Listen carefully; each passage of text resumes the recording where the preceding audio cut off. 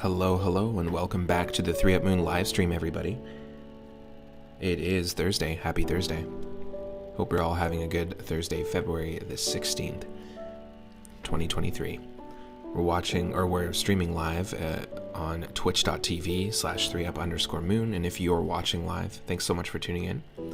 I stream every single day from about 10 a.m. Pacific on Wednesdays and Thursdays, and about 5 or 6 p.m. Pacific every other day. But I started a little later today and yesterday as well. We're doing more of an afternoon stream, and we're diving into a new roulette wheel that we haven't in a while, which is our space and alien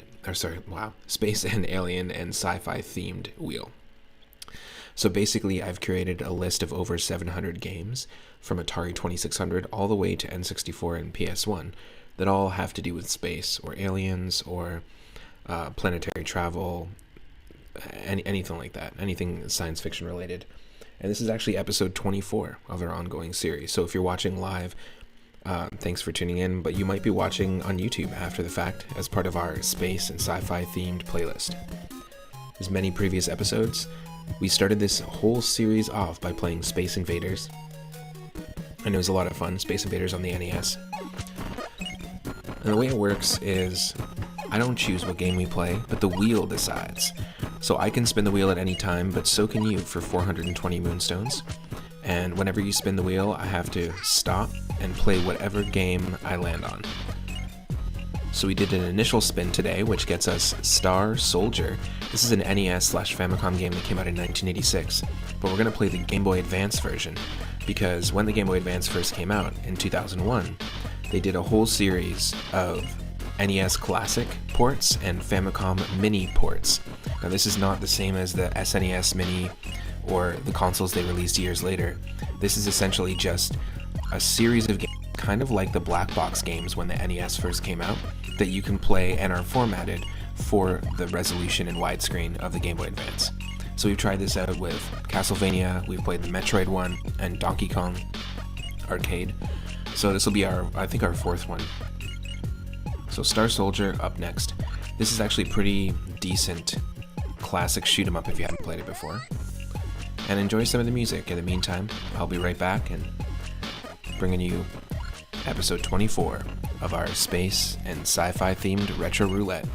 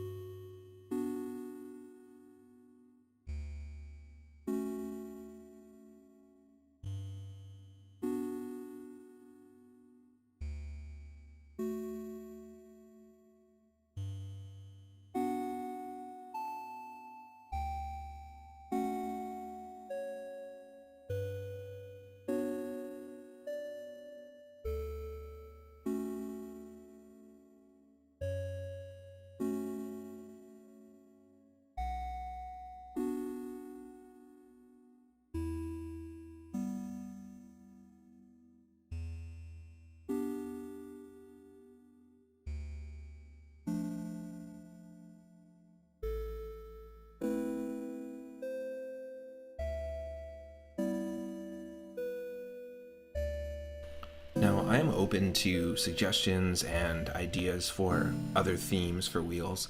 The last couple days to celebrate February 14th, we kind of did an impromptu frog-themed stream. We do animal and creature themes, we do food and cooking-themed games, eating and cooking-themed games. Games that are all about the mind and the brain, so puzzle games, brain training games, games that require you to do a little extra thinking. And games about dreams and perception.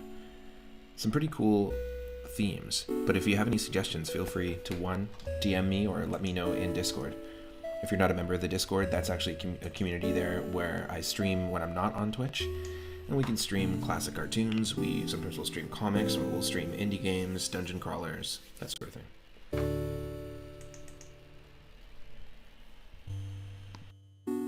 Just gonna top up a coffee and continue in just a second.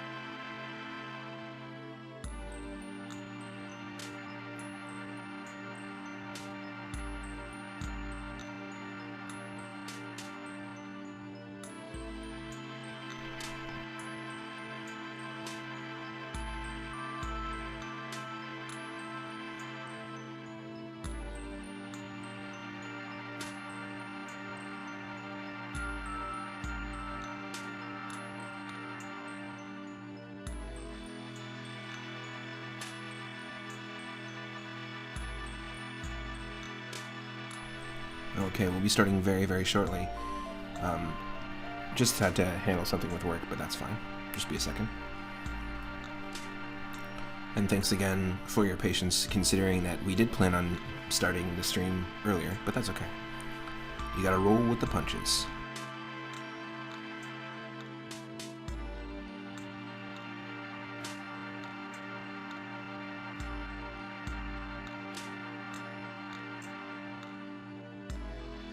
And one of the odd things, but one of the cool things about this Famicom mini-series and the classic NES Classic series on Game Boy Advance is that they've actually resprited, it looks like at least they created some new sprites. They've basically fit it within the resolution, the widescreen resolution of the Game Boy Advance, which is really neat.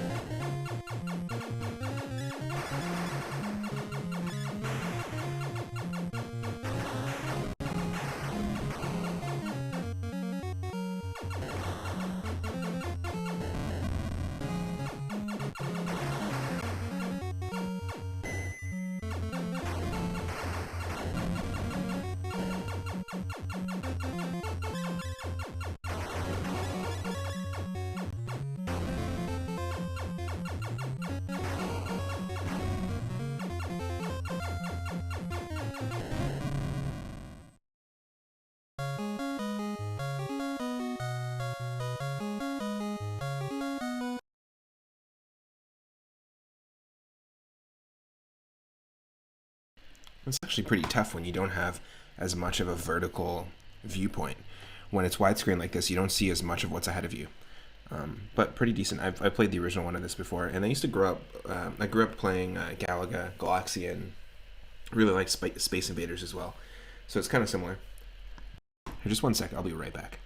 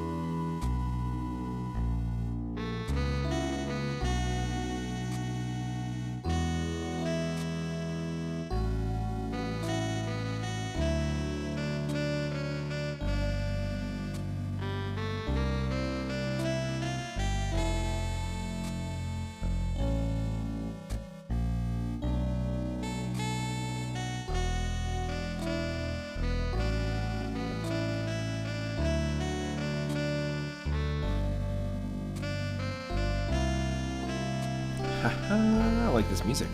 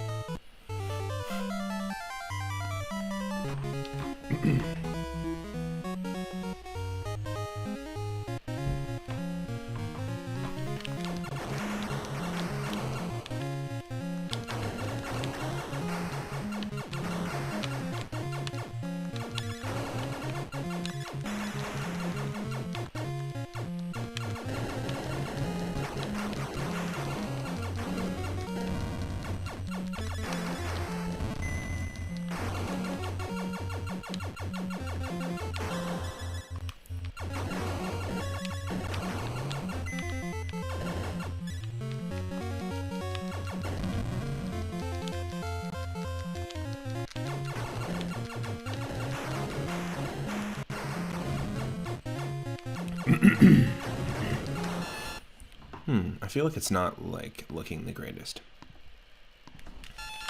in terms of frame rate. What do you think?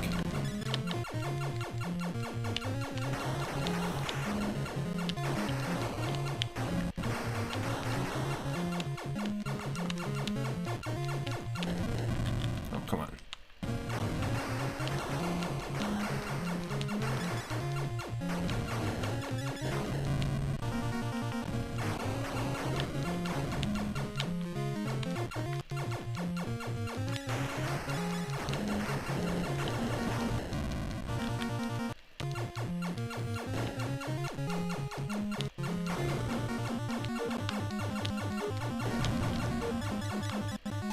Oh shit.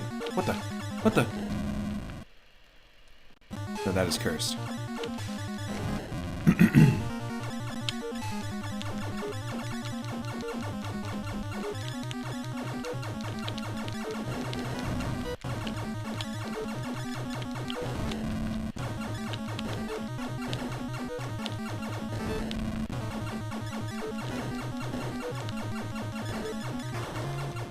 Ooh.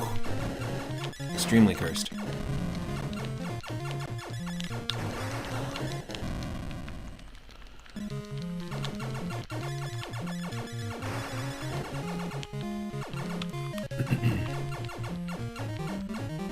Attack Starbrain. Okay. What did he do? What did Starbrain do? You don't want to know. It's best you don't know.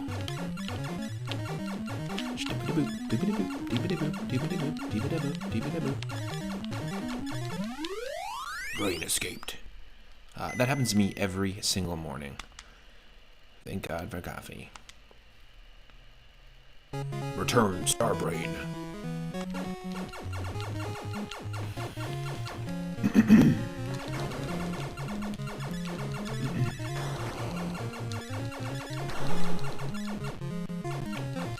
Playing games like Vampire Survivors certainly is good training for bullet hell games, that's for sure.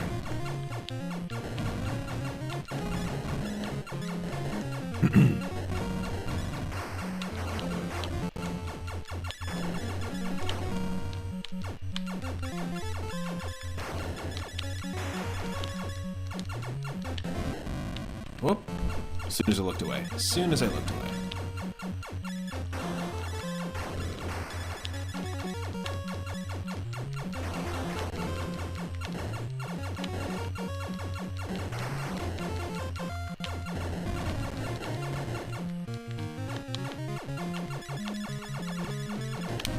No.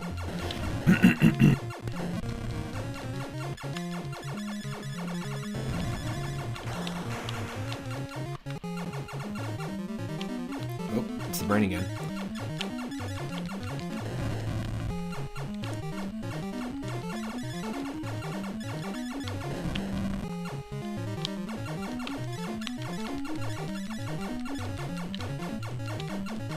This entire game feels like a WarioWare boss battle.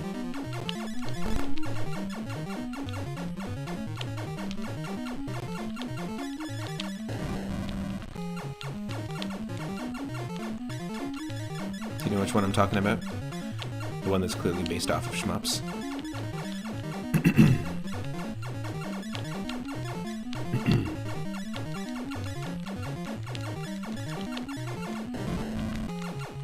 Shoot.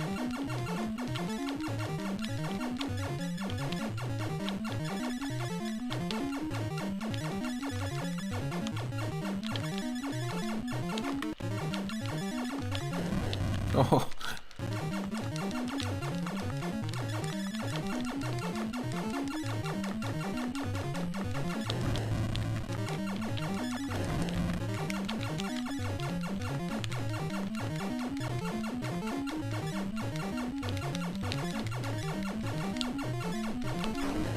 Yes. Woo.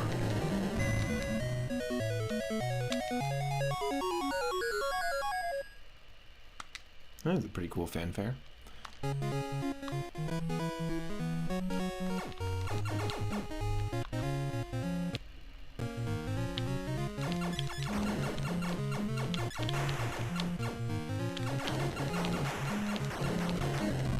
Ooh.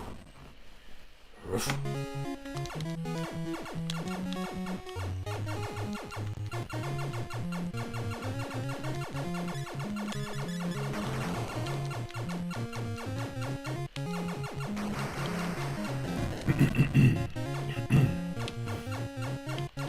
It starts us back off at stage 2. Interesting.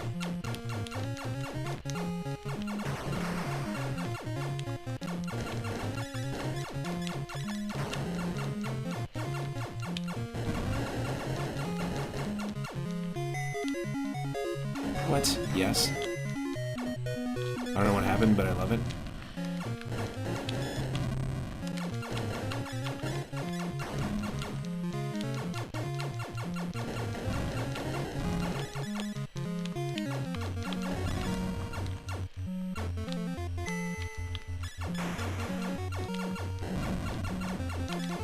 I don't know how we activated that, but we did. We activated some sort of like Starman ability.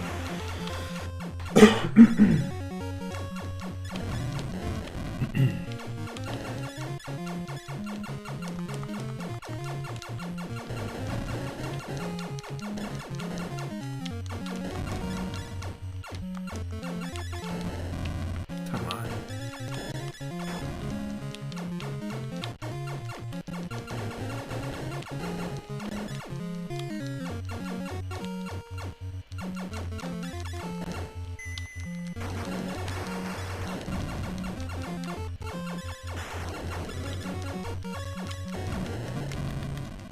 Nothing like space snails.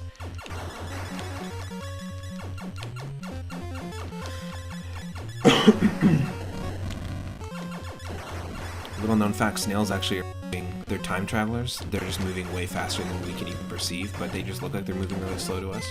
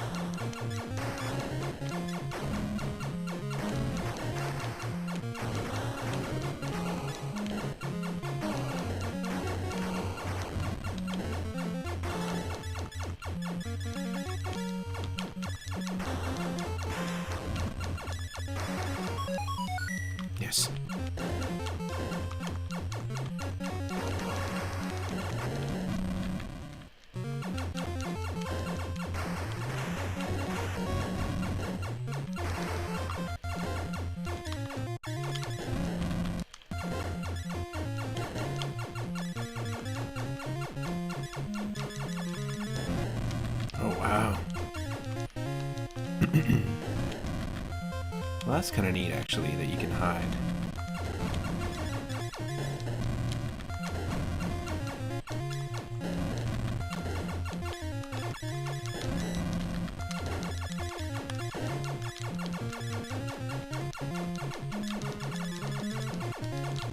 Wow. Whew.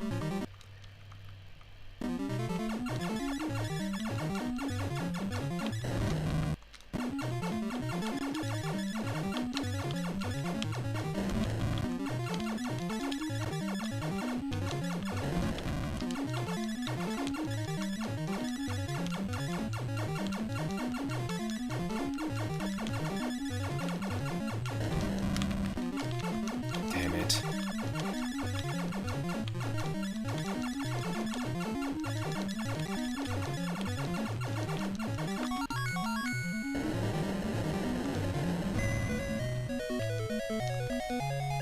Okay, so now we're actually starting from stage 3, which is where we were. We actually got to stage 3 already.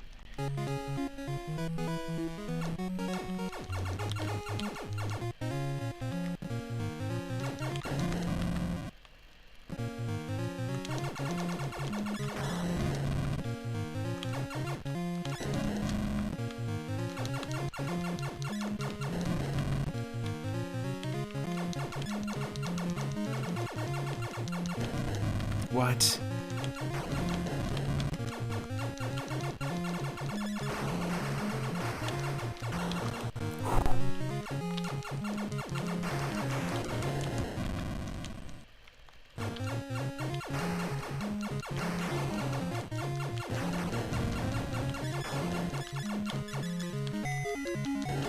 Yes.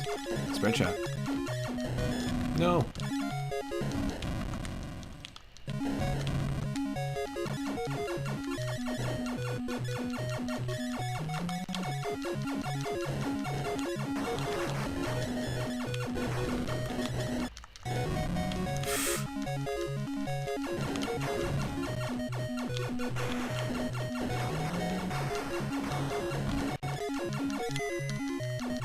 Woohoo!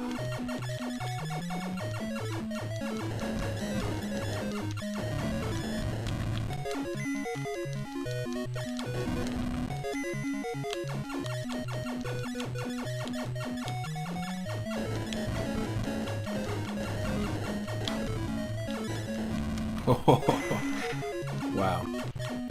Now remember, you can spin the wheel anytime you want, and it forces me to spin the roulette wheel, stop what we're playing, and play another sci-fi and space-themed game. We have tons of games on the list, from Atari 2600 all the way to PS1, to PS1 even, to the PS1 and the PS2. The Sony PlayStation.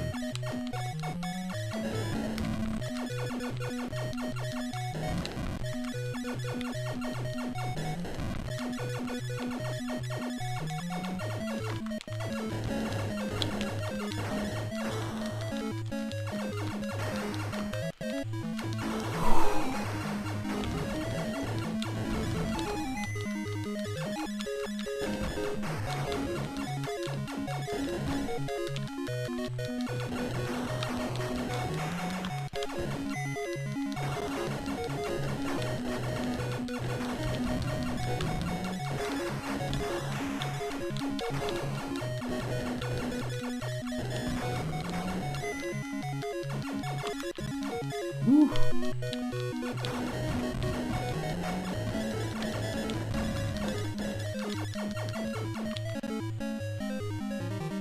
Yes.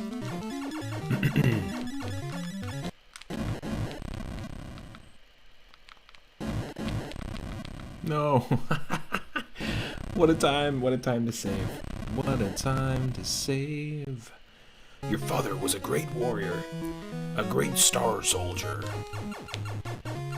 Except he saved at the wrong spot, then loaded the save state in the middle of his death, so he's just been constantly dying for all eternity in a loop. He was a hero, yes, but he was not very smart.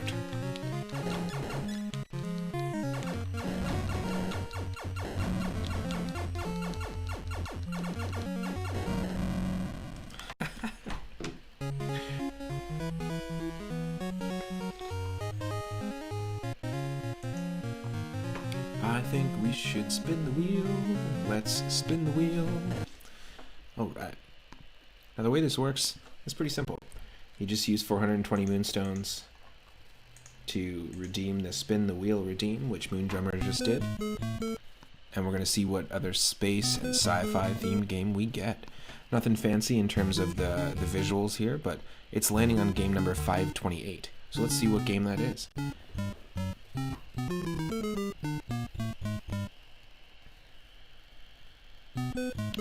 Hey, 528. We've played the Genesis version of this before, I believe. Earthworm Jim 2 on the Game Boy Advance. So we're staying on the Game Boy Advance, but we're diving into the Crow Nebula.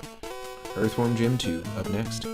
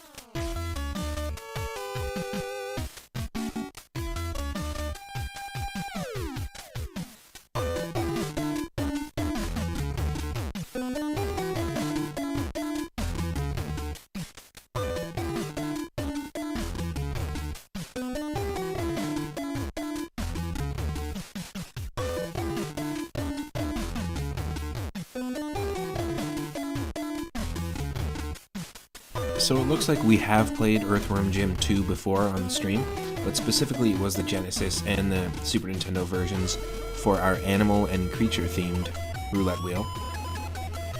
But for this wheel in this series with space and sci-fi and alien themed games, we've actually only played Earthworm Jim 1, and we tried both the Genesis and the Super Nintendo versions. But there are Game Boy games out there, there's also the Game Boy Advance ports, but this will be our first time trying the GBA port of Earthworm Jim 2.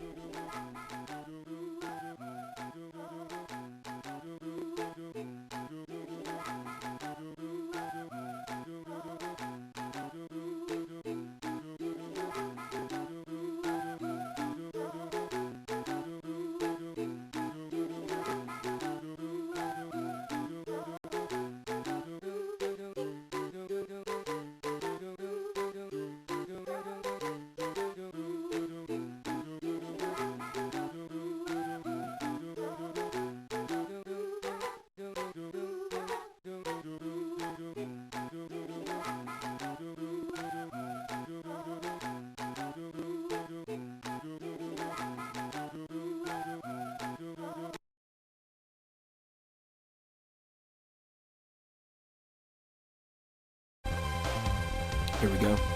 Anything but tangerines. Now let me know, do I need to adjust the volume? Is it too loud? Is it too quiet? I can adjust myself, I can adjust the game. Just let me know in the chat.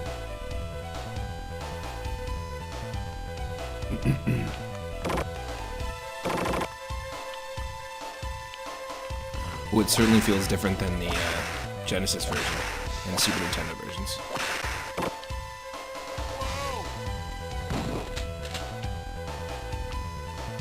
Interesting.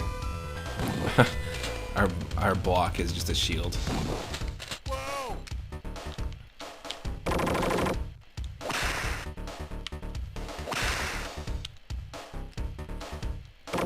Way cool!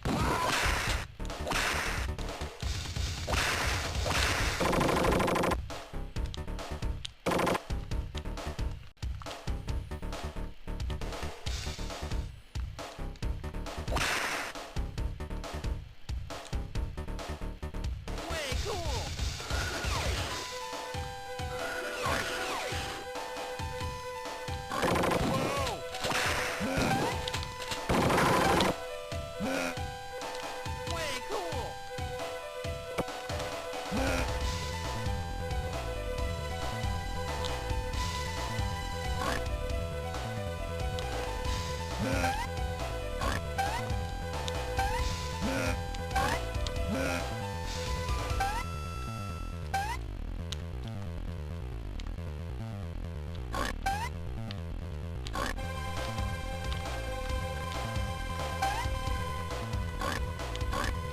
No. No! What's happening? Are they achieving enlightenment? What's happening? I've never seen the pigs disappear like that.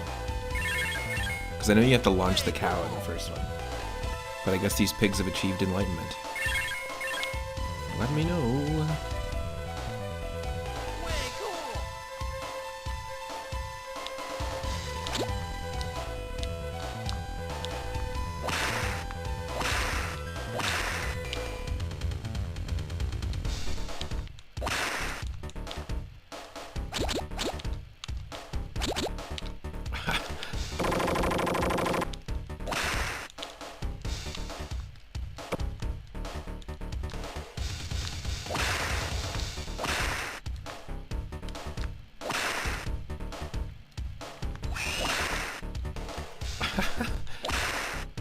Okay.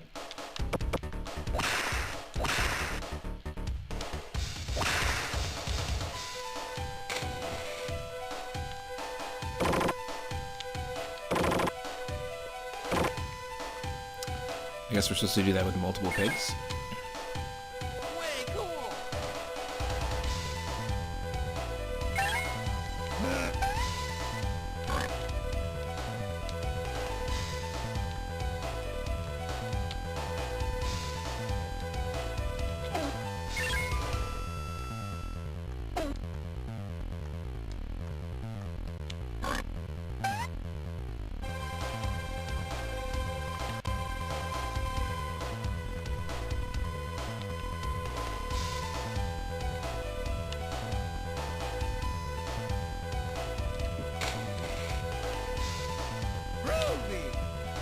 Okay, I have no idea why.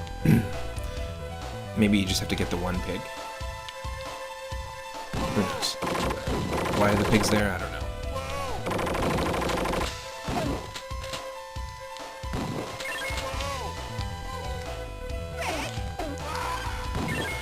certainly remember this section.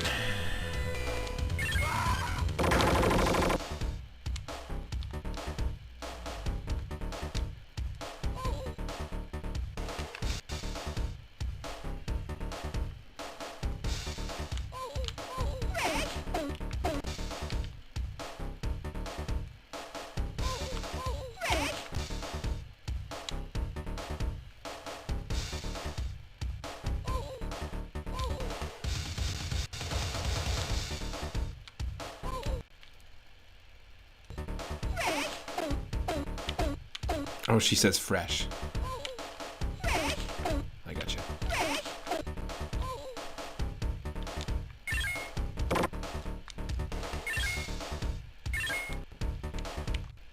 No!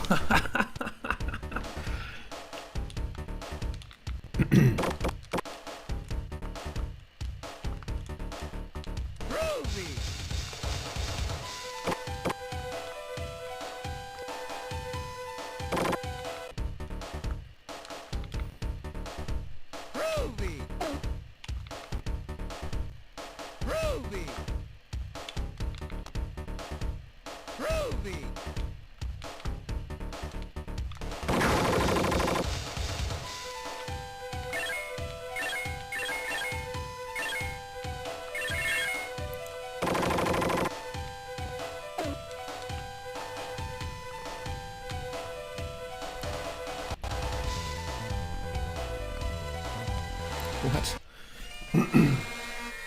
Bonus stage?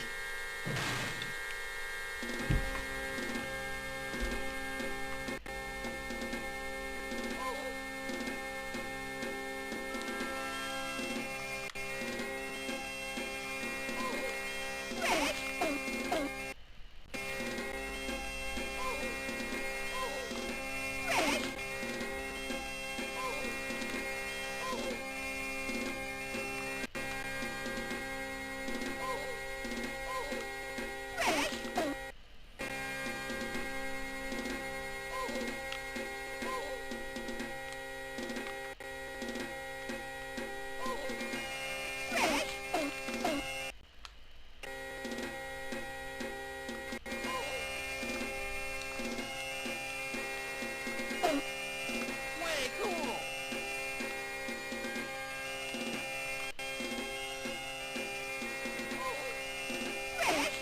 Is it worth the one-up? I think so.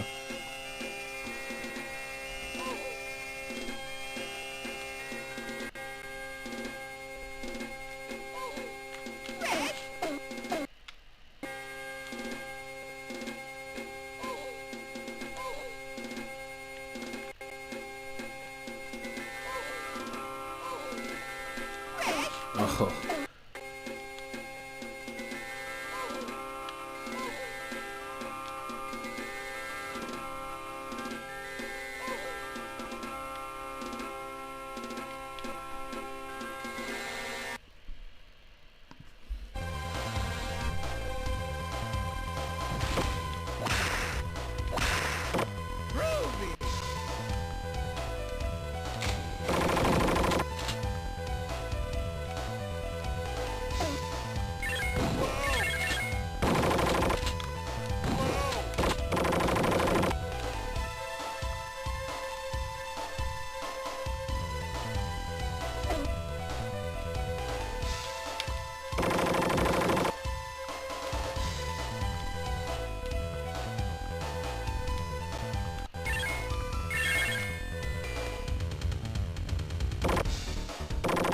Way cool.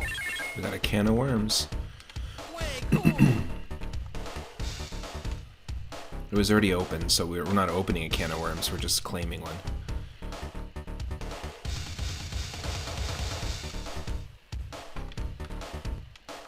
Ah, shoot.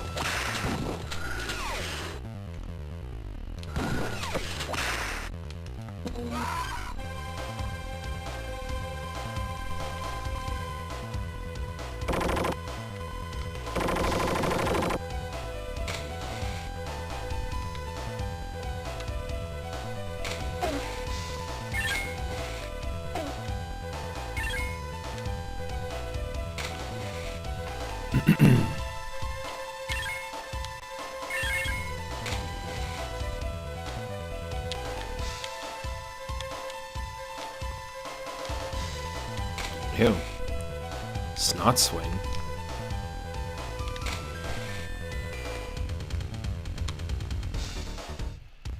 Okay, interesting. Groovy.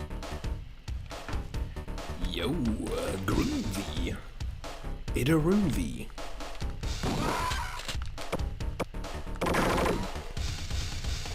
Dinner in a movie.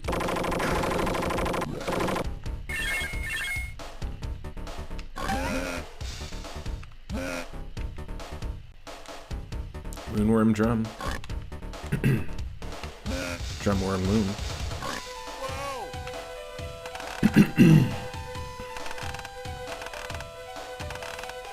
Way cool. Whoa.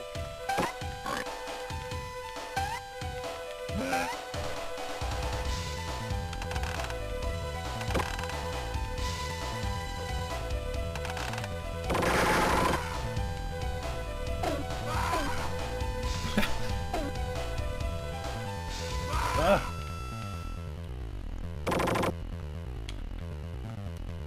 %, I could recommend the Super Nintendo and Genesis versions of Earthworm Jim 2 over this, mainly just because the fact that it is widescreen, so we're missing a little bit of the screen real estate, and also the music is much better in both of those versions.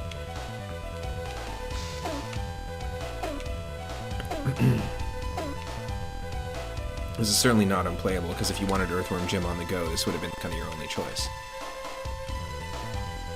What the? Do you remember the animated TV show? There's our nice Mortal Kombat reference. Jim wins. Amazing.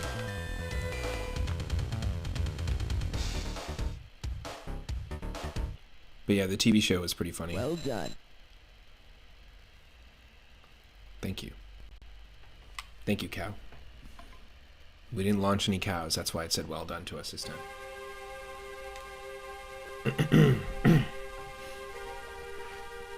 The Game Boy Advance cutoff screen wasn't huge, but it was enough to notice, especially with a game like this.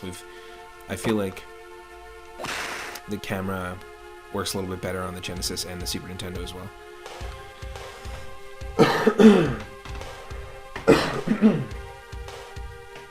Excuse me. Hope everyone's having a good Thursday so far. But yeah, definitely not a bad game, and not a bad porting game, but certainly not the best port.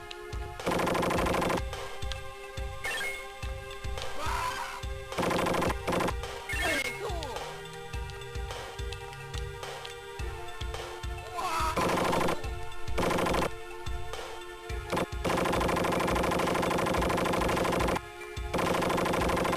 It's an interesting level because you're essentially terraforming a 2D platformer level as you go along.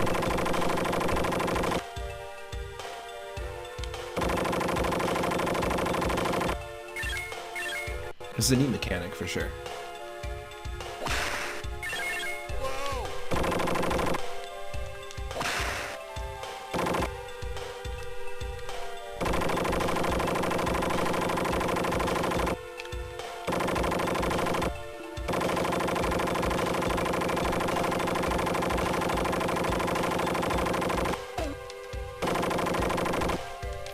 Definitely an odd way to explore. To explore any 2D level.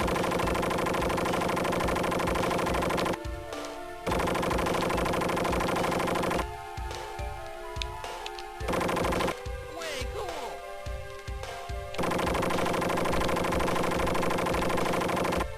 Groovy.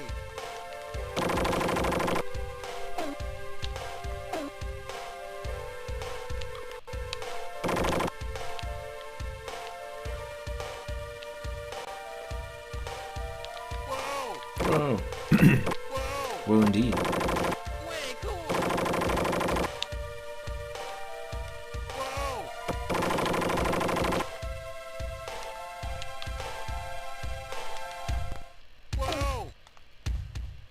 Whoa.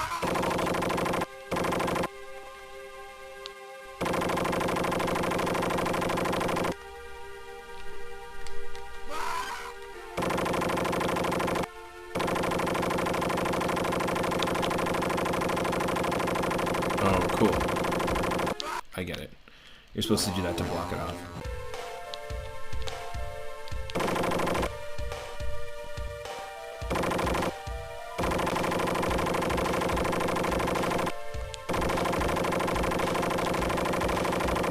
You're supposed to do that. Whoa! Right? Way cool! Way cool!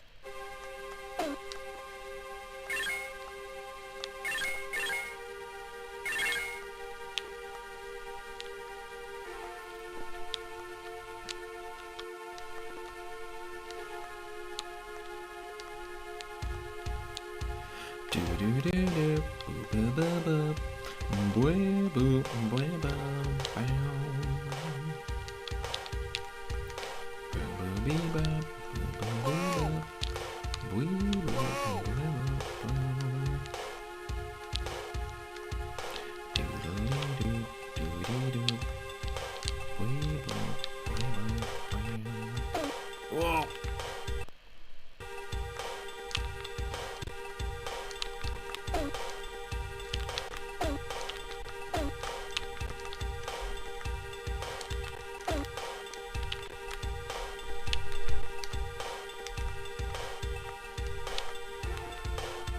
The question is, do you even really need it? Do we even really need to go that way?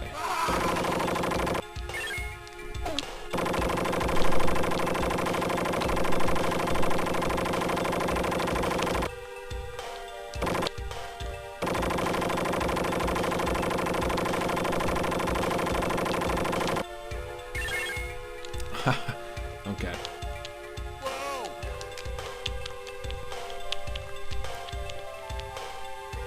Get up. Certainly way jankier on the Game Boy Advance. Like the feel of the character feels different. And a lot of these ports or conversions, they don't feel that different. Like Super Ghouls and Ghosts on Game Boy Advance feels great. Camera's great. Like, oh, also we just walked right through the platform there. I'm not sure that was supposed to happen. Whoa! Groovy!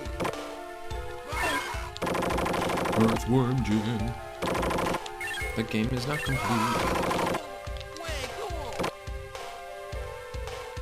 Whoa!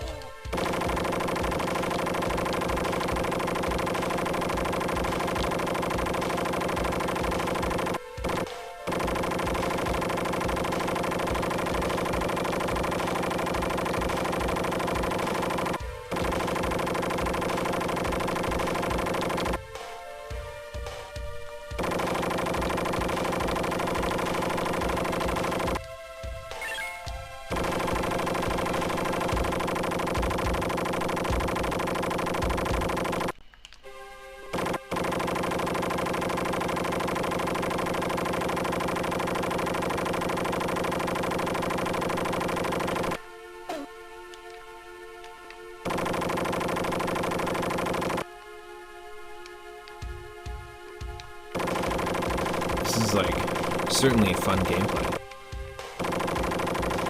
Now you're basically doing the same thing with the mole mix in the Minish Cap, just to get like random side quest medallions, but it's infinitely more fun.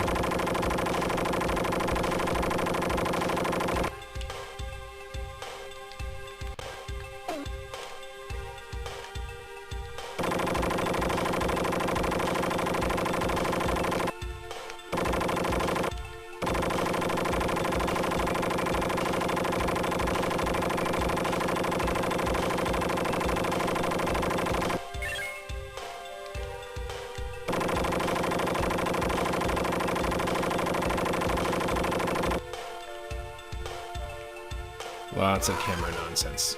Absolute nonsense. Whoa! Watch, if we beat this game, it's gonna say camera person, Lakitu.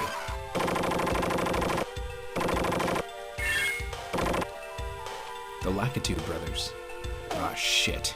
They're back. Just when you thought they were gone, they're back.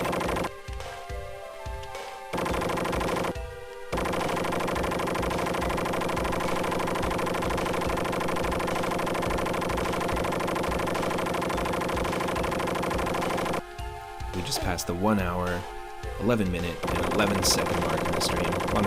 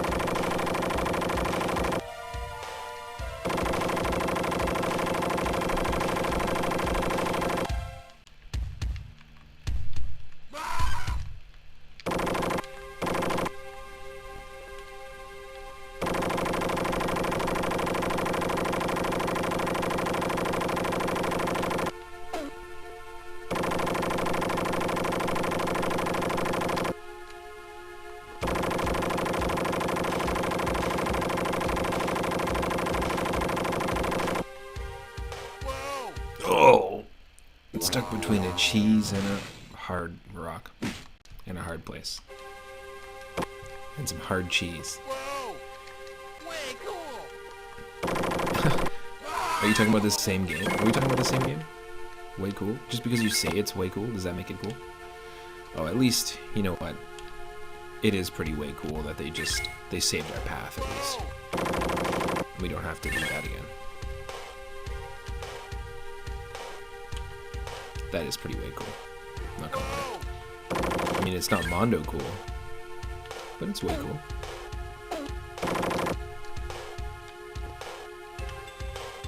Whoa! Way cool!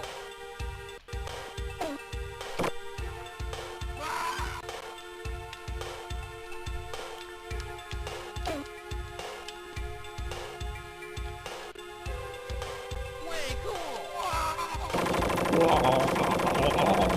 It's like they saw the part in Super Mario Bros. 2 where you dig through the sand to progress, and then went, we could make this worse. 100%. 100%. And you know what? And if you get the hang of it with Mario 2, it becomes not a pain. But I bet you every time you play this, no matter how many times you play this, it's a pain. Even if like Earthworm Jim 2 is your favorite game of all time.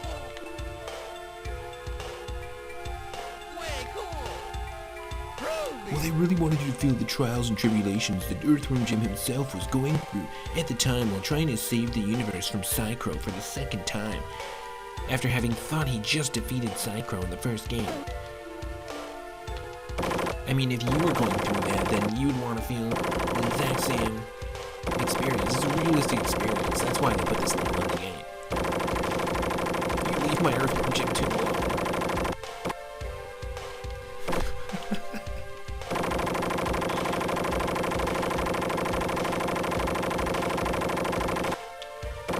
There's some hardcore superfan that only likes this game out of all of them. Like specifically just the Game Boy Advance port.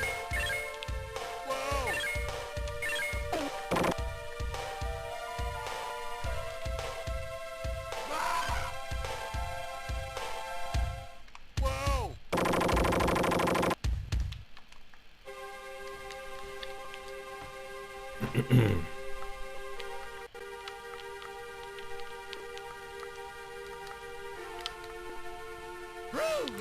Okay.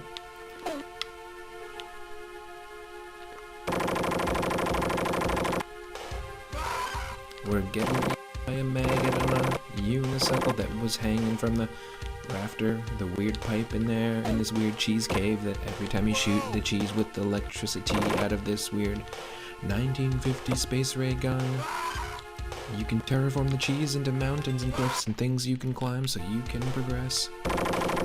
It's a weird idea for a level. I know, I wrote it on this napkin though, if you want to put it in your game. Yeah, I know, there's not a lot of empty space on that napkin. Oh yeah, and the maggot has legs, because otherwise how the hell is it going to ride the unicycle in the cheese room that you made with your electric ray gun? Maybe you whip it. Nope. Whoa!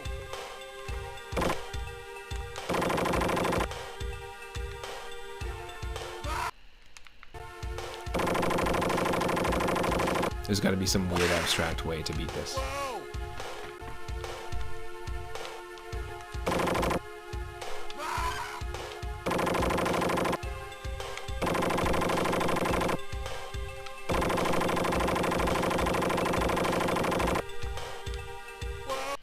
We were doing something.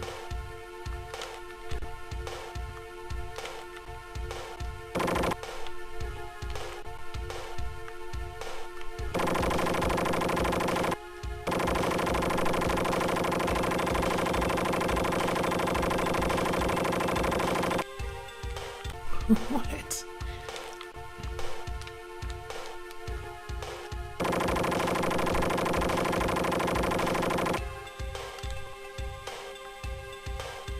Whoa!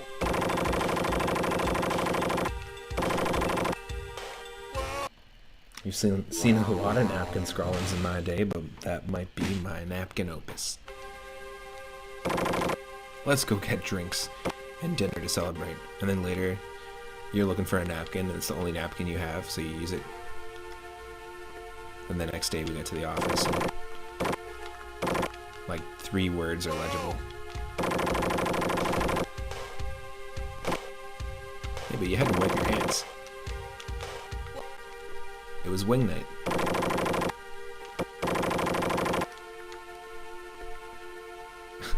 Mr. Napkin's opus. Mr. Holland's napkin.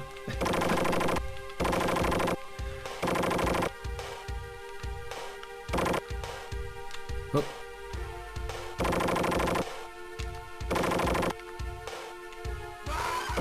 No, why do I always have hot wings when when I'm holding very important napkin notes? Company changing. Future altering napkin notes. It's always hot wings. And you even, before you sit down, before the waitress asks if you want dry wings or hot wings, or dry wings or saucy wings, you're like, oh, I gotta get saucy. You just immediately forget that you have the napkins in your pocket. Gotta get saucy. But the whole time, as you're walking into the bar or restaurant, as you're walking towards your table, you're like saying in your head, dry wings, dry wings, dry wings, dry wings.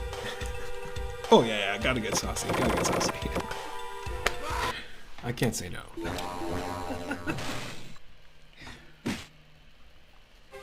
I feel like everyone can relate to that.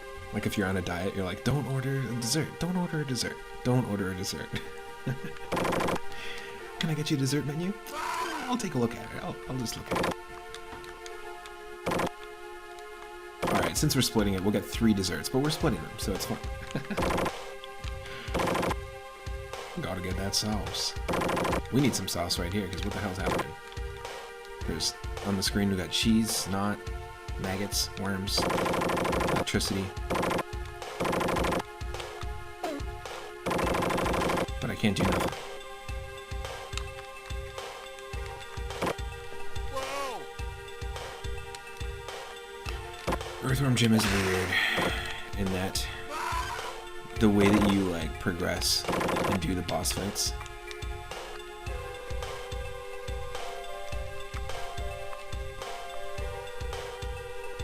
I did nothing. The way you progress and do the boss fights is kind of abstract.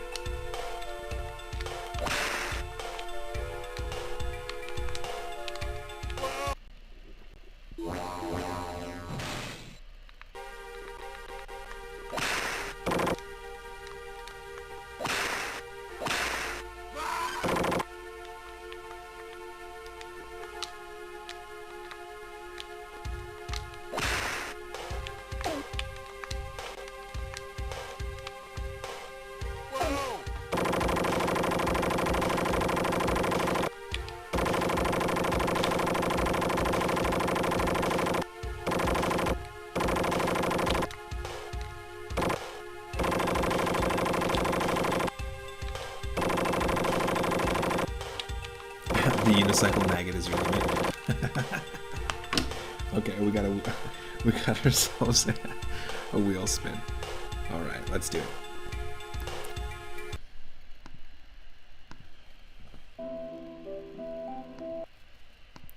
let's see. We're spinning it, and it's going to be out of over 750 different space-themed, sci-fi-themed games. We're getting game number 472. What is 472? Let's see.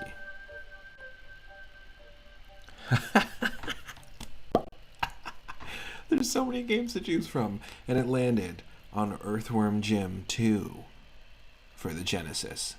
Should we do it? Or is the unicycle maggot your limit? Of all the games. The chances of that are pretty slim. Just because considering there's only 3 versions of Earthworm Jim 2 in this list, so... Are we doing it? Are we jumping from the Genesis and doing a direct A-B comparison? Or are we spinning it? Spin it again? Alright. It's a spinorama. That's so funny. Okay, spinning and landing on game number 230. This will be our second game of the day. We played some Star Soldier on the Game Boy Advance and Earthworm Jim 2 on the Game Boy Advance. 230. Ooh, cool. It is R-Type 3 on the Super Famicom or the Super Nintendo. I believe we've played... Is there a Super R-Type that exists? I believe we've played this one before.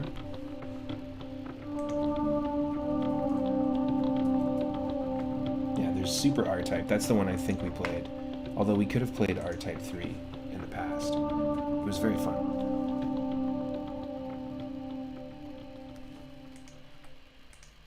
Little side-scrolling shoot-'em-up action up next. Stick around.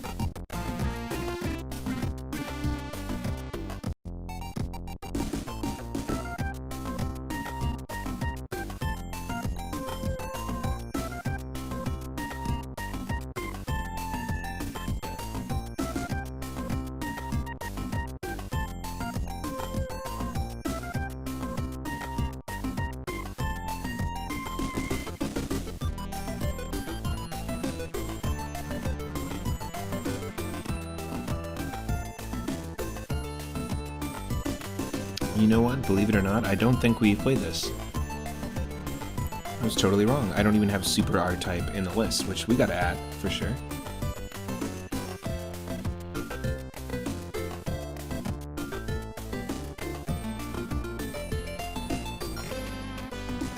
Yeah, there is a Super R-Type, and then there's an R-Type 3. There might be another one. It might be that Super R-Type is the second one.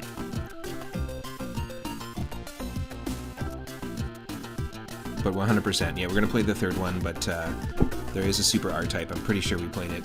But we didn't play it as part of this series. I must have just played it in just some one-off stream. But I remember having really good music. Unless it was Gradius. Was it Gradius 3? Maybe it was Gradius. Who knows?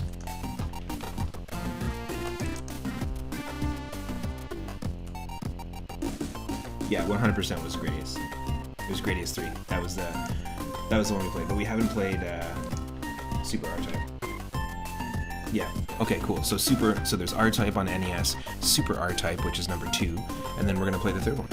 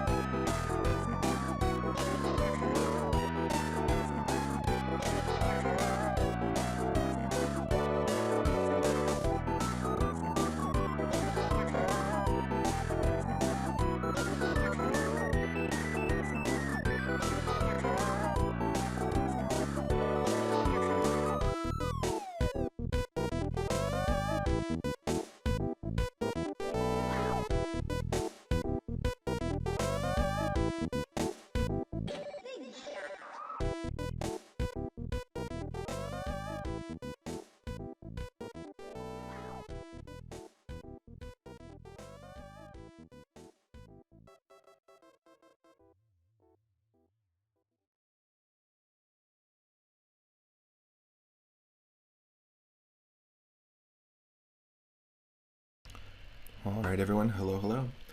I started a brand new thing now with the background behind the Meowth. I'm just going to be swapping it out because I've been collecting cartoon screenshots for years. Cartoon, background paintings. And something I really appreciate in classic animation is the background painting, so we're going to start putting new ones in for every stream. And you should be able to see and hear me as well as see and hear the game. Here we go. This is R-Type 3. Happy Thursday. Also, I will be taking tomorrow off, so I will be streaming, tomorrow off from work, so I will be streaming tomorrow during the day at 10 a.m. again as well. Interesting. R-Type 3, the third lightning. Blast off and strike the evil Baido Empire. And it's 2-player. Interesting. Not sure how that would work. Let's go. Weapon system request. Please select your force device.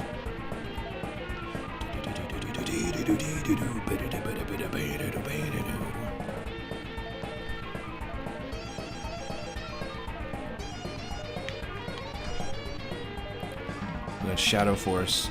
We got Round Force.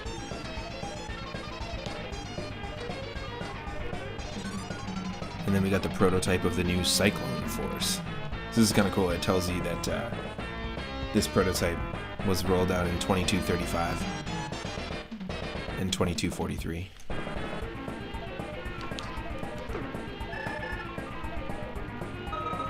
Information.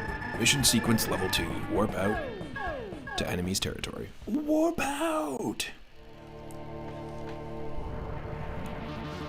It's time to warp up and warp out.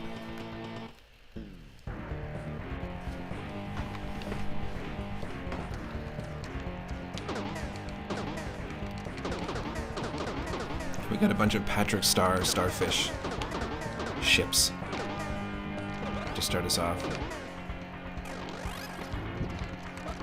The sprites being so big kind of worries me a little bit. I feel like I don't have that much space ahead of me, but it looks great so far. Oh, nice. And you can Mega Man style charge shot. That's neat. I can appreciate that. What the?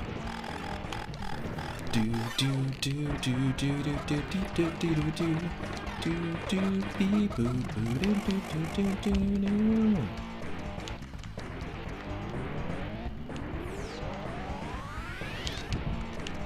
Oh shit! Yes. Look how far you can charge it. Get out of here, bud. Just because you're a Gundam. That was pretty badass. So you've got 2 full levels of charge for that beam. I can dig it.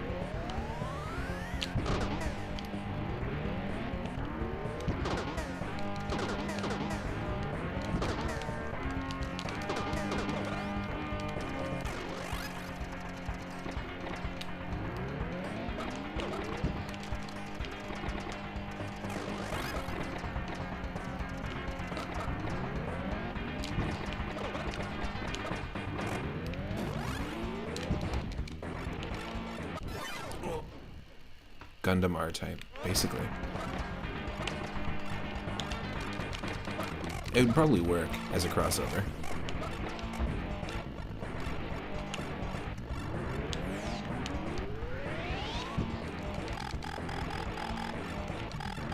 Go for the ankles. It's a Gundam's weak spot. Just like Achilles.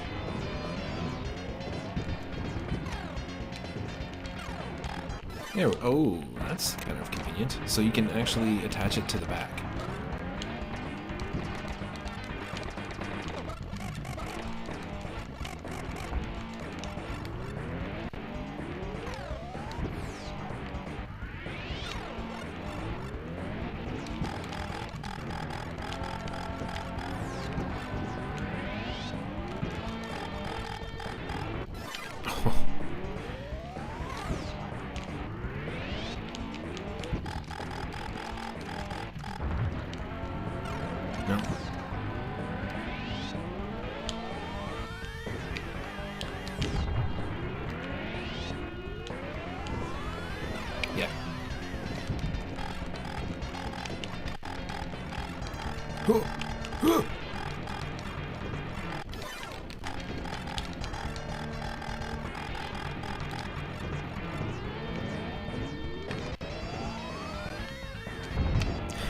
Yes.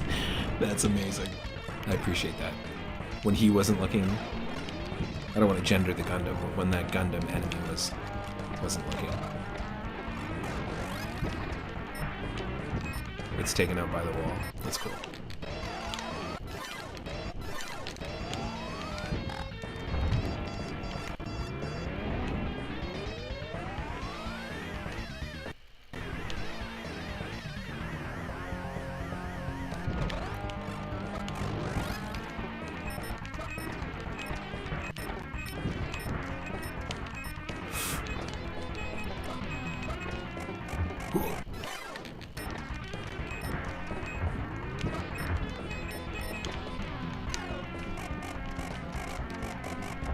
Yes.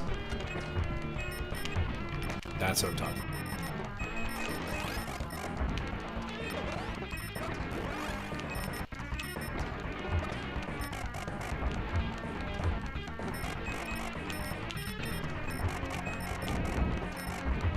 Oh, no, no.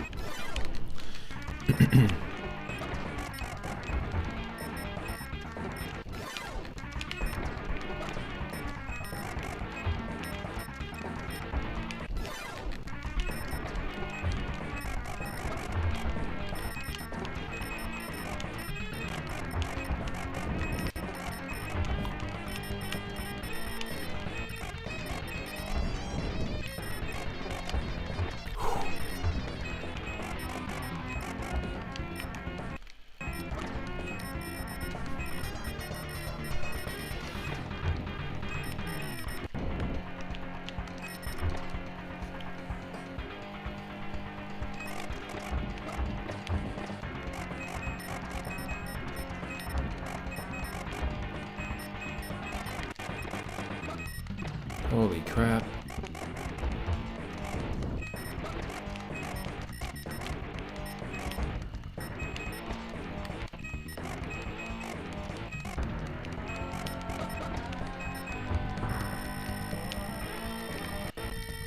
Nice.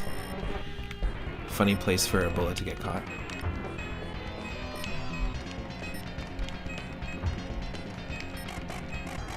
Mini Gundams. We got chibi Gundams.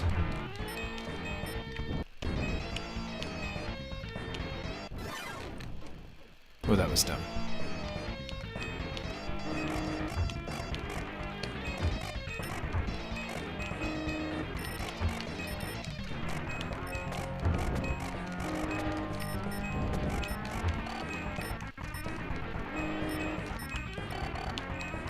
It's definitely a different style of game than Gradius 3. I dig it. This is fun.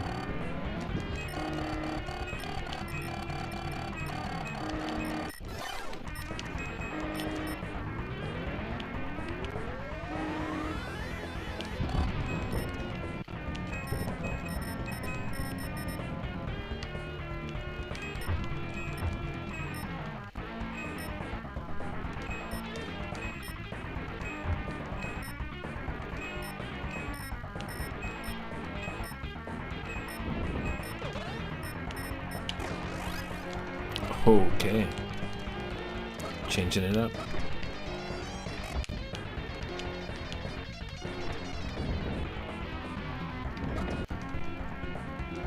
Come on. Wow.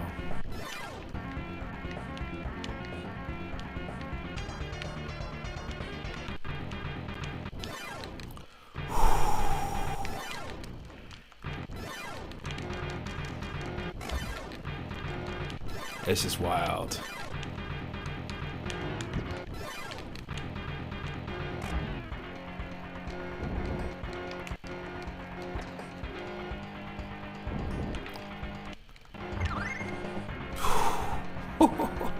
That was really cool.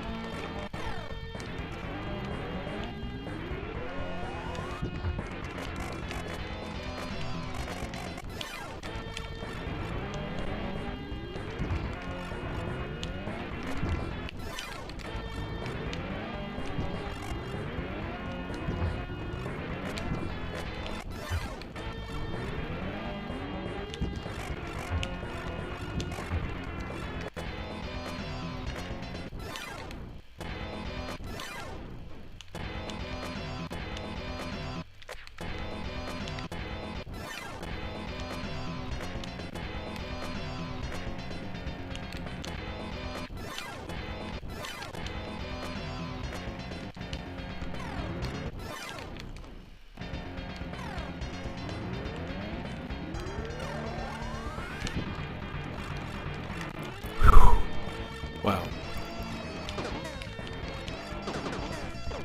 Let me know if I need to adjust volume at all, if it's a little too loud, if everything sounds good.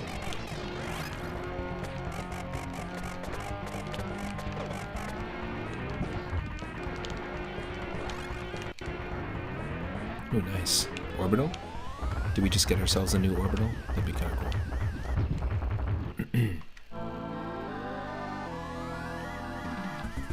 Worm boss.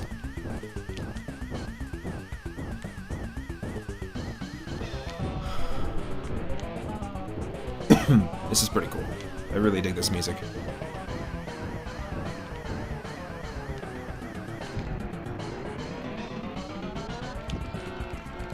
Holy crap.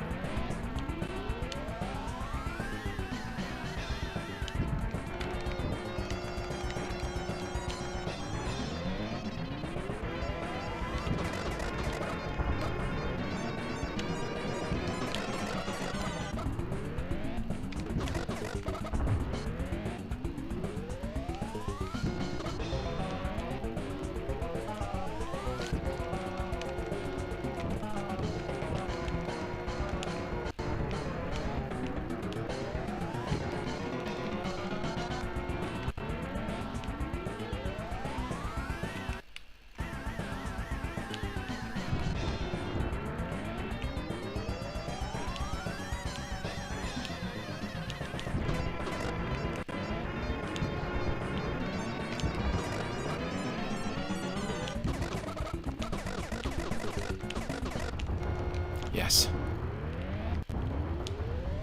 Yes. Mode 7! Exactly. This game definitely needs it. But I'm assuming that this came out also in arcades, right? This is the perfect game to come out in arcades. Our obligatory gross inside of an alien stage that most shmups have.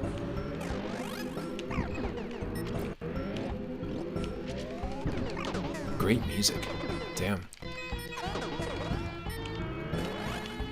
Like, excellent music.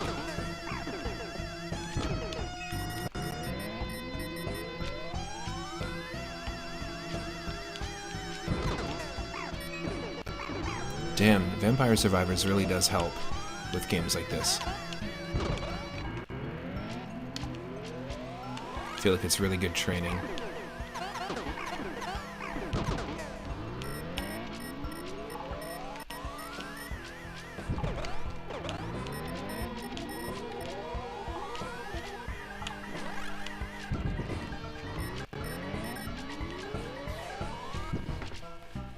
Whew.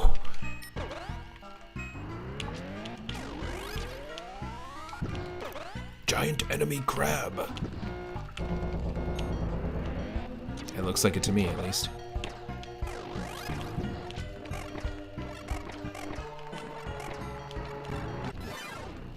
Oh crap, okay. Wait, no. I want that.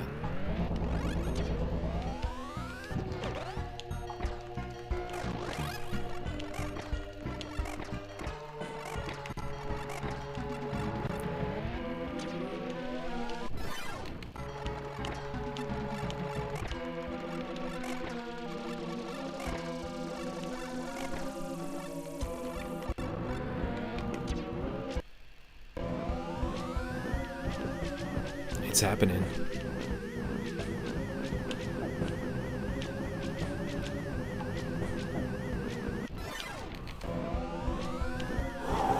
This is such a cool idea for a level, like a section of the level.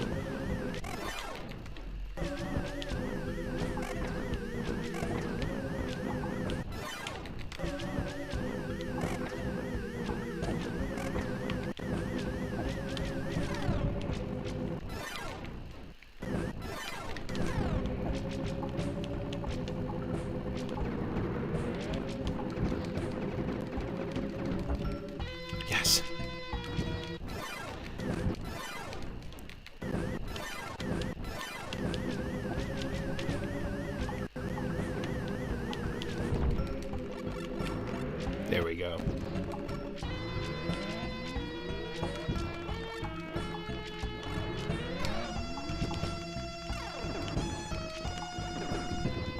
Oh.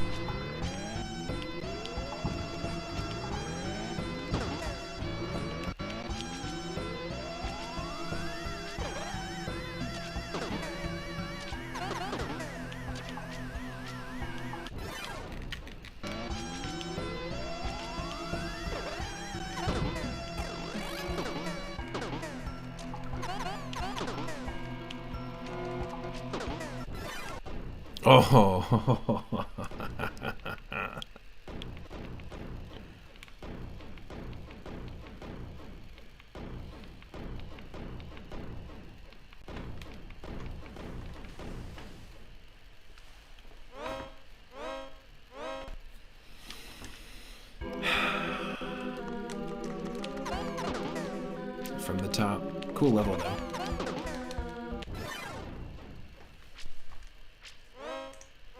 Cool level and cool game.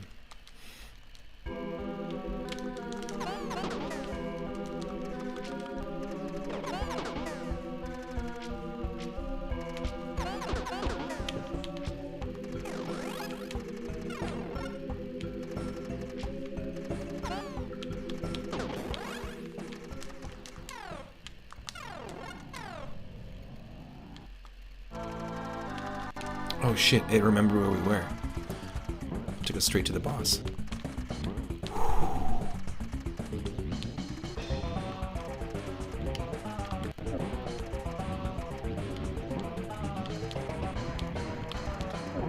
It's a ghost eyeball factory. Oh, my granddaddy worked at this ghost eyeball factory, and my daddy worked at this ghost eyeball factory. So I guess I'm just gonna have to work at this ghost eyeball factory and continue in the family footsteps. And if I meet something special and we end up having kids, I guess those kids is gonna be working at this ghost eyeball factory as well. No choice of their own.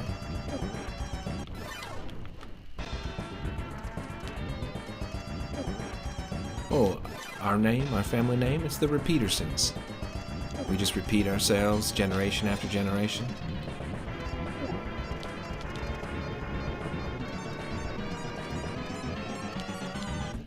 Coming this Sunday on Fox, the Repeatersons.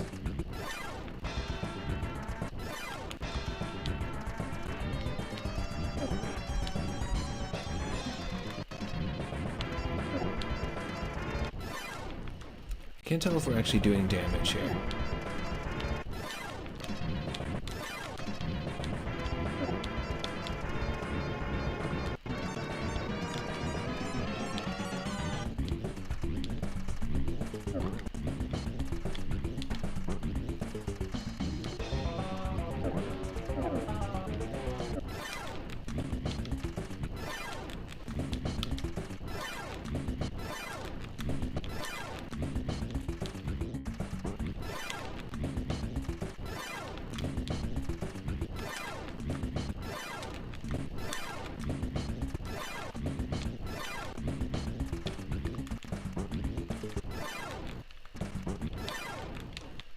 This is ridiculous.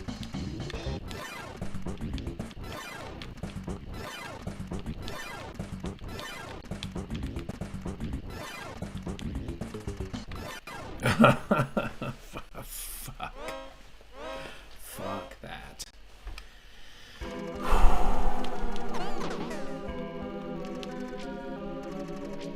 I don't understand how we're on auto fire, but it happened. I'm not pressing any buttons.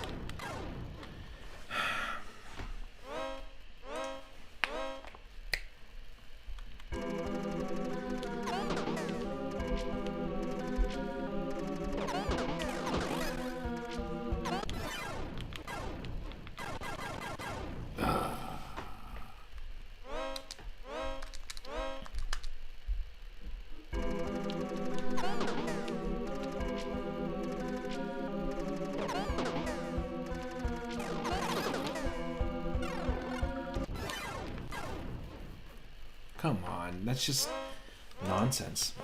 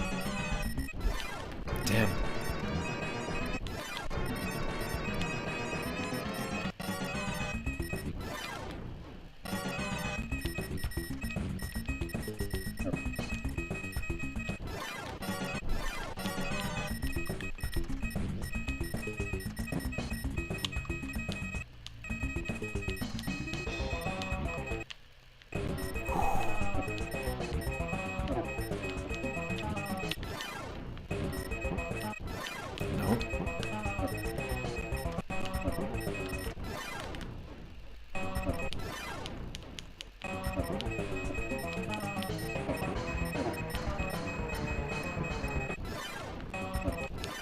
Damn it.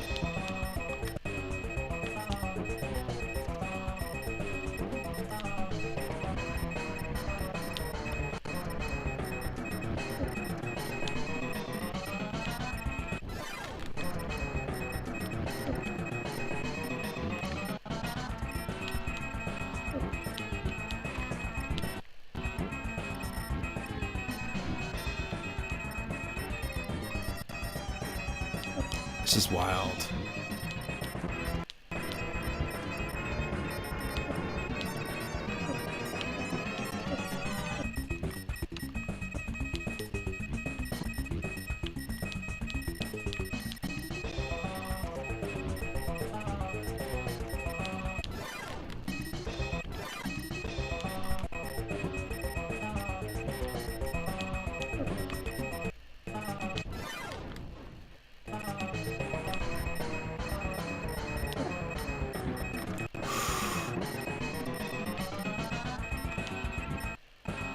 Wow.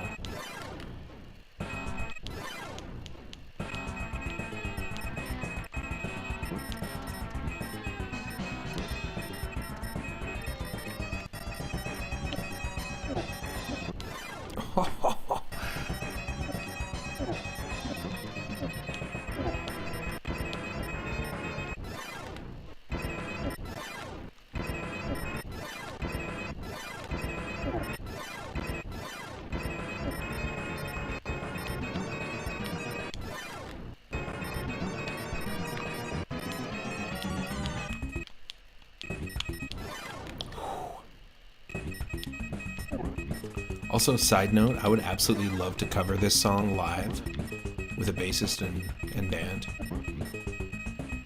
Me on drums. Woo! It is a jam.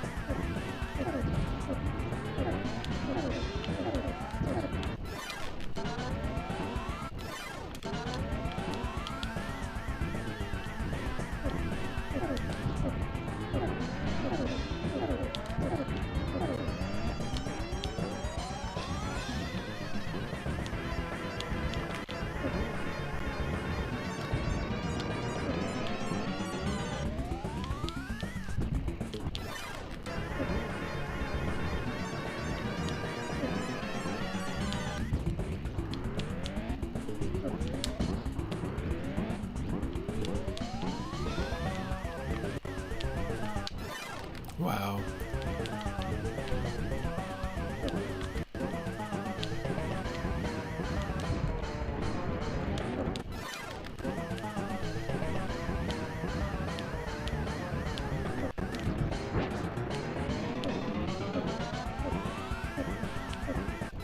What are you supposed to do? Come on.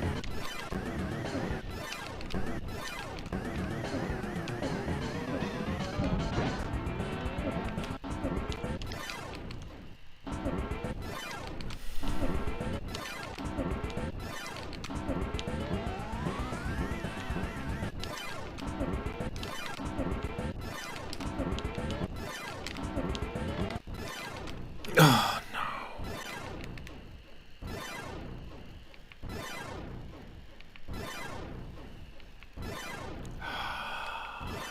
It's gonna haunt me forever. It's pretty funny, I just came from an eye doctor, like an eye exam, right after. Coming from that to this. This is a fun game though, and the fact this is 2-player, I don't know how wild that would be 2-player, but I would definitely be interested in playing this multiplayer at some point. That's pretty cool. Spin the wheel, alright, let's do it. We got ourselves a wheel spin. And it's going to be 643 for this spin. Let's see what it's all about. What is game 643? It's going to be something from Atari 2600 up to N64 or PS1.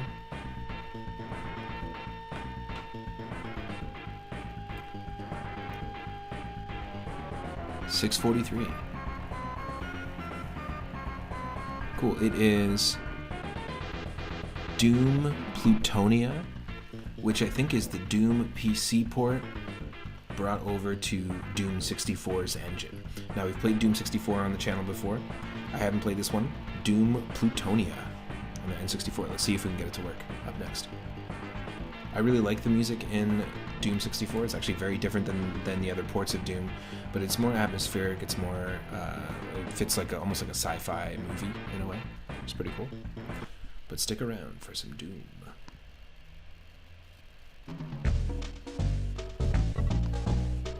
Doomky cool.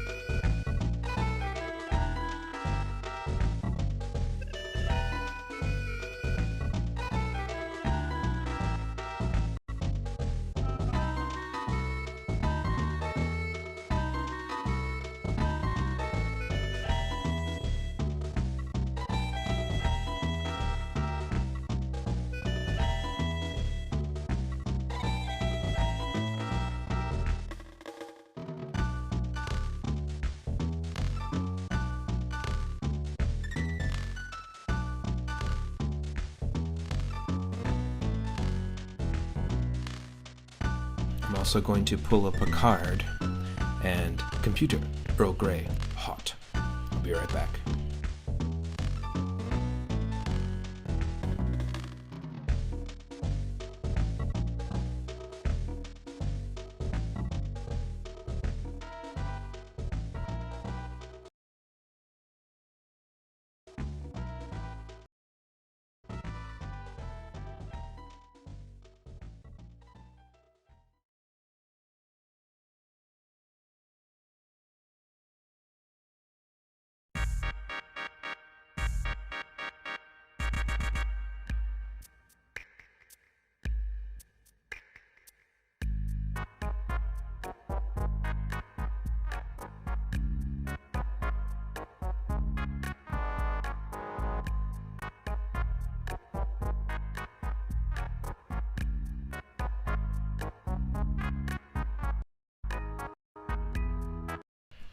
Okay, so I can't get it to work, but I can definitely get Doom 64 to work, so we're just going to try some Doom 64, mess around with that for a little bit, change up the vibe, because as we know in the lore of Doom, it takes place on Mars. Or something like that. Doesn't it take you... It takes place in a planet where a portal to hell opened up. And so you've got demons spilling into this planet. It's a pretty fun game, Doom 64. I used to rent it a ton back in the day.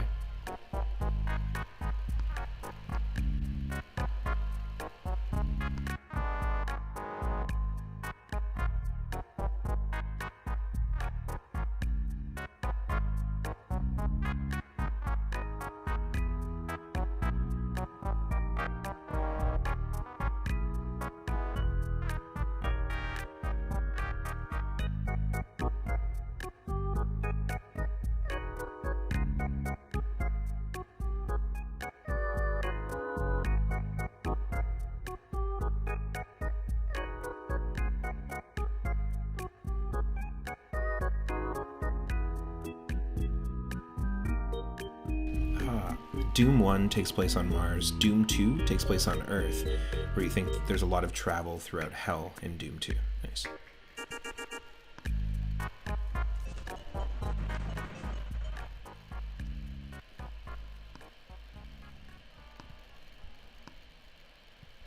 Okay, I'll be right back with some Earl Grey tea.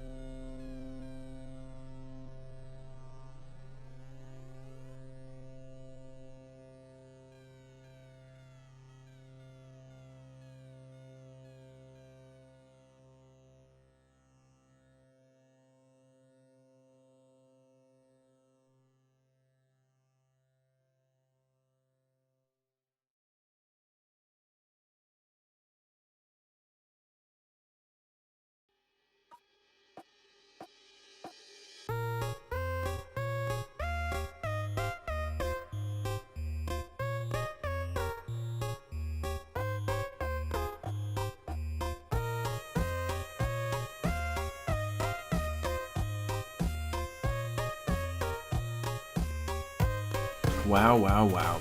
Yes, yes, yes to the Earl Grey tea. Oh, I needed that so bad. I picked up, there's a cinnamon bun from, there's a local cinnamon bun place. So I picked up a cinnamon bun for me and my partner. That with an Earl Grey tea. It's a pretty good snack combination.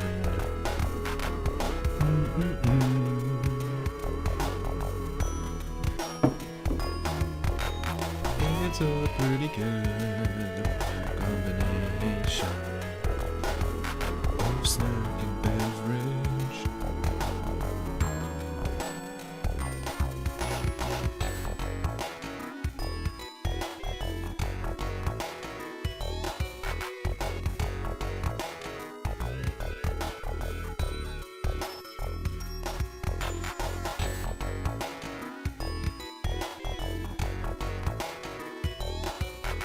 Here's a funny question. If you existed, because you don't, no, I'm kidding. If you existed in the universe of Star Trek The Next Generation, that was a very strategically placed pause. If you existed in the Star Trek TNG universe and you had access to replicators and you could pull up a card and go, computer, Earl Grey, hot. What would be your Earl Grey hot? What would be your order? Your standard order. It could be your drink order, your food order, your snack order. What would you choose if you could choose anything? I.e., if you could 3D print a snack or a drink, what's the go-to?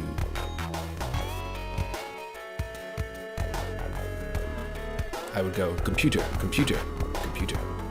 And then it would short out. It would understand what I wanted. Computer, okay, it got my attention. Computer, okay, it wants me to 3D print a computer. And then it asked me, then it said computer a third time, so now there's nowhere for the logic to go.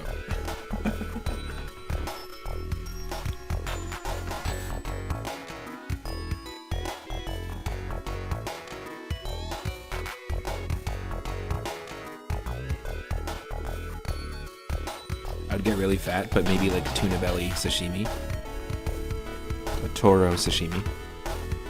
Or toro nigiri.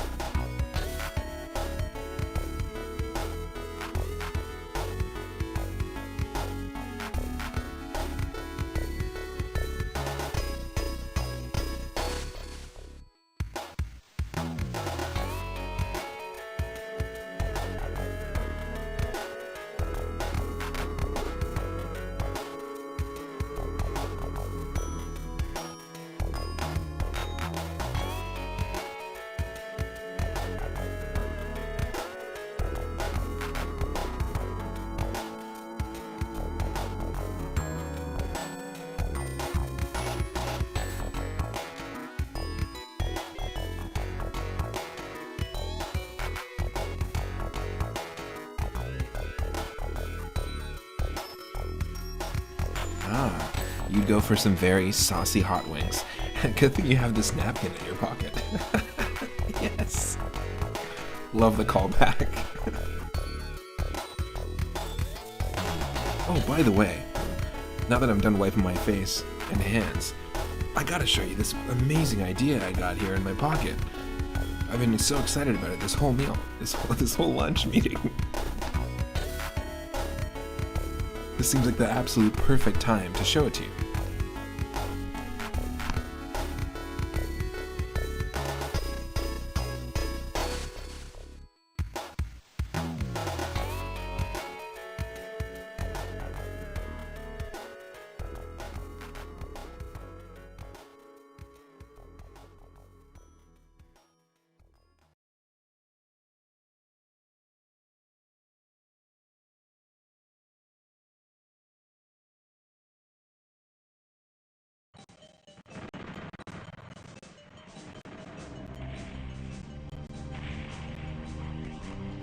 Here we go.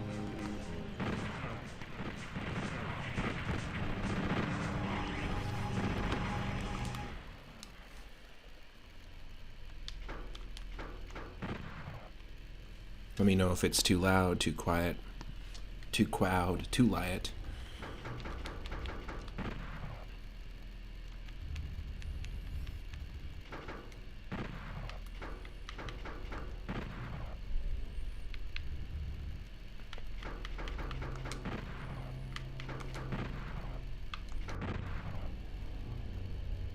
Do not use pack.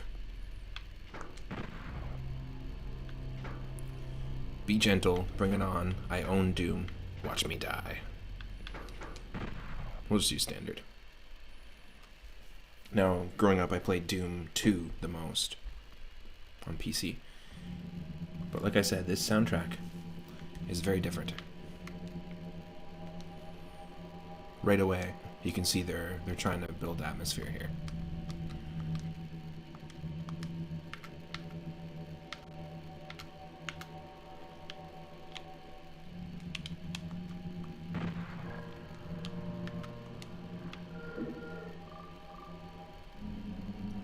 Immediately, which is awesome.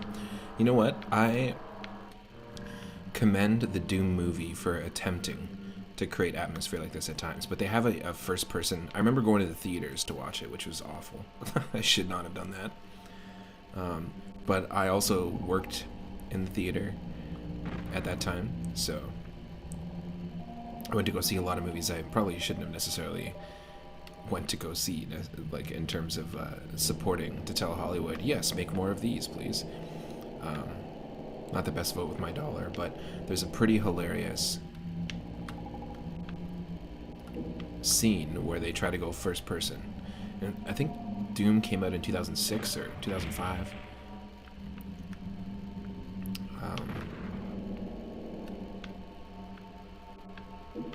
Trying to remember who was in it besides The Rock.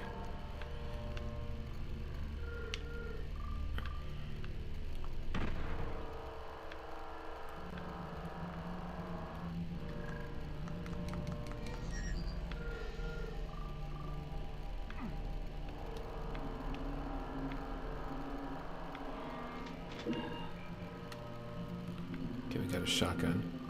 How do we change back? Whew.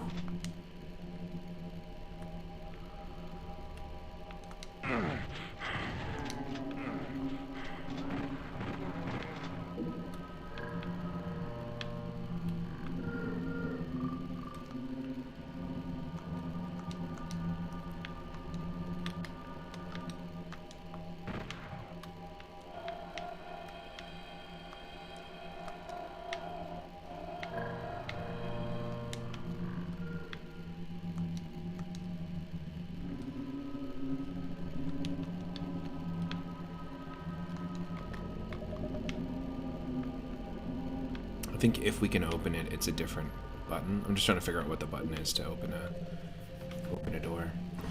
Does it feel like it's a little too dark? Or is it just this area? Even with the light?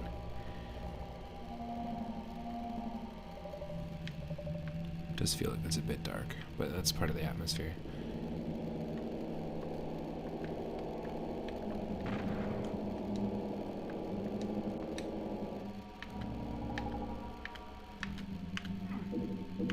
Ah, that's it. Wrong button. Nope. Let's try that again.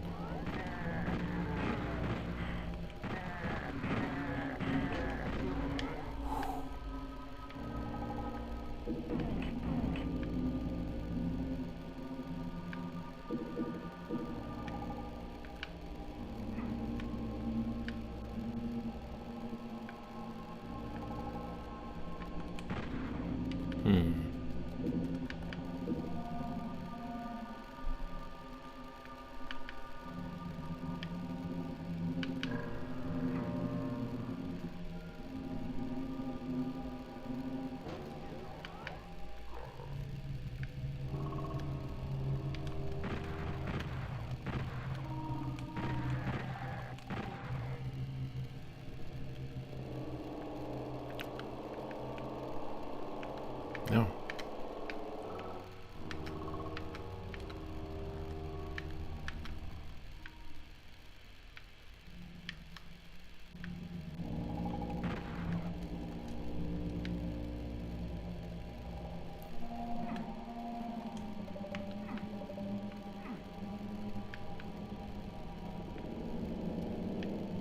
need to get up there somehow.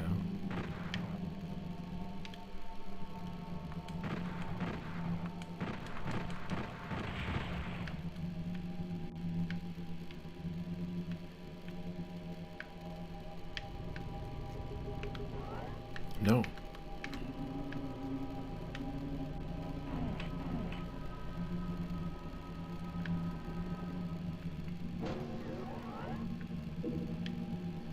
Found a little secret area.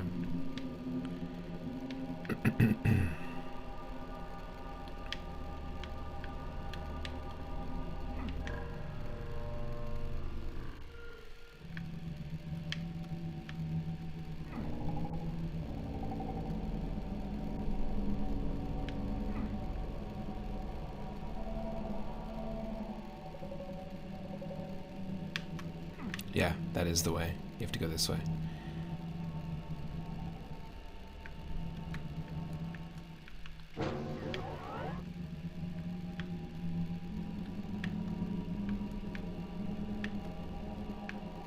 Yes. Let's go.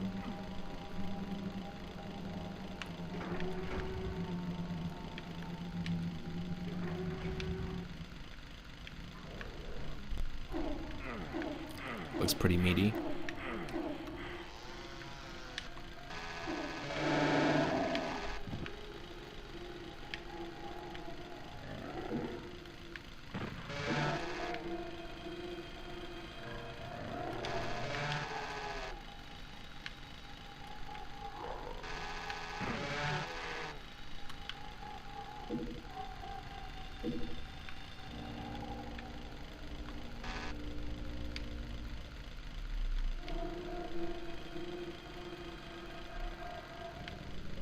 Right? See how it's like very much not metal music, and it's 100% creating atmosphere.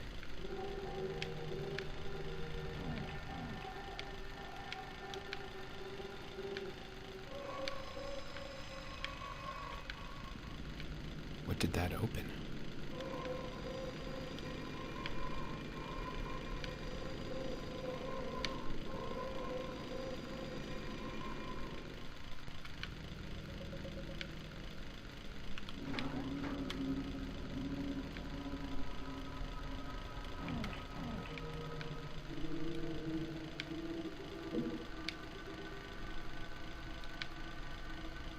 Certainly not stealthy if you're just running a chainsaw. Idling it.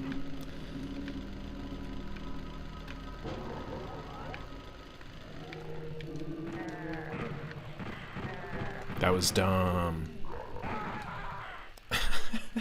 We put our chainsaw away as soon as we encountered the enemies. That was smart. Good call. Won't be needing this. Oh no, wait, turn it off before you put it in your pocket.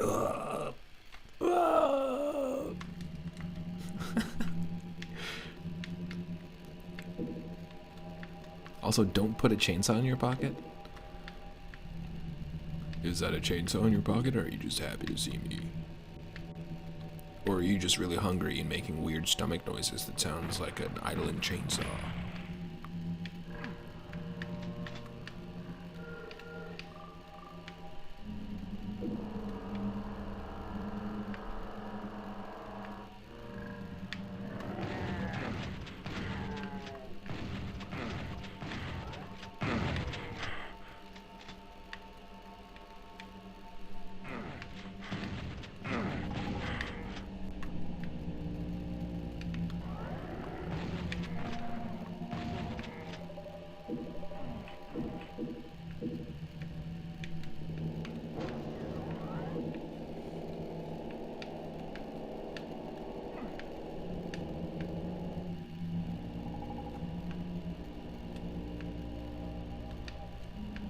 Okay, we just don't need the bullets.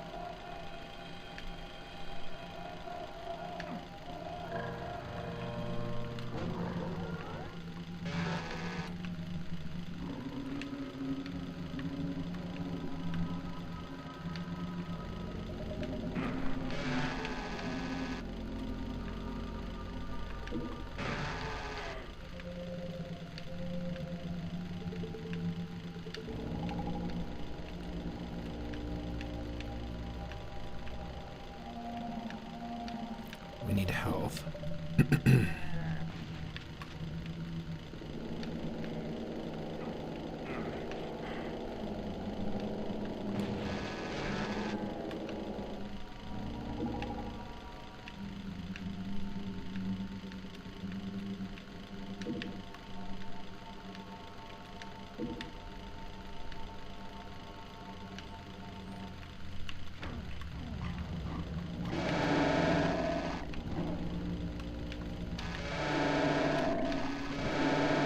Holy crap.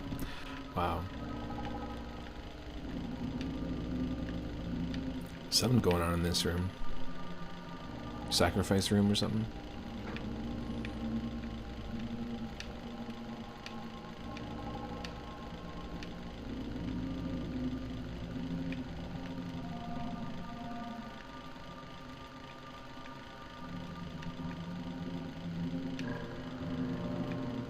That opened this up.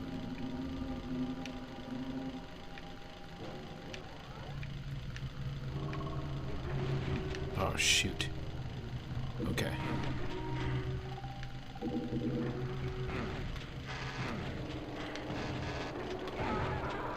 Damn it.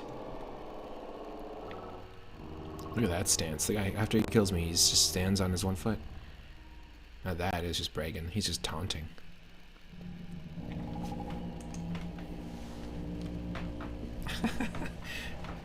I put my right foot up, I leave my right foot up, I keep my right foot up, and my right foot is up. I just killed the hero and my right foot is up. That's why my right foot's up. Welcome in, Zombie Paper. Audioless at work and having a rough go with some troubleshooting. Hope to rip and tear it soon.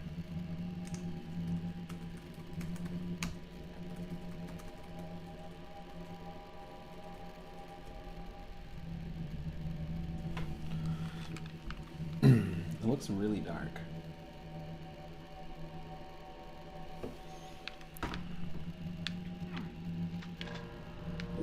Hope to rip and tear it soon. I like it.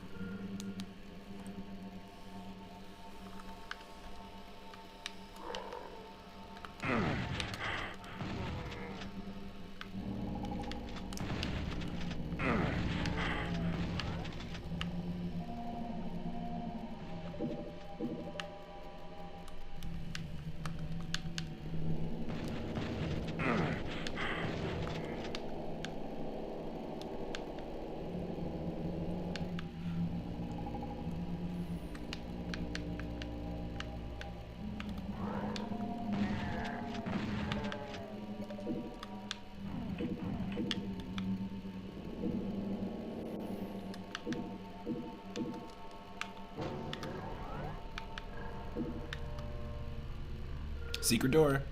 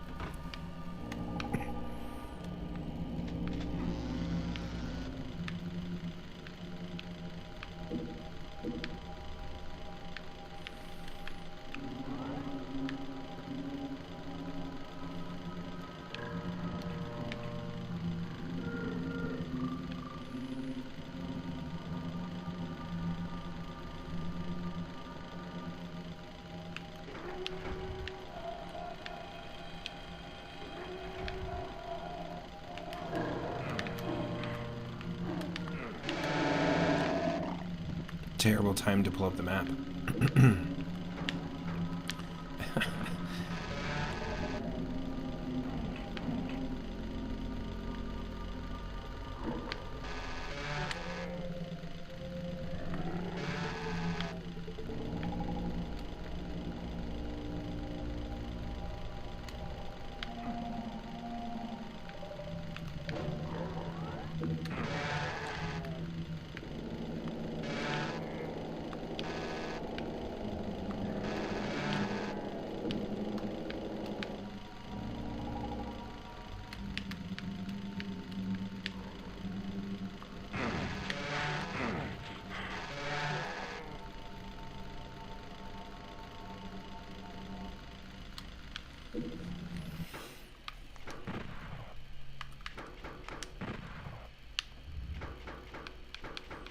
going to bring up the brightness just a touch.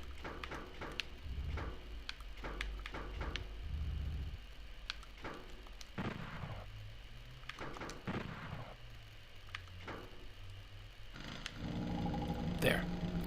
Just a little nicer in terms of being able to see. It's still gritty, it's still dark. It's just a little airborne. It's still good. It's still good. Just a little wet. It's still good. Oh no, we're dead. I want people to be able to see us lose with better resolution.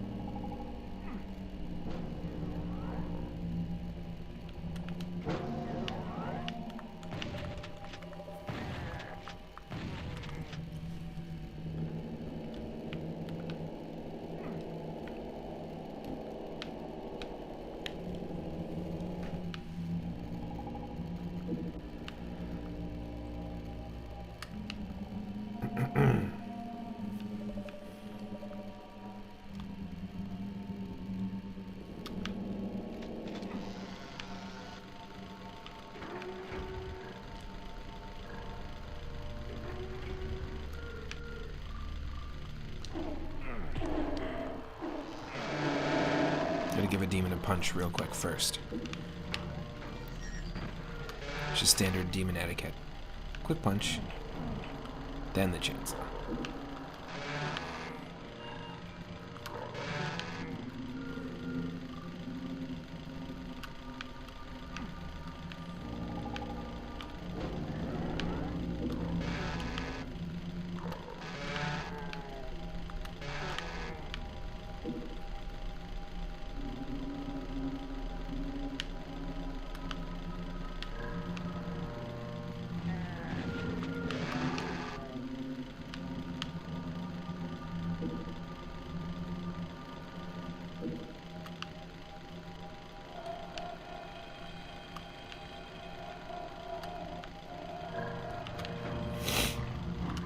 Let's go.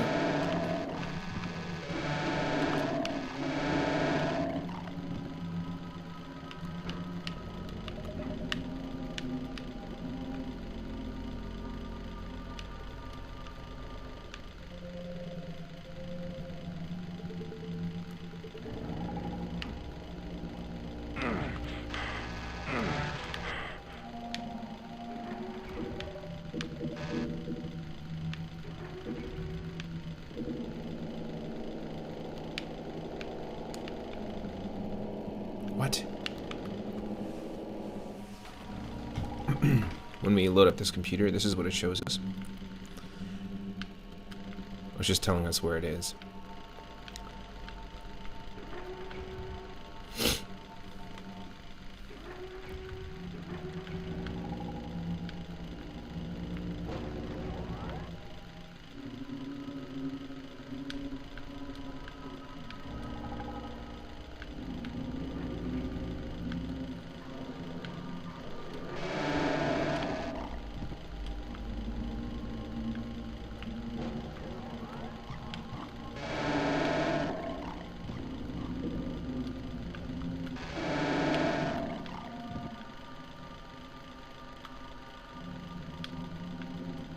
Pretty cool lighting effects going on in here.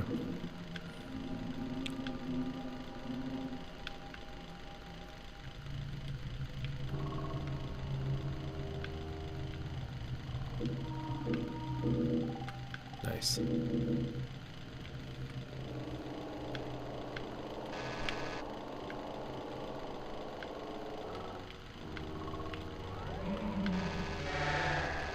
Oh, sorry, we killed Prometheus. Waps. All I could remember was the exit sign shaking back and forth in the visor of my helmet as the elevator took us to level 2. And all I could think of in my head was CL7K Nipibic Simt 2 7. Weird. We gotta get this guy to a hospital. Here, have some water. Take a lie down.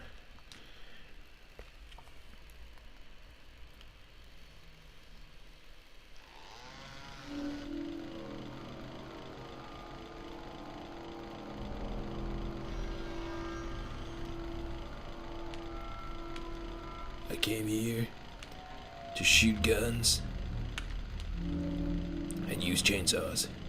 And I'm all out of chainsaws. Oh, except this one I'm holding right here, but I don't have any extra chainsaws. Not even one.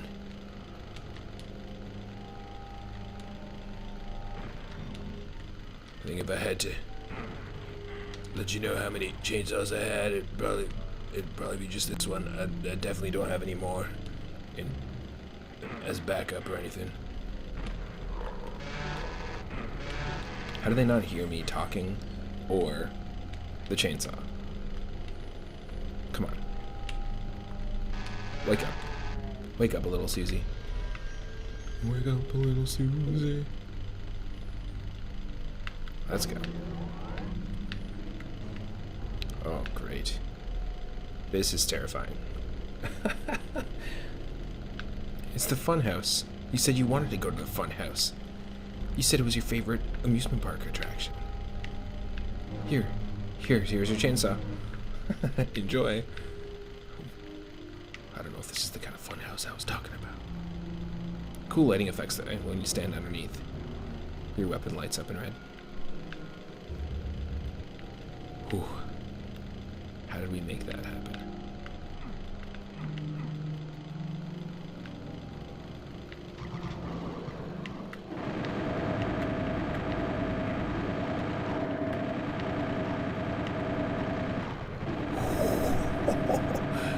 I was not expecting that.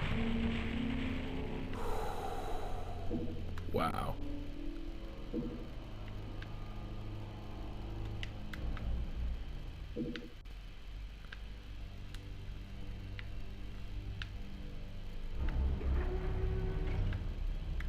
Well, that was something.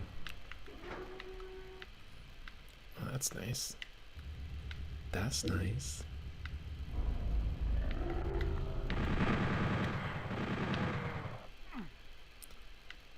I'm sorry, what?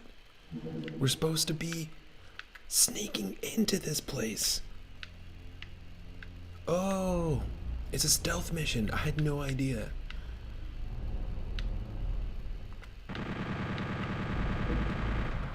What?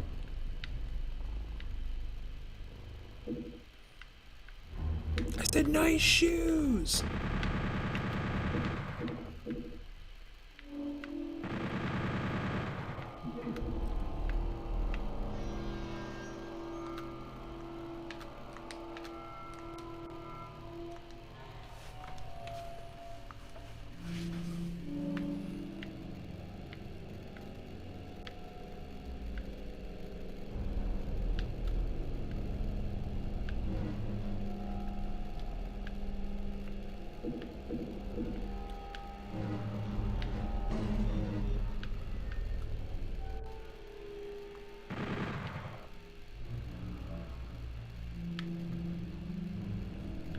I feel like I can hear people fighting with lightsabers outside.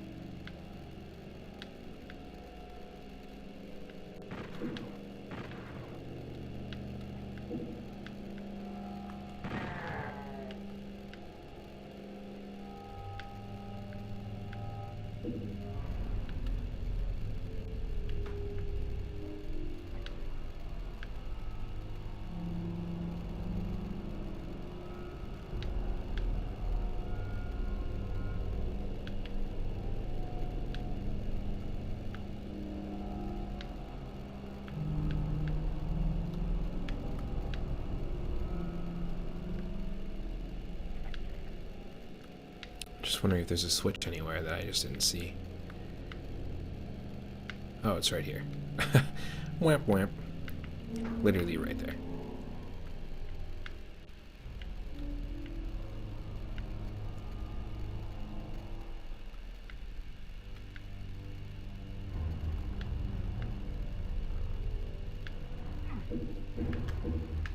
How did I have it? I 100% picked it up. Very lost.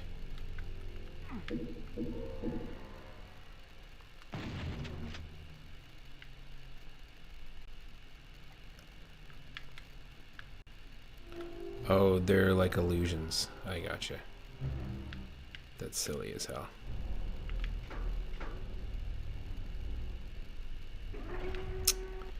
So dumb.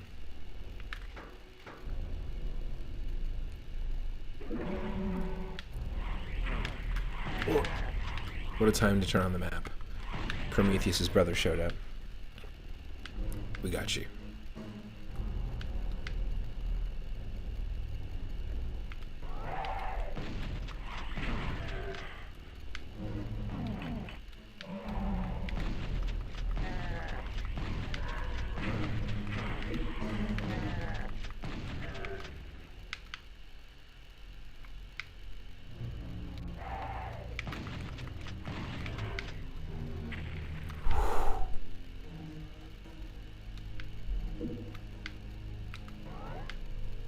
Wow. They were just partying.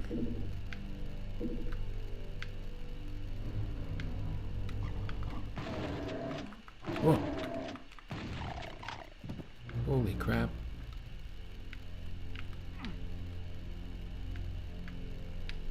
Invisible demons, not fun.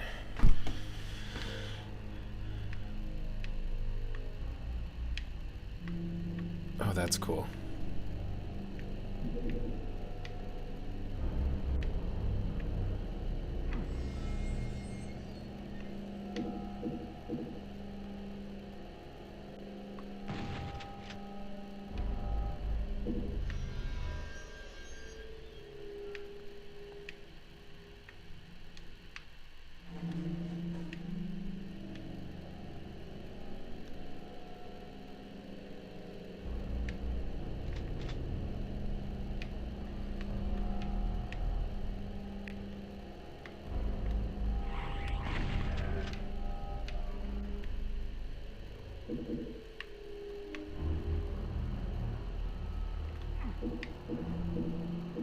Oh, where do we get the yellow key card?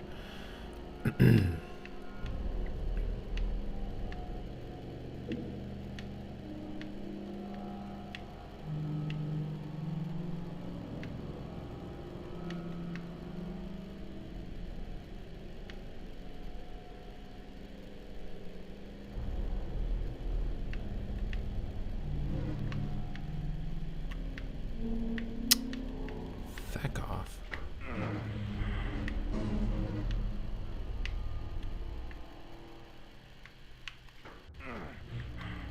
Oh, okay. That just does damage to us. It's a trap.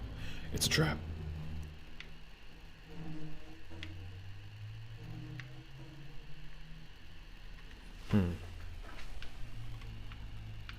Just want to know where the yellow key is. There's got to be a room that we haven't, or a hallway that we haven't explored.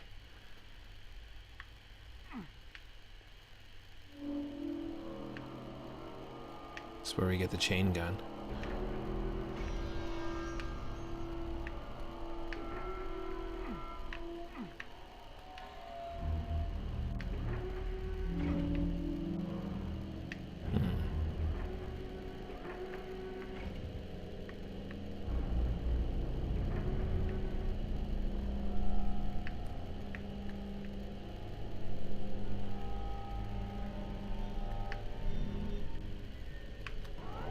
I guess it's got to be this way.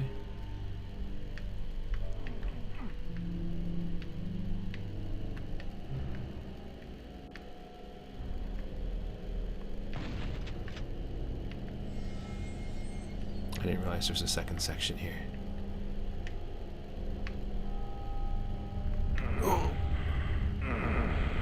shit. Holy crap. Okay, through the portal. It sends me here. Which is the beginning. Interesting.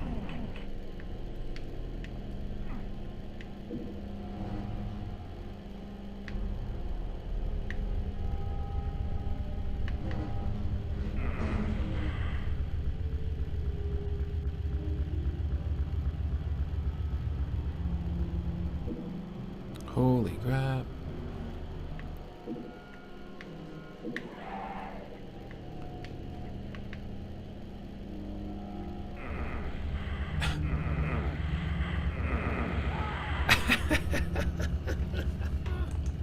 What was I supposed to do?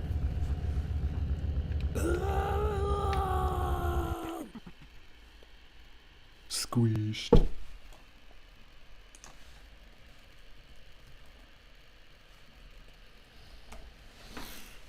Squeezed.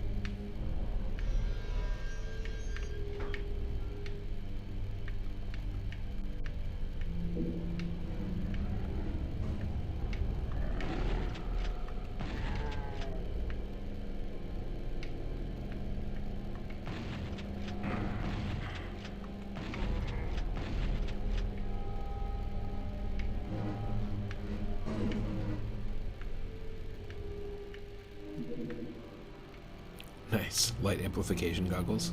Thank you.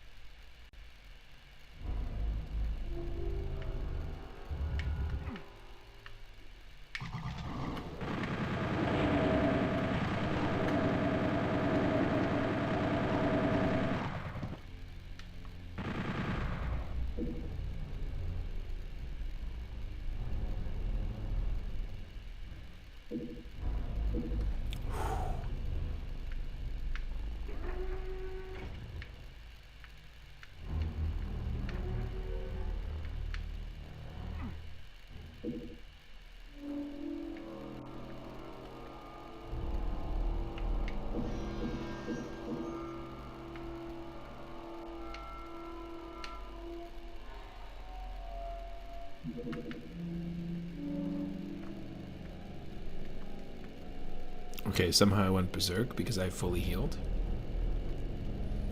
Interesting.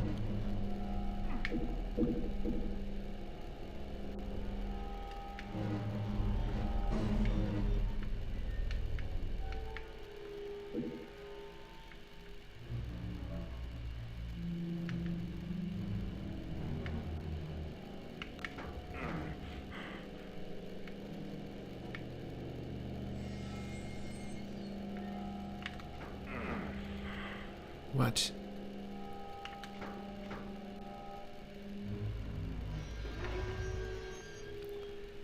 It's different every time.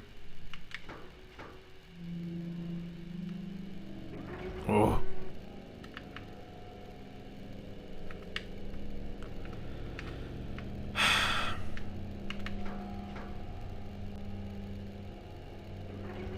No.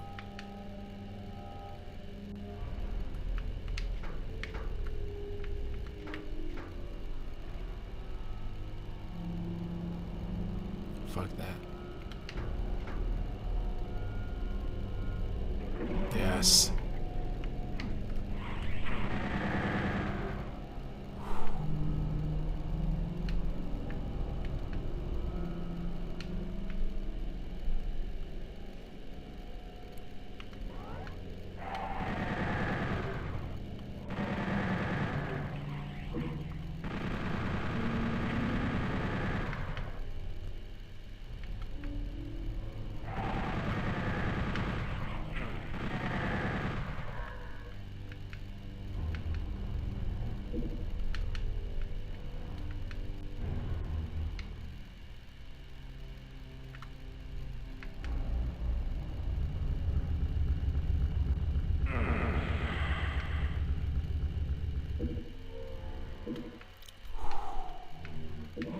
Yes.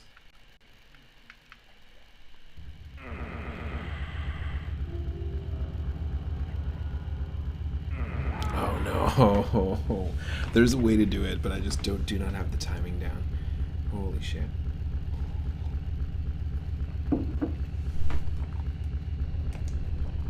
Precise timed platforming like this on the N64. On Doom 64 of all things.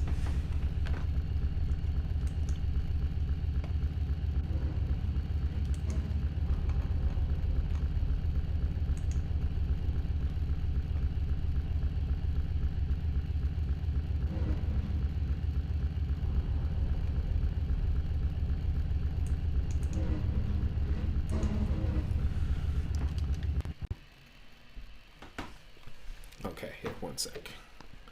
I'll be right back. We'll get some tunes going. And we'll continue with a little more Doom 64, or we can spin the wheel and play another space or sci-fi themed or retro game. Thanks again to everyone that's been hanging out, and hope you're having a good Thursday so far. We've got lots more planned for tonight.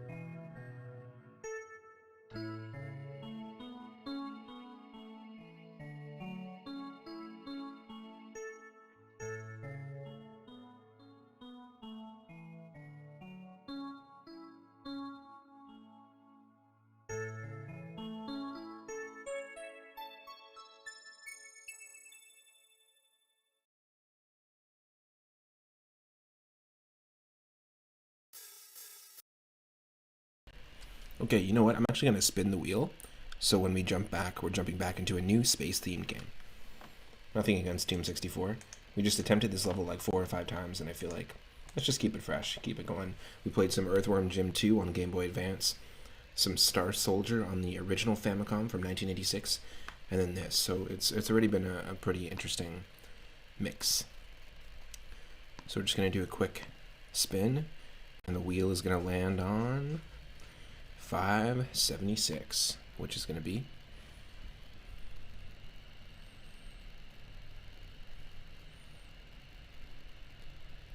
it is Stargate on the Super Nintendo. However, we very recently played that one. In fact, for some reason, that game is one of my most viewed streams.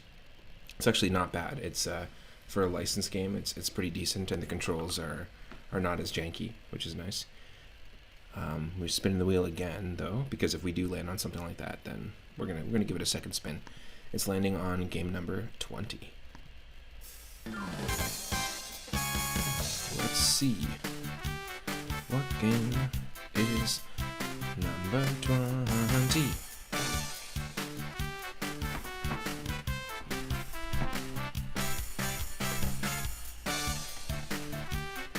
Cool. Game 20 is on the Game Boy Color. We haven't had a Game Boy Color game in a while in the Retro Roulette. It is called Chi Alien. It is a Japanese-only game on the Game Boy Color. Apparently, it had a rumble pack built in, kind of similar to Kirby's Tilt and Tumble, which is the pinball game for Game Boy Color. So yeah, Chi Alien on the Game Boy Color. Up next.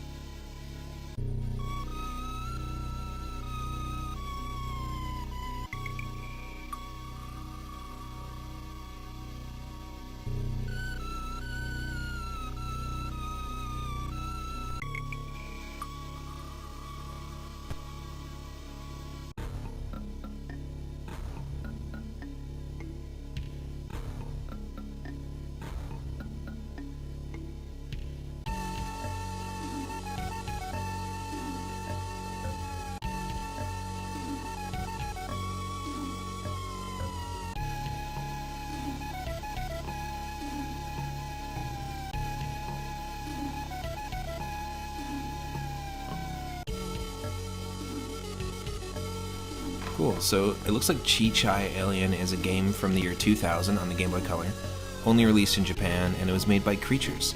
Creatures Inc. being half of the company that made Pokemon with Nintendo, Game Freak, and they also were involved with the creation of Earthbound, the first game we streamed on the channel. So yeah, I've never seen this before. We might be able to play some of it just to figure out how it works. If it's like a simple game, we might be able to figure it out, but I don't read Japanese, so we might hit a wall. But it looks cool so far. So Chi Alien by Creatures, up next.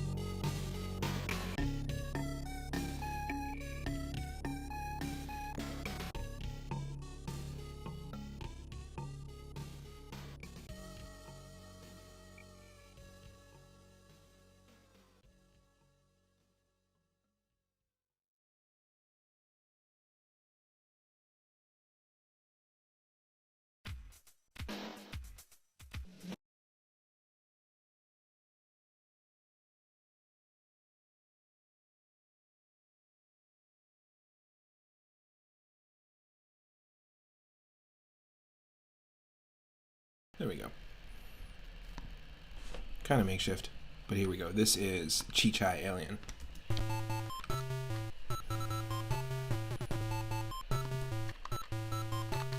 Ah, you piece of shit controller. I gotta reset you.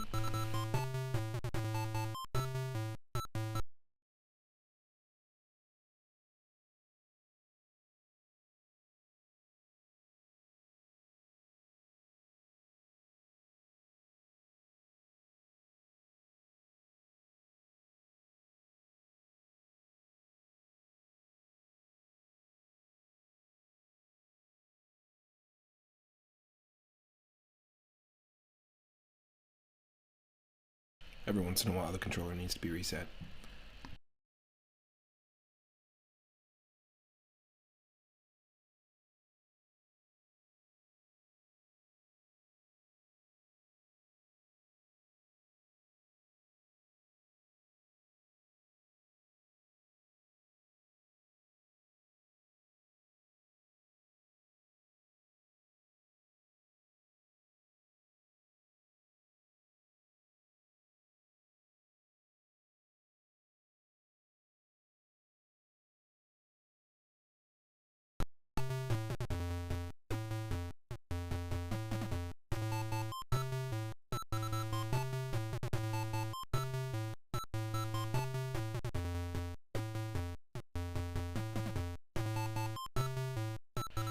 Okay.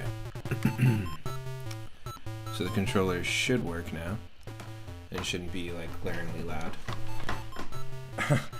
Thanks. Welcome in, Zombie, again. Audioless. Problem is solved. That's good to hear.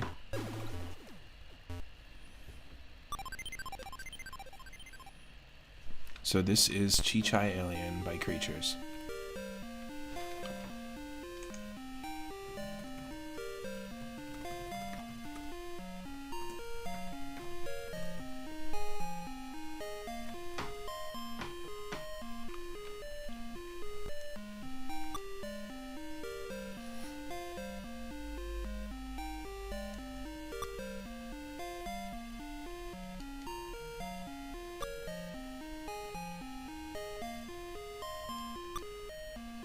Whoa.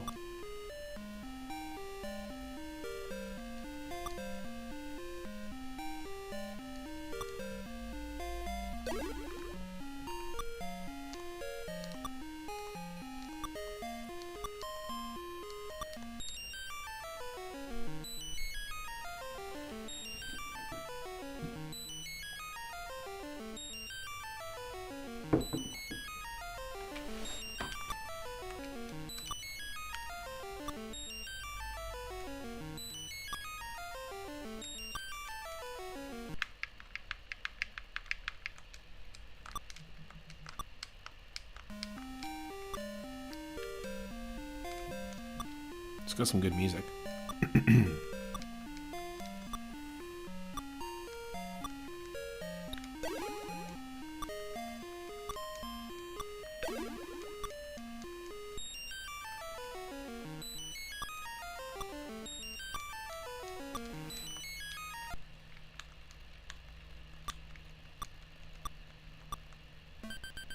I have no idea what's going on. What is this?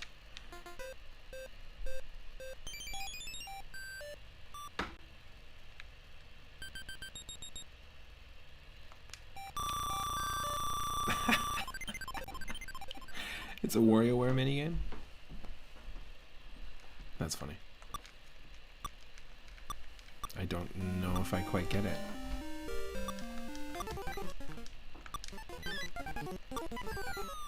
Oh.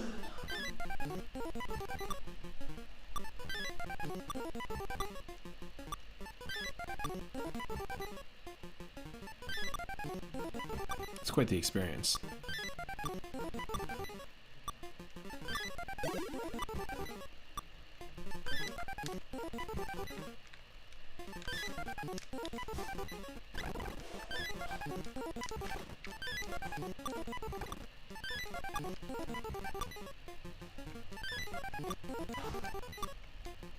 Oh. Interesting. Okay.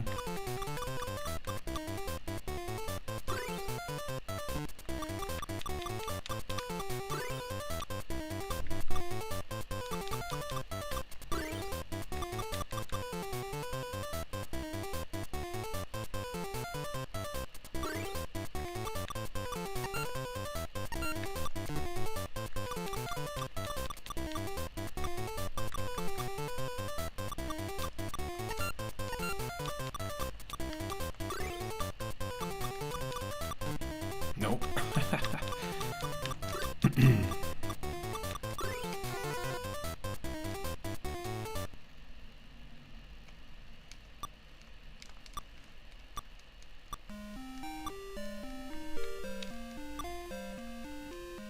Oh, hello.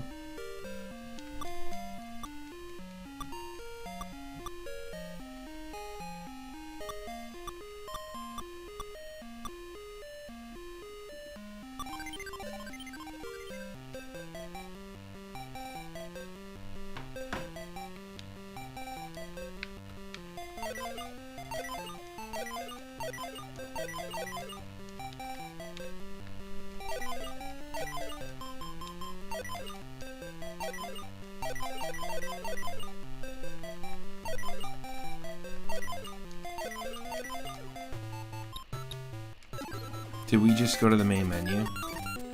Okay, here we go. No, now we can actually play.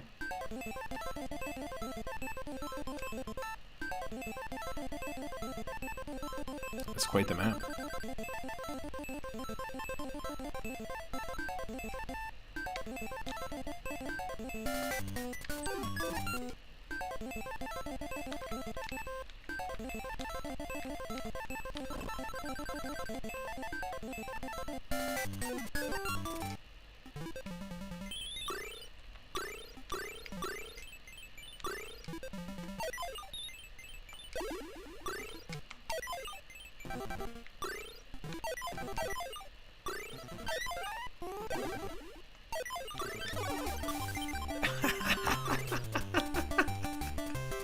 What? What just happened?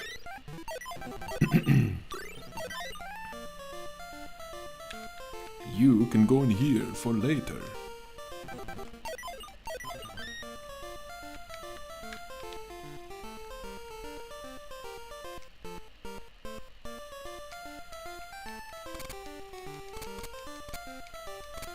Oh, we shake it. We're shaking the darkness off. This is a very strange movie. Or whatever this is. Not movie. Experience. I don't even want to call it anything.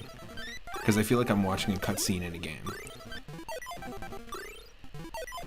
And everything that happens is extremely abstract.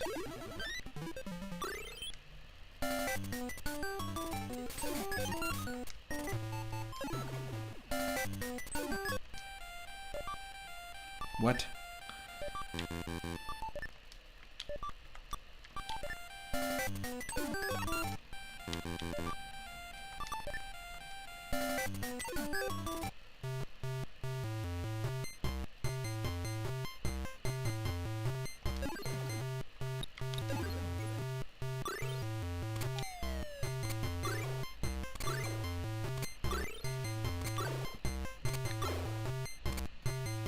These are the characters we've unlocked so far.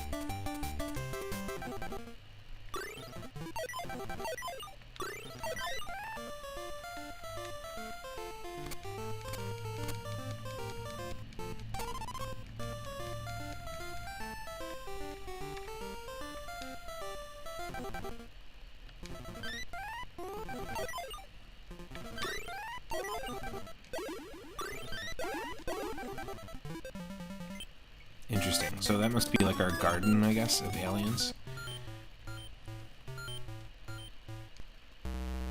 What? You threw enough bone in there?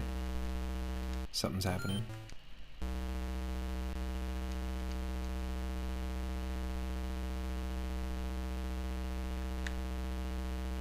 Not sure.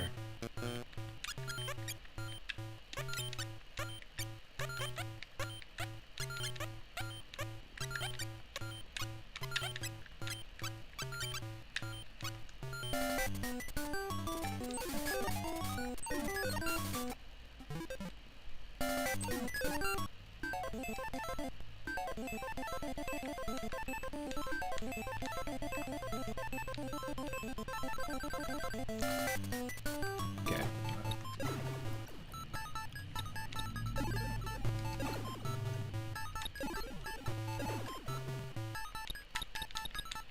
I don't even know what I'm turning on and off. Okay, we're gonna spin the wheel, of course.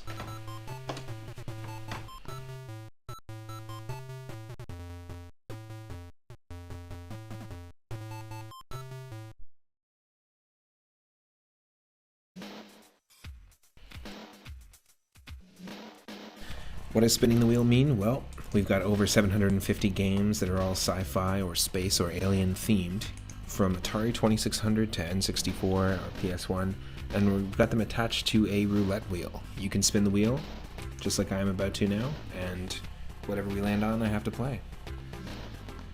So we're spinning it, and it's landing on game number 351. Okay, let's see what that is.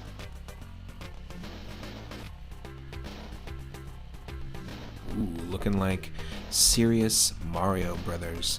Serious as in the star, Serious. Not as in why so serious.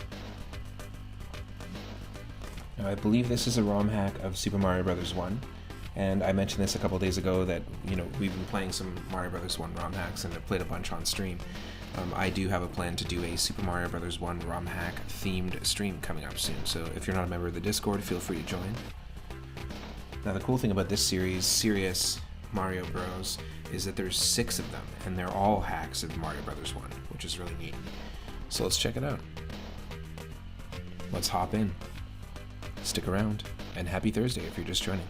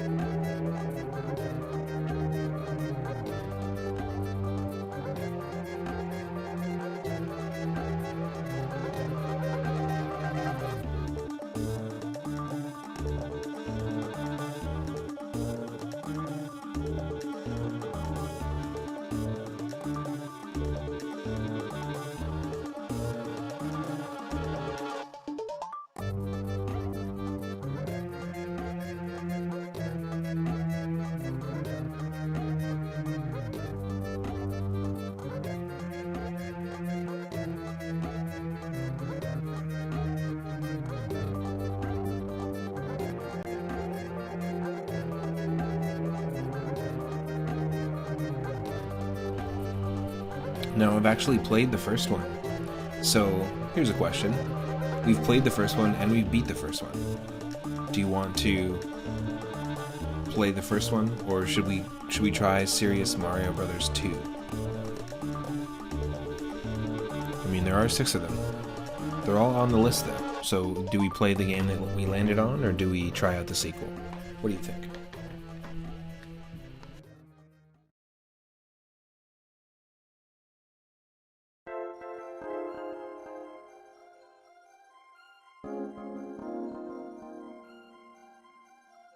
You know what, let's try out the sequel just because it's a different experience, but I would not be opposed to trying out doing Serious Mario Bros. Again as part of our SMB1 ROM hack stream. So I'm just going to flag it, and then we'll do the second one, just here.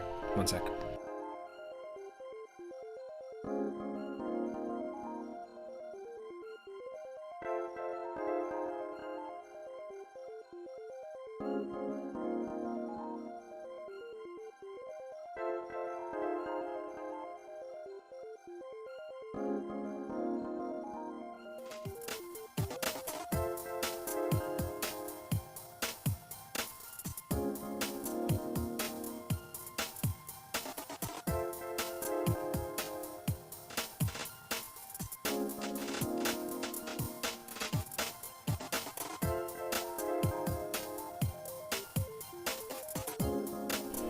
So these hacks don't change too much of the graphics at first.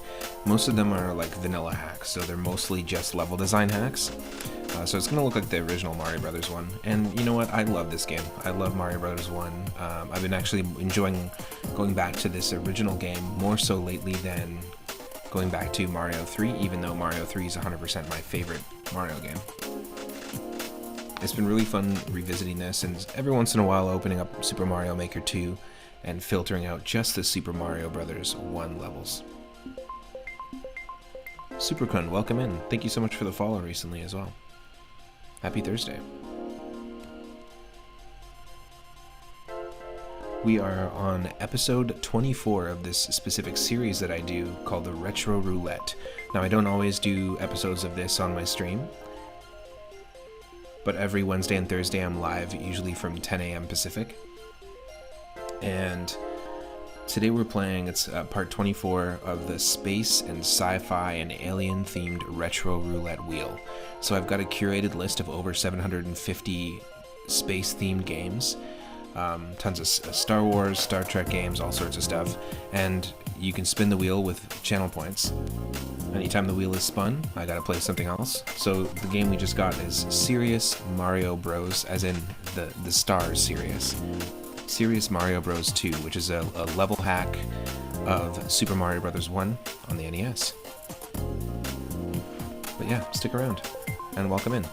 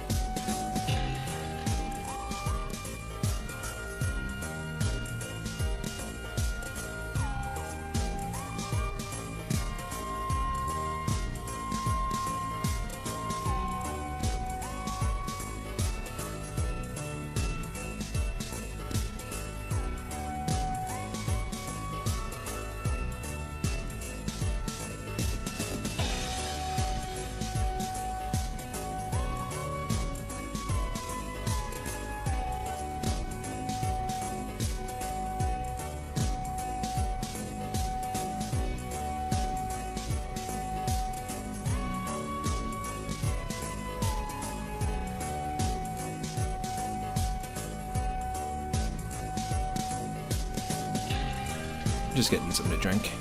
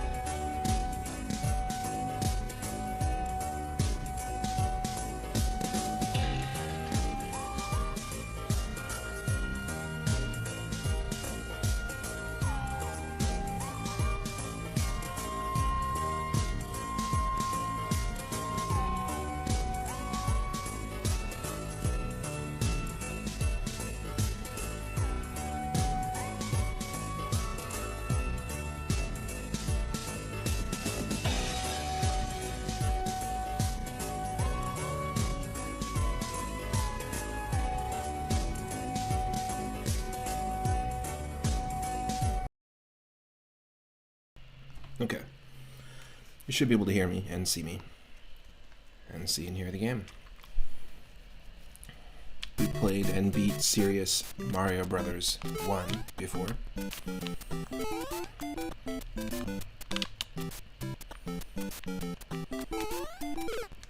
Oh, what? Excuse me? Didn't even touch me. Did not even touch me.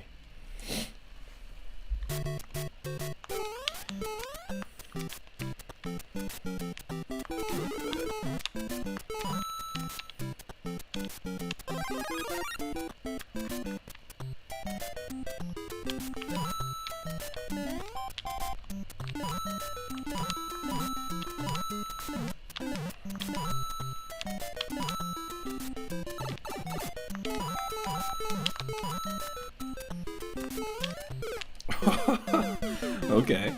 So I'm used to playing randomizers and stuff, but you'd think that'd be good training for custom levels that people put together.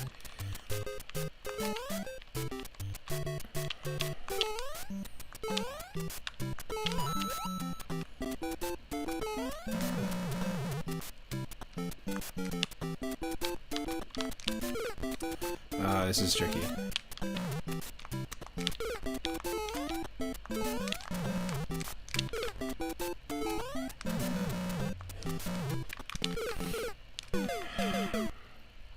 So you can't exactly jump off of these. These are basically like the vines, but you can't exactly jump off of these. They had a bunch of these in Serious Mario Bros. 1. You have to like fall off of them and then land on the next one.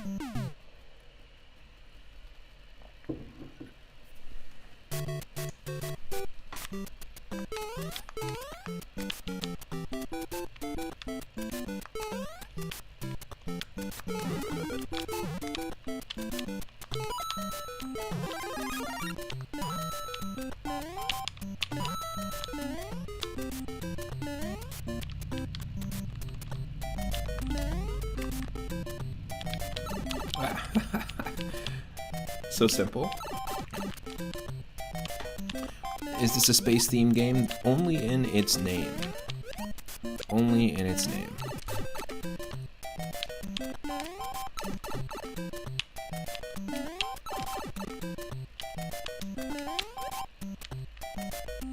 But if you're just joining, we played some Earthworm Jim 2 on Game Boy Advance. We played R-Type 3 on the Super Nintendo. That was a very fun one. It was challenging as hell.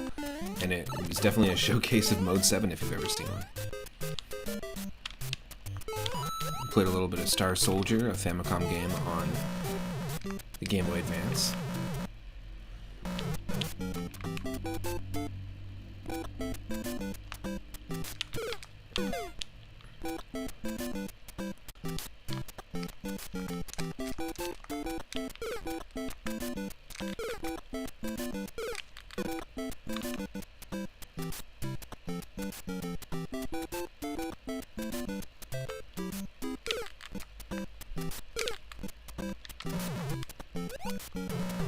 That's what I was had to do. That's so ridiculous, but...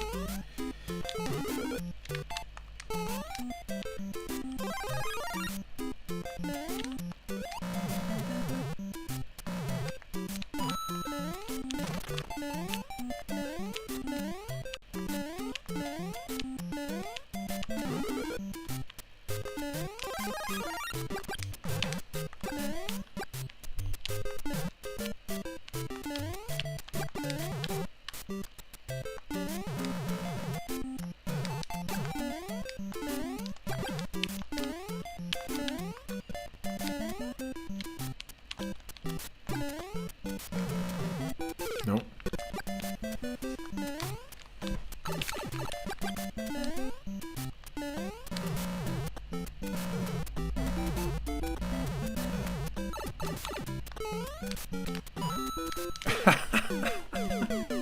You gotta throw a Kaizo hack in there, or a Kaizo block in there, rather. It's not fun.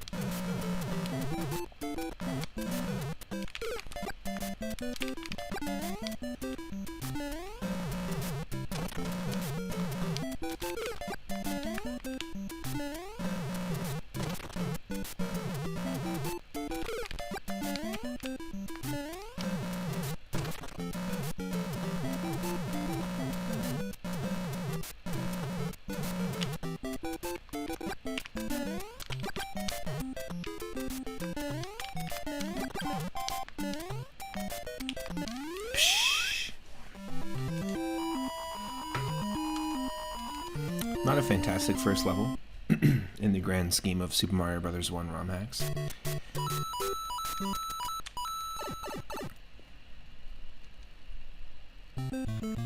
Look what time it is. It looks like we're going to have to take a quick break. And if you need to join me, then you can, and I recommend it. Because it's that time. Especially if you're on the West Coast, or if you're in the Pacific Standard Time Zone, then it's especially that time. Because it looks like we got ourselves into a pit.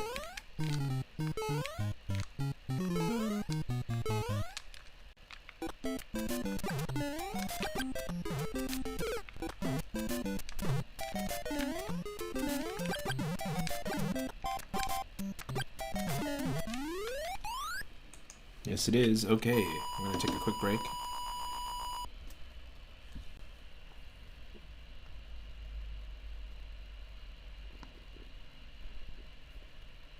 I'll be right back.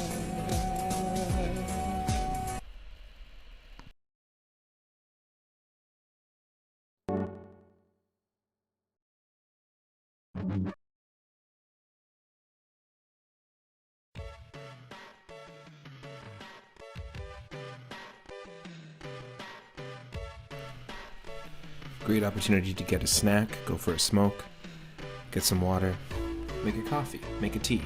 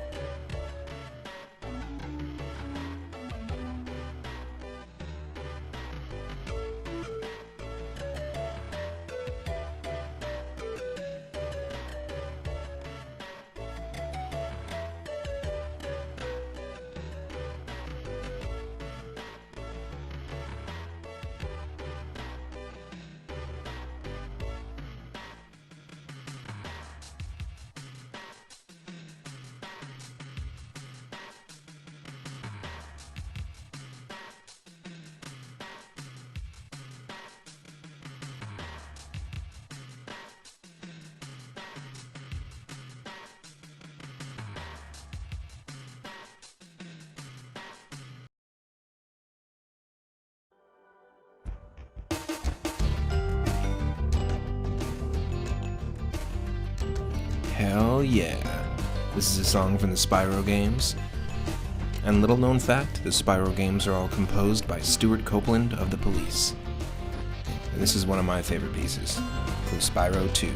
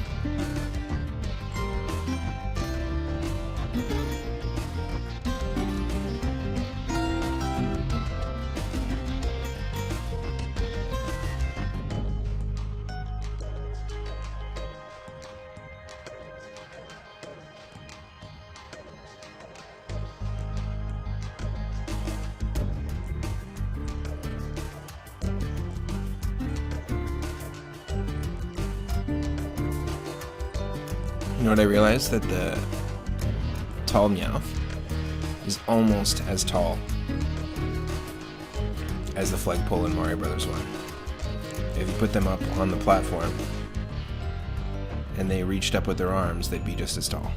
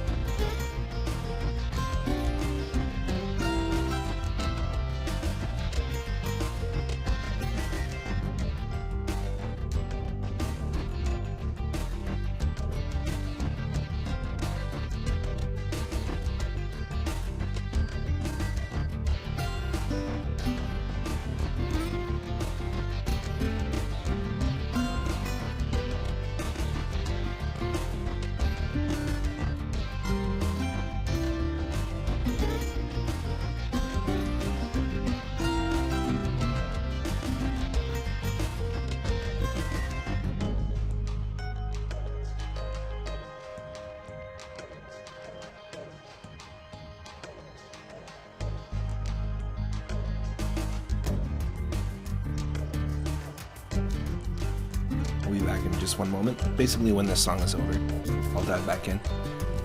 It's just too good.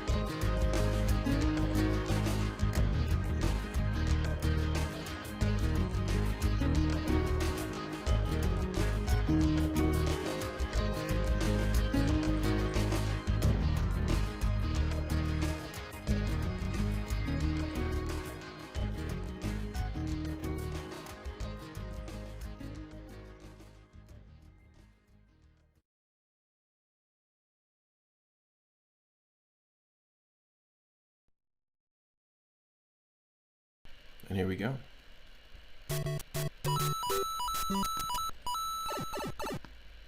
Let me know if it's too loud, too quiet.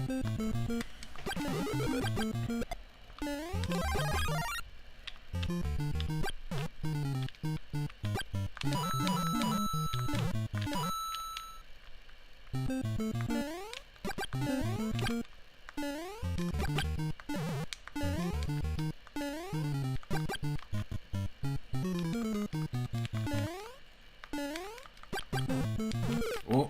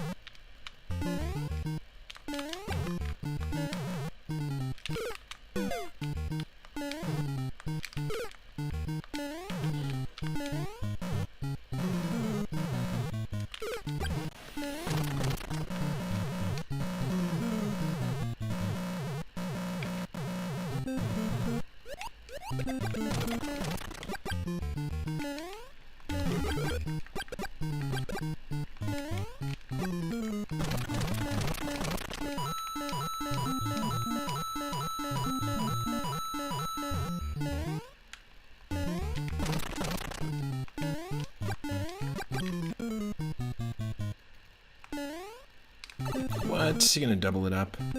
That's some bullshit.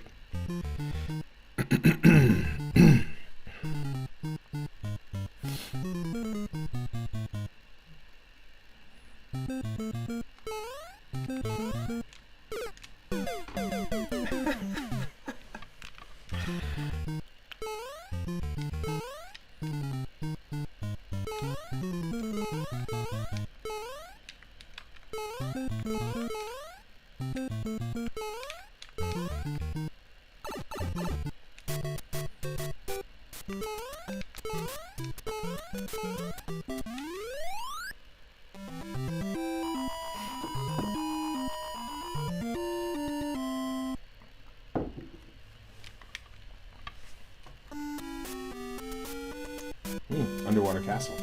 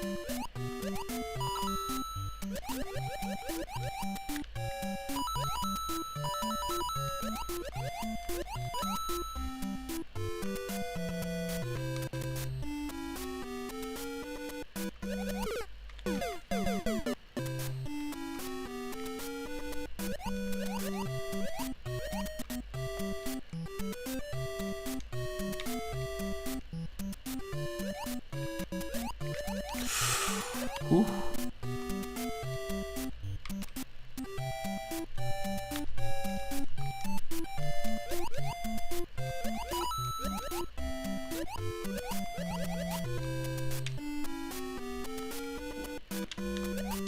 Oh, still underwater. Even though it does not look like we are.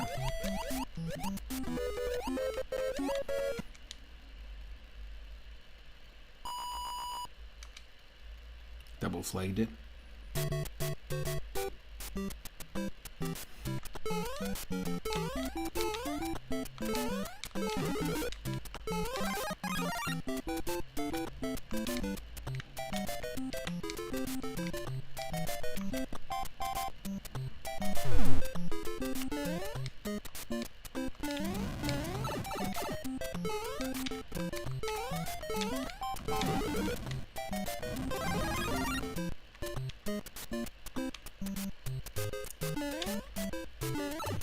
Woohoo! Woohoo!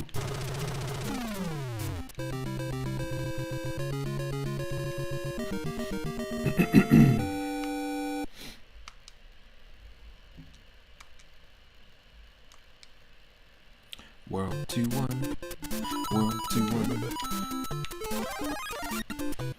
Every time I hear this now, all I can hear is Feliz Navidad, because this Christmas I heard someone in the Discord, not my Discord, but a Discord that I belong to, for Mario fan games, and somebody made this into Feliz Navidad. It's pretty great.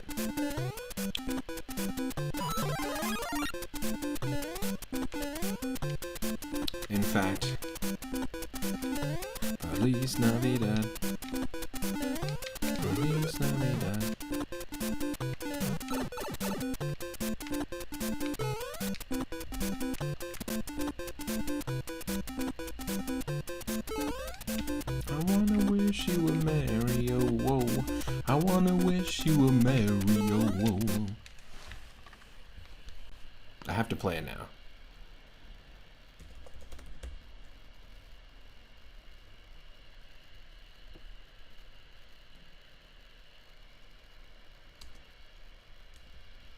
Oh, it was just there.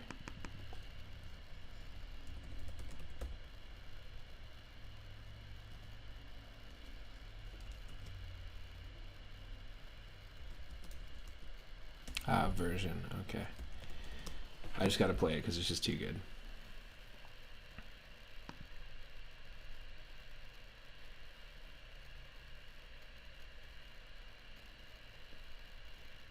Siri suggested websites.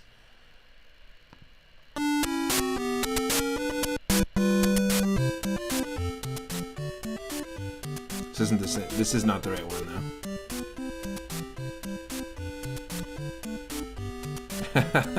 But it's one of them.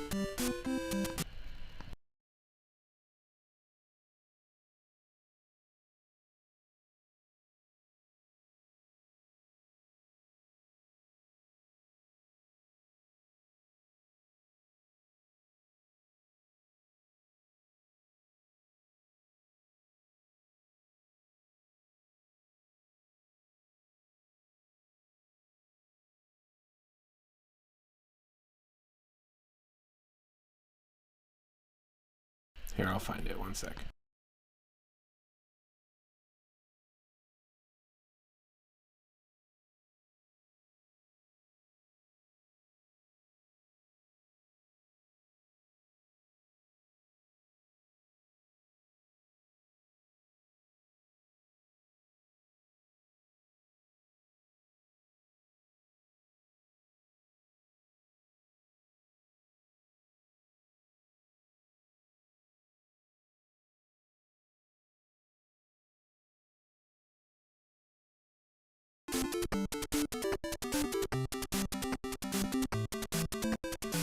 Here it is.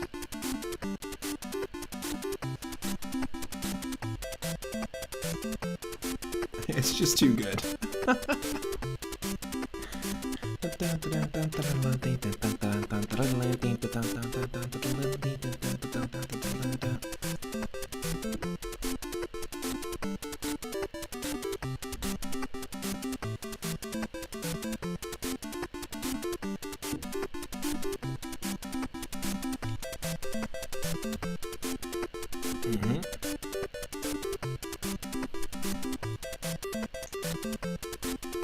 It's just something someone threw together just for fun over the holidays.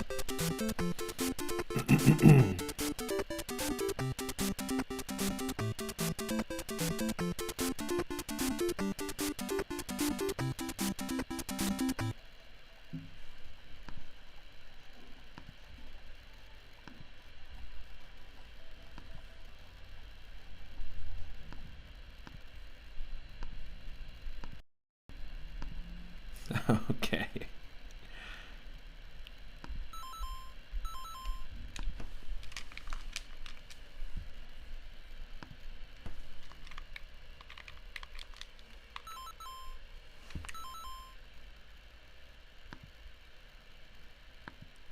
All right, I'm not quite sure why that's... I guess we got stuck somehow in the process of trying to find the song. Interesting. All right, we weren't that far.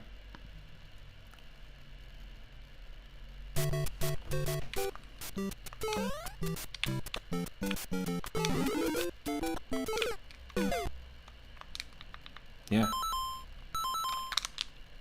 Looks like there's nothing we can do. We actually like soft locked somehow. Odd.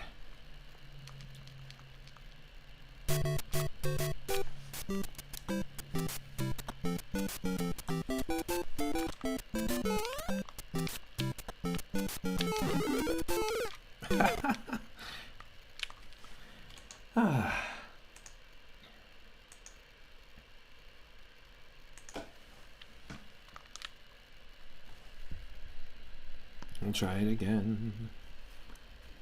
Working and lurking. Rush Pirate. What's up? How's it going? Hope you're having a good shift at work.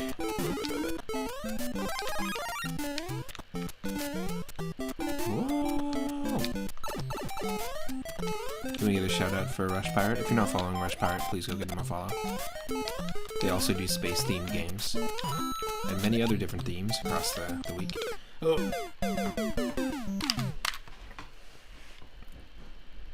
You know what? Let's spin it. Let's spin it. Let's keep it going. Let's mix it up.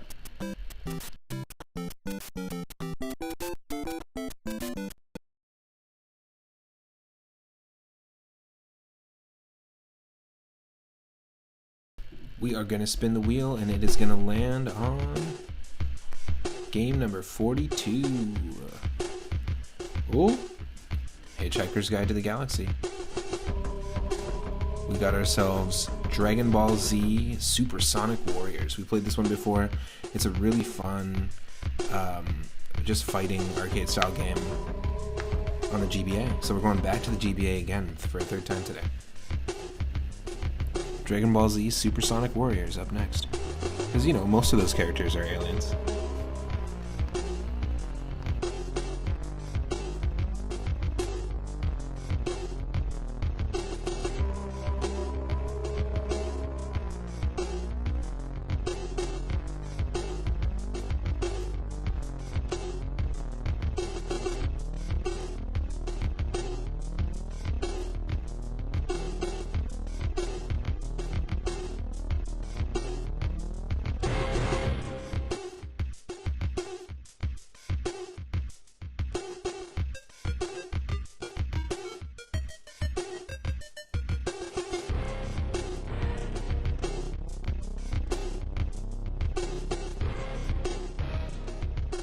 Definitely played this one before, but it's super fun. And of course, if you spin the wheel, then we gotta play something else. So it's entirely up to you what we play, in a way.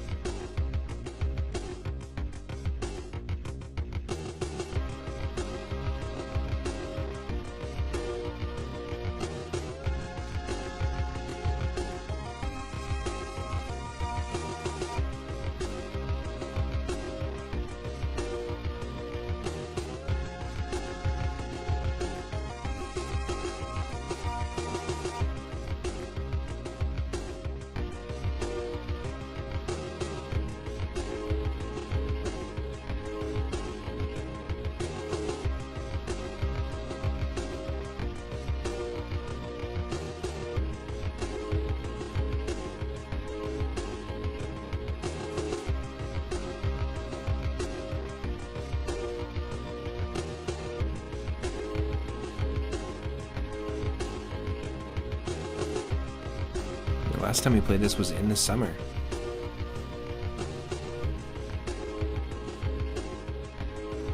Here's a good question of the day. Do you have a favorite Dragon Ball, Dragon Ball Z, or Dragon Ball GT character? For me, it's definitely Piccolo, and probably Kid Buu if I had to pick a favorite villain. Cell is a better villain, but I think design-wise, I just really like Kid Buu's design. But for me, it's Piccolo. Let me know in the YouTube comments or in the Twitch chat. Ravioli. My favorite's ravioli.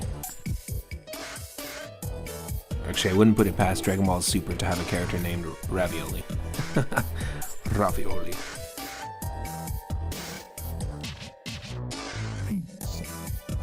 Spaghetti. Meatballs.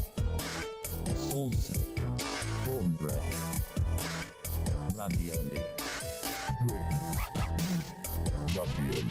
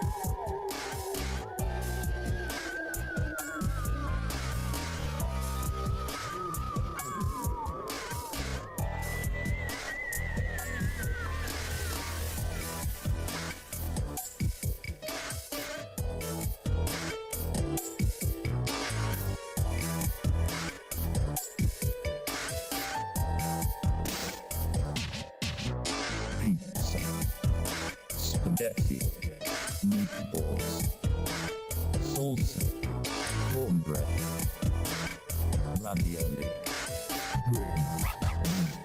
ravioli.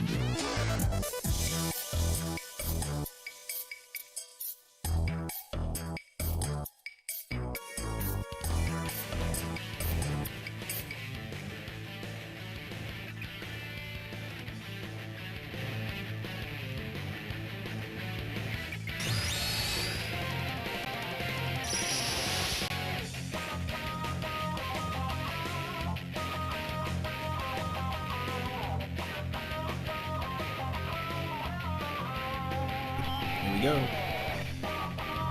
Here we go. Let me know if I need to adjust the volume.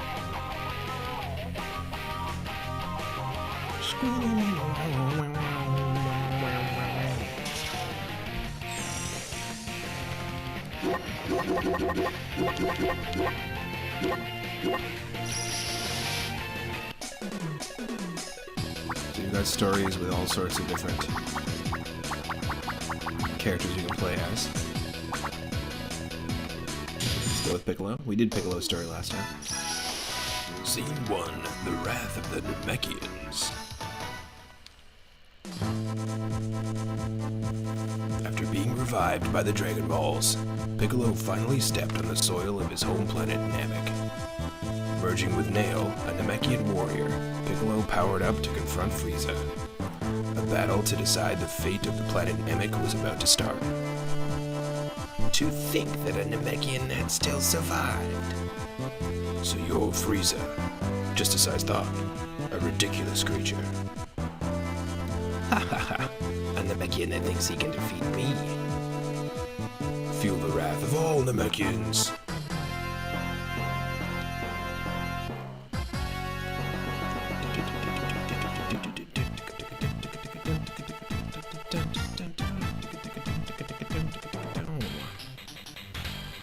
Let's go.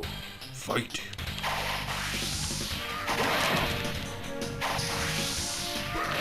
It's a pretty intuitive 2D fighter that tries to make it feel kind of similar to the Dragon Ball Z Budokai games at the time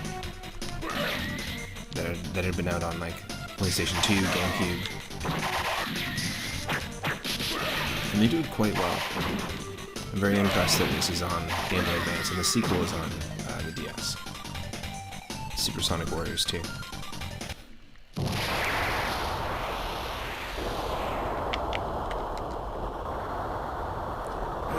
What happened? I'm defeated by a mere Namekian. Terrible things have happened on the planet Namek. But now all Namekians may rest in peace. At the end of the battle, Frieza had been defeated. Finally, peace returned to the devastated planet Namek. That's it. That was easy. Starting off just like Hyper Dimension. Yeah, totally. With Piccolo versus Frieza first, you're right.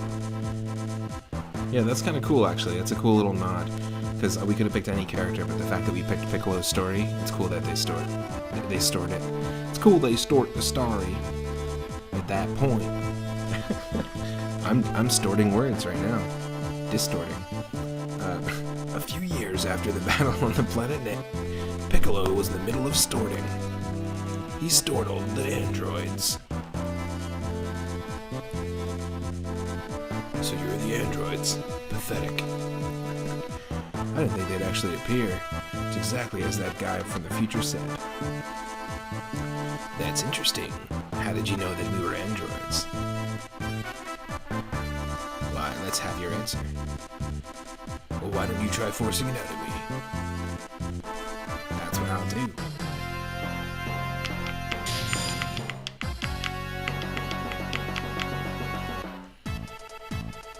See, they did a really good job with the battle arenas. Like, I feel like this has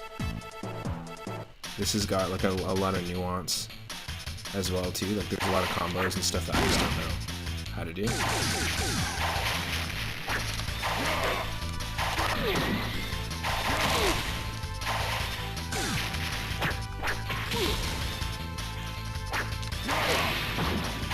And considering that the Game Boy Advance only really has the same amount of buttons as the NES plus the L and R button, So you're dealing with a D-pad, an A and B button, and a start and select button.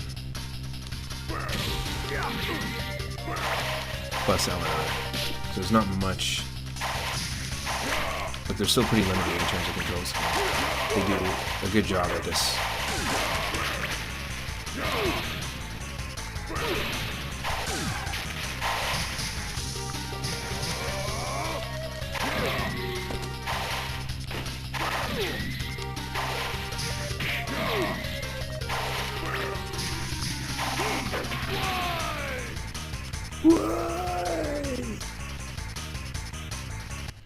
Because you haven't paid your rent in 3 months. Oh, that's right. Watch. 17 and 18 will come kill you now. You escaped. Escaping back to his laboratory, Dr. Giro awoke androids 17 and 18. But his androids destroyed him and began the search for Piccolo. Scene 3, the search for Piccolo. No, they're searching for me.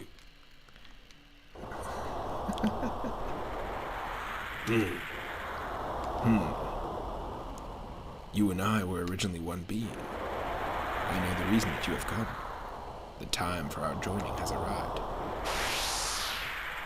In the face of the android threat, Piccolo and Kami became one, turning into one original Mechian.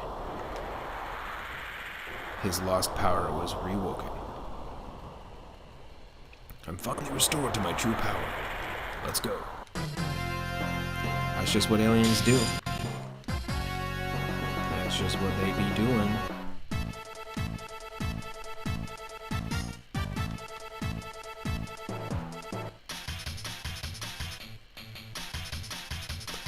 Damn it. Holy shit. Already.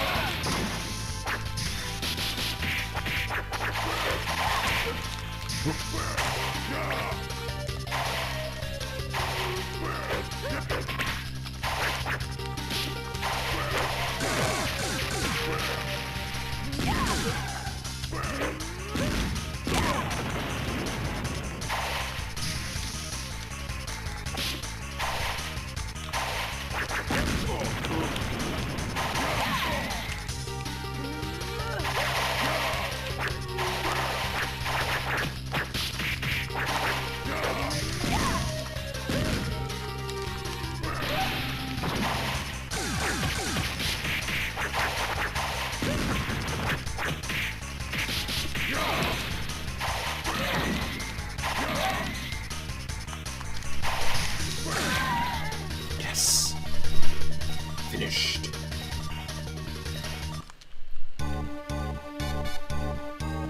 Piccolo defeated 18 with his overwhelming power, but this was just the start of a new battle.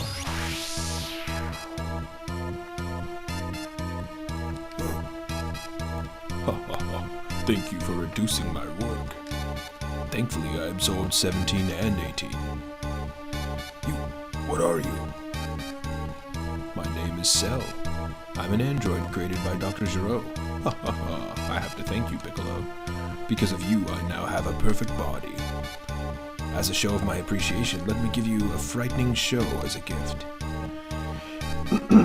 Did you say show twice in the same sentence? You should workshop that line. The power of Perfect Cell was fierce. He defeated Piccolo, Vegeta, and Trunks in succession. I've decided to put on a martial arts tournament called Cell Games. If all the participants lose against me, I will kill all the humans in the world. As the declaration of the start of Cell Games was broadcast by television... Okay, I didn't know that before the voice changed. The world was enveloped by fear. Cell, it looks like even I have to enter the hyperbolic time chamber.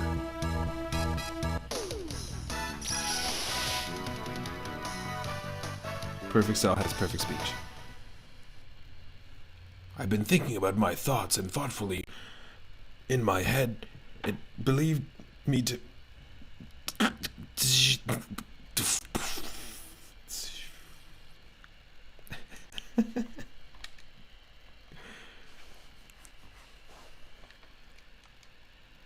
Is this truly my original strength? Is this my limit? No, it can't be. This can't be it. Training here, I now understand. I still have something that I'm missing. I can't defeat Cell at the moment. I guess the only way is to fight together with Goku. Completing his training, Piccolo arrived at the Cell games.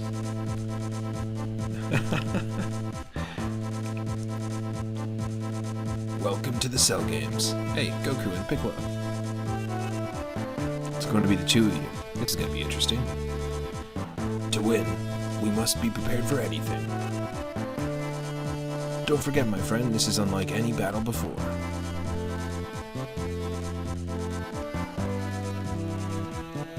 Okay, all of that was unnecessary.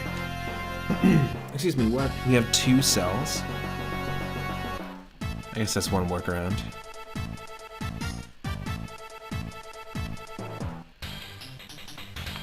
Instead of giving him double health.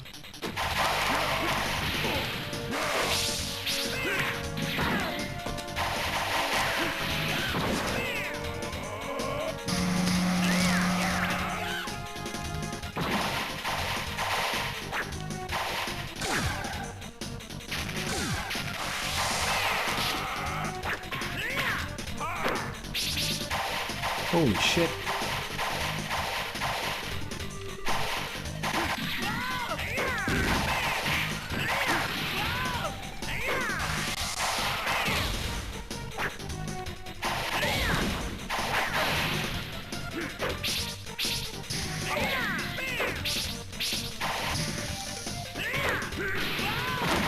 Piccolo-ku. Son Piccolo-ku. Special beam, Son Piccolo-ku. Cannon. Mea mea. Cannon mea mea.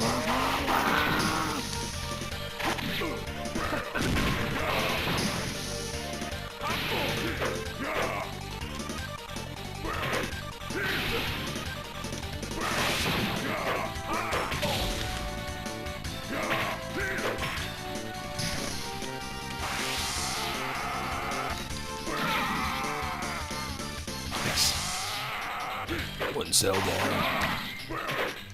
One to go.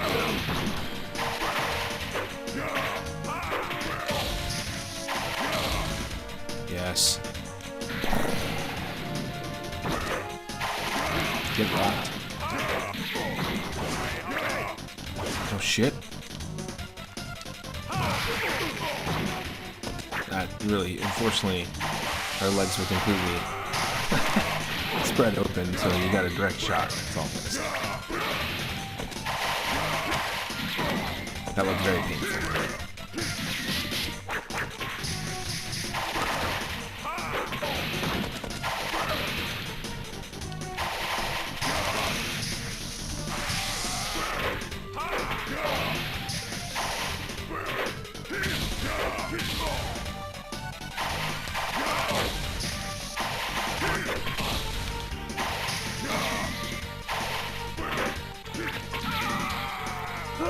My thigh!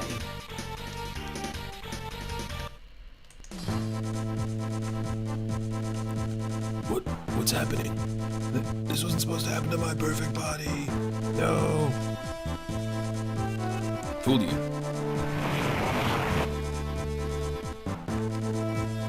Did he just regenerate? Piccolo, don't you remember that I have your blood running through me? What shall we do now? Is this the end? You. What can we do? Piccolo, take care. I gotta go. Wait, Goku. I need your help.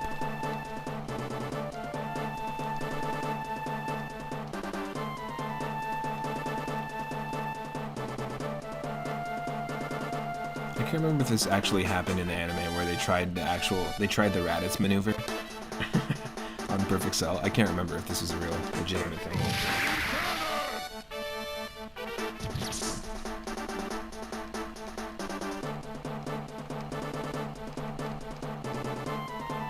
It's an Android 18. He spit out Android 18.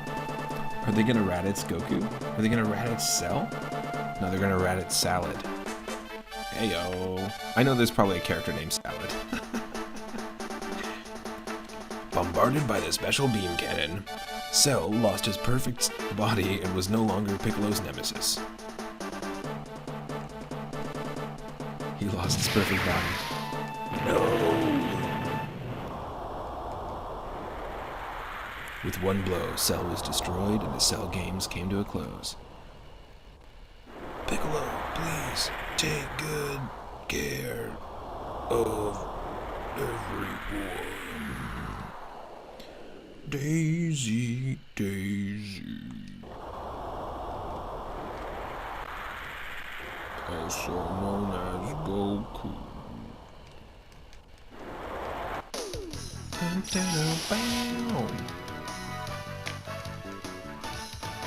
A few years after the end of the Cell games and peace was returned to the world, Majin Buu was revived according to the evil mage Babidi's plans.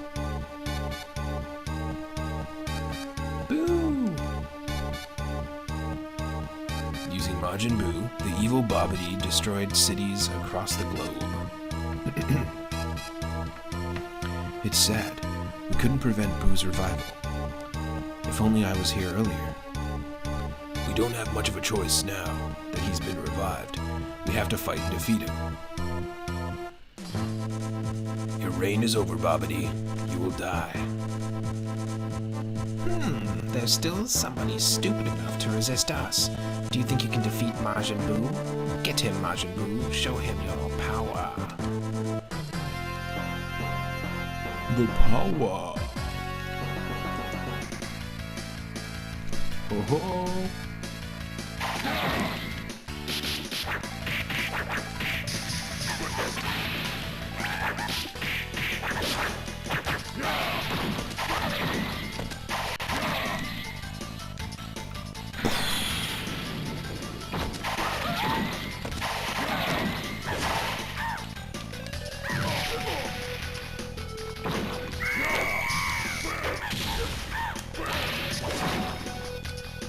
Yes. Ho, ho, ho, ho.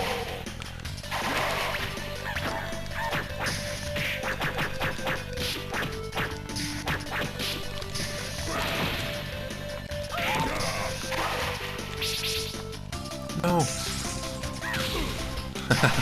We got turned to chocolate.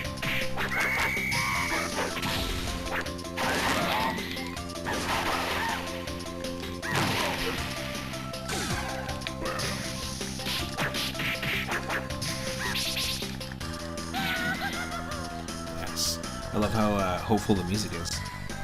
Almost cartoony. Oh, how can that be? Majin Buu, my Majin Buu is being defeated. I didn't show mercy to Majin Buu, and I'll be showing less to you, Babidi. Yeah, I have a screenshot of the chocolate Piccolo.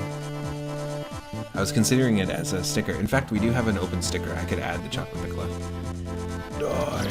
There's definitely one for every character. There's gotta be. How can it be? I was supposed to be king of the world. How was I defeated by...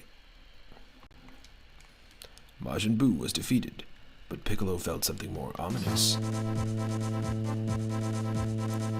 Buu and Babidi both died. There shouldn't be anyone else to threaten the peace, but what is this uneasy feeling?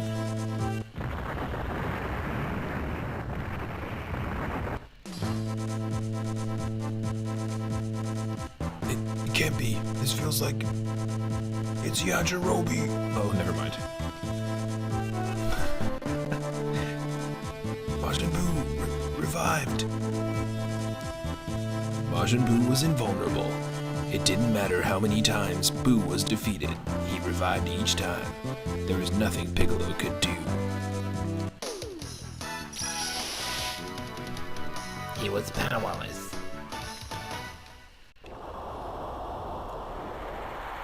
To defeat invulnerable Buu, I have to totally destroy him. But I can't do it with my strength. Only if I understood what I lacked. I should have regained my strength when I merged with Kami. Wait, that's it.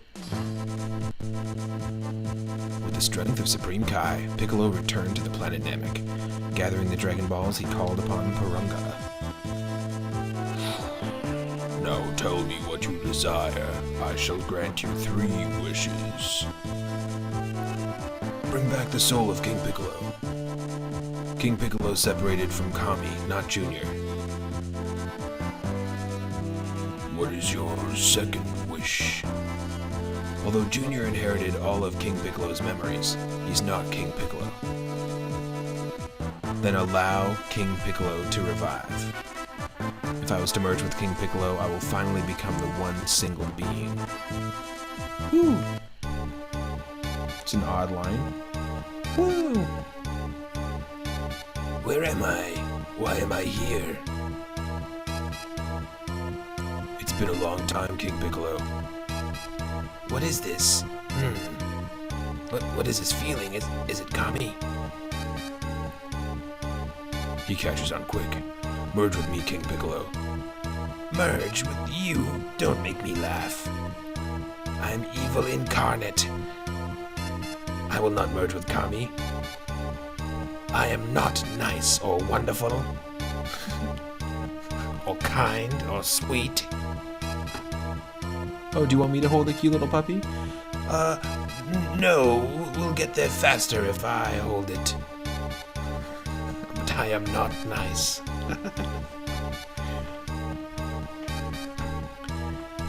If you wish to merge, you must beat me. Oh, this is even cooler. This is a cool what-if story. Because they didn't, like, Piccolo didn't really ever have an opportunity to, like, raise his power at this time after that happened. That's really cool. That's what I thought you'd say.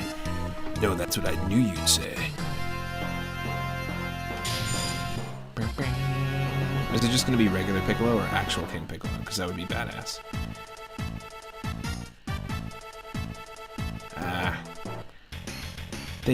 That's dumb. They went through the effort to make the sprite there, but they didn't here. I mean, we can play as King Piccolo in the Dragon Ball Advanced Adventure game, but still.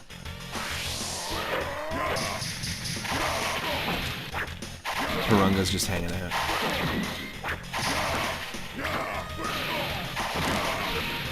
Oh shit. Mirror match excuse, yeah. You know what? They could have just replaced the sprite, even just for the fight. Even if the moves are the same, I could look past it if the sprite was there. I think King Piccolo would be really cool. Like, if I could get Legion to work, Legion is really, really neat because there's just so many custom characters. I think if I picked one character from Dragon Ball Z to include in like a Smash style game, like a Legion game, I think King Piccolo would be there. But I would also want to include Dalsim from Street Fighter. Are they similar characters? Can they be similar characters? I mean, definitely in Dragon Ball Z, Budokai, and Budokai 2 and 3, Piccolo has like stretching arm abilities and stuff, and there's very similar Dalsim-like movesets. Yeah, exactly. At least an alternate skin would have been cool.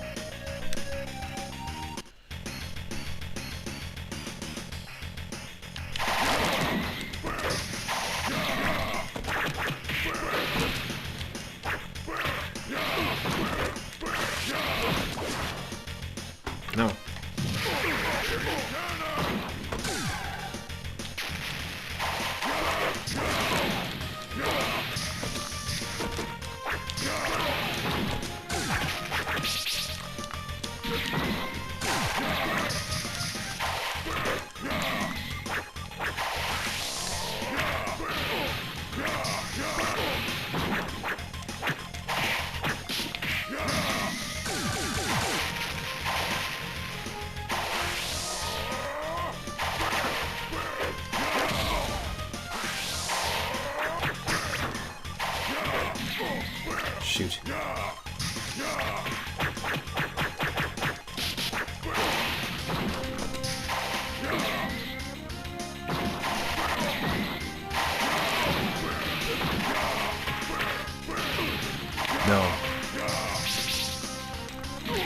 that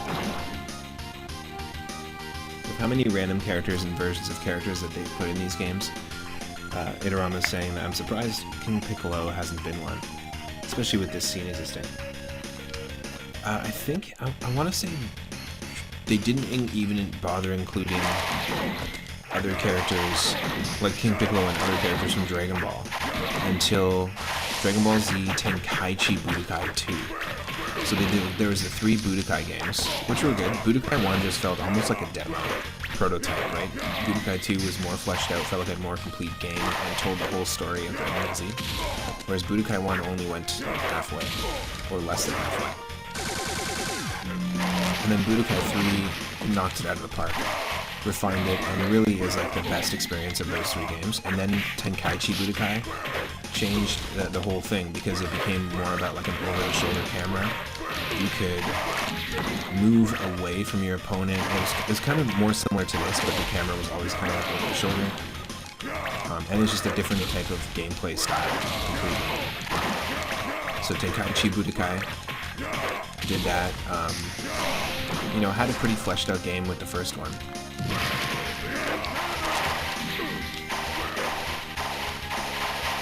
And then the second one was really, really good. I never played the third one, but the second one started introducing all sorts of cool characters, like characters from all the movies, from Dragon Ball, from Dragon Ball GT.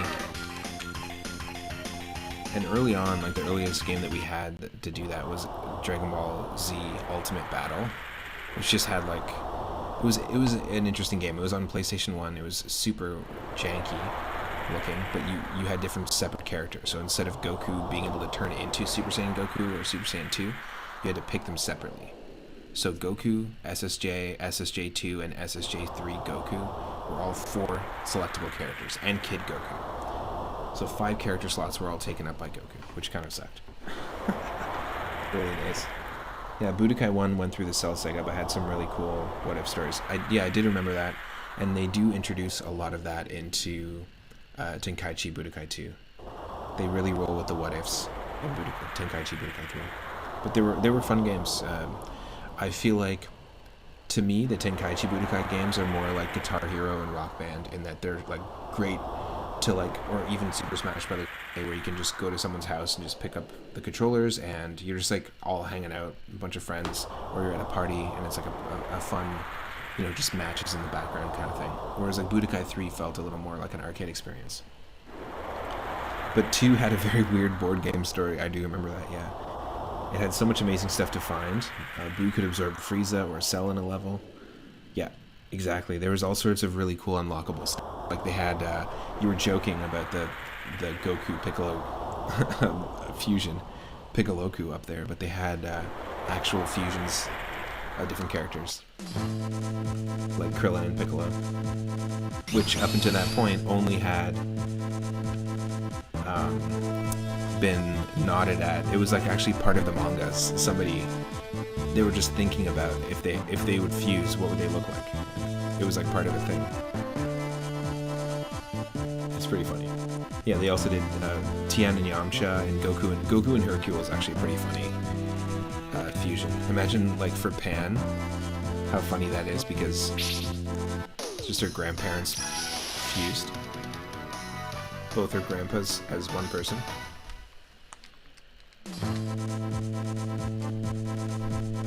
Piccolo, what power? I'm sorry it took so long. What is this feeling? I'm sure you've noticed, but Majin Buu has changed into something more ridiculous. Evil itself.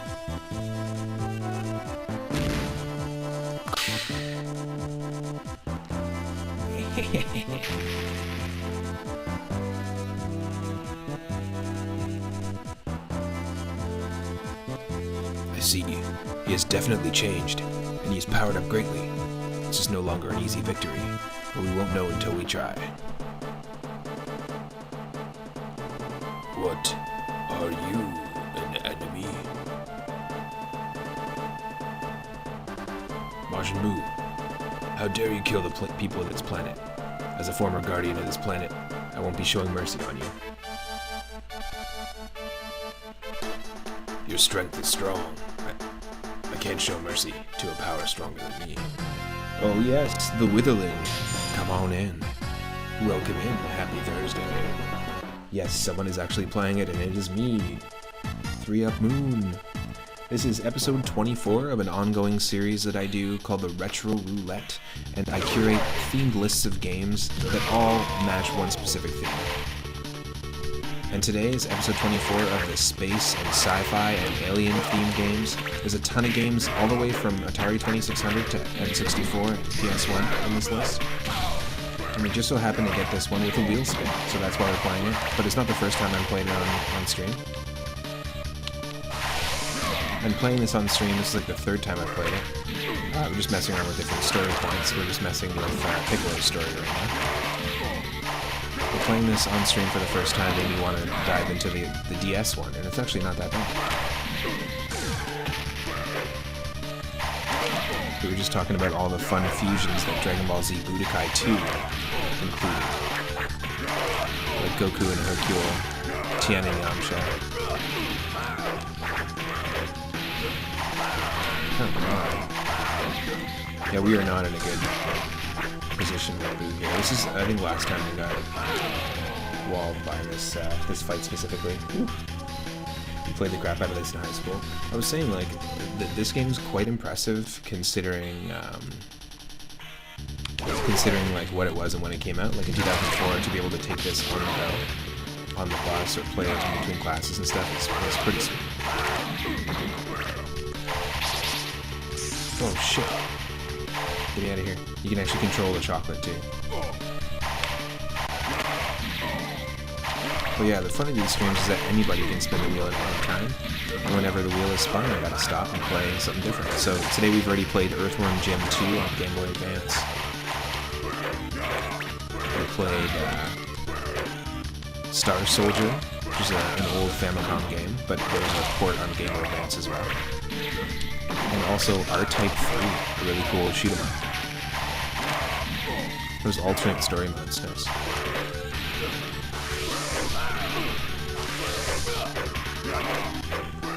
Cool, so there's more. Tons of stuff to check out here. But we completely failed.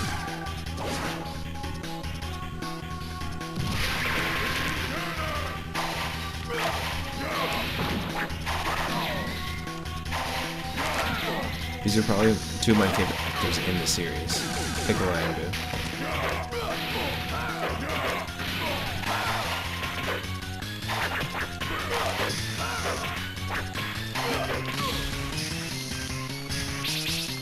No!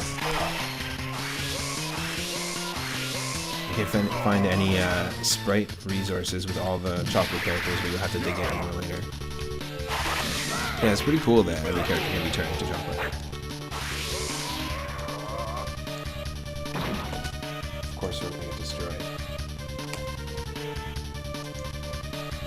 Well, thank you so much for the follow, Witherling. I really appreciate it. And I've got a Discord space as well there if you're interested in anime or classic cartoons. So I do this series with all sorts of different themes, and I stream every day on Twitch. Plus I do dungeon crawler, indie game streams, and basically like Saturday morning cartoon style streams in my Discord. So if you're into Saturday morning cartoons, classic commercials, nostalgic animation, feel free to join. Oh, he's doing his final. Oh no, that's his like kill going on Earth. From anime. It's not good. Not a good position to be in.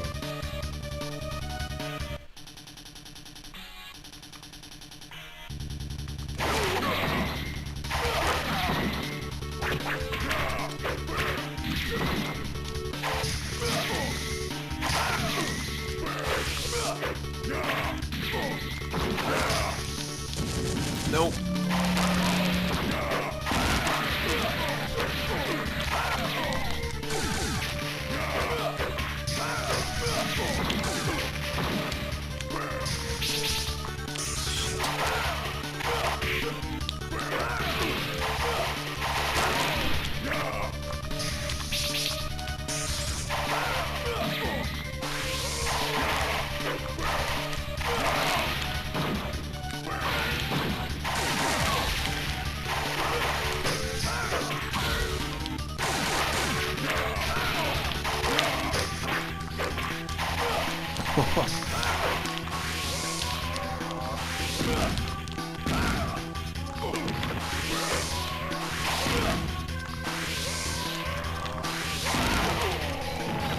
Shit. Woo.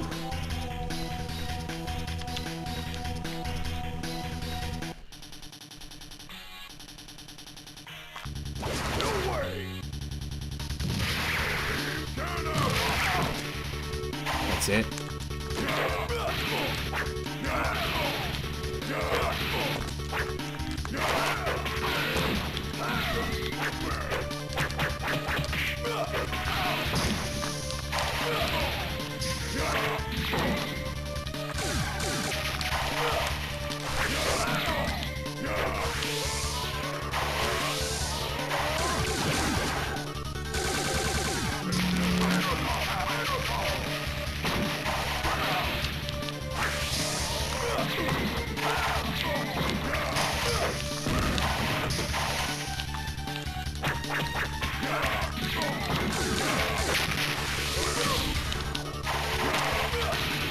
Oh, come on.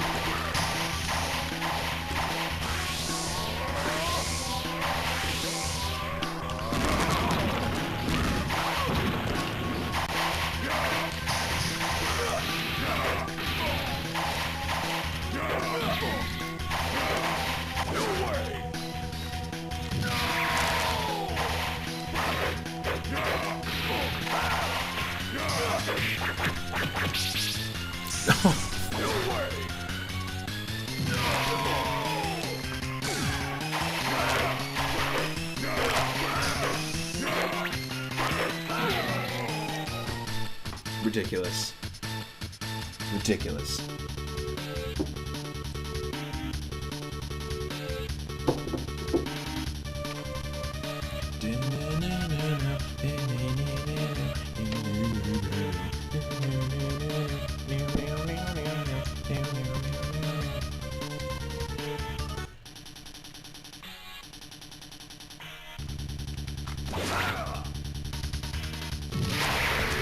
Oh, that's one way to do it.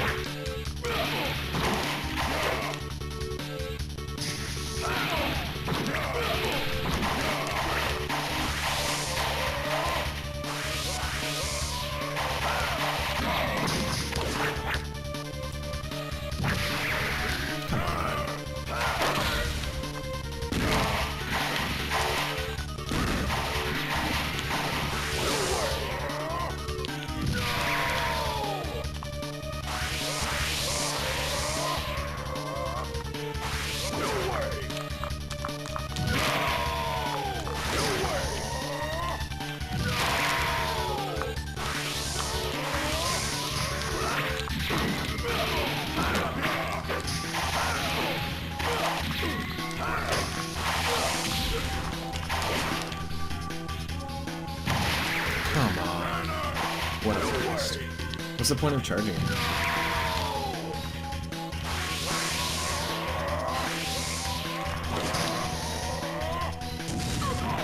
There.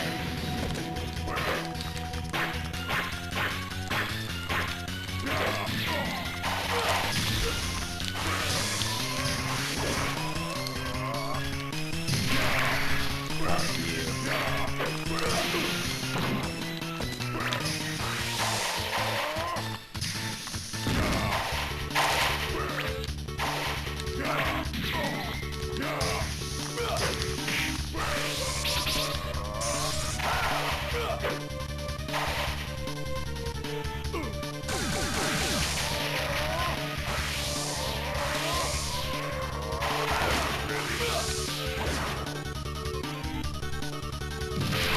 Oh, what a waste.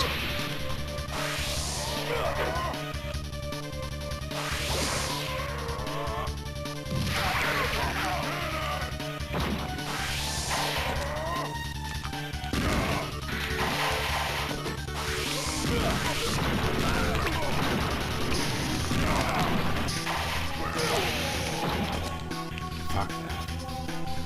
That is a challenge. That is a challenge.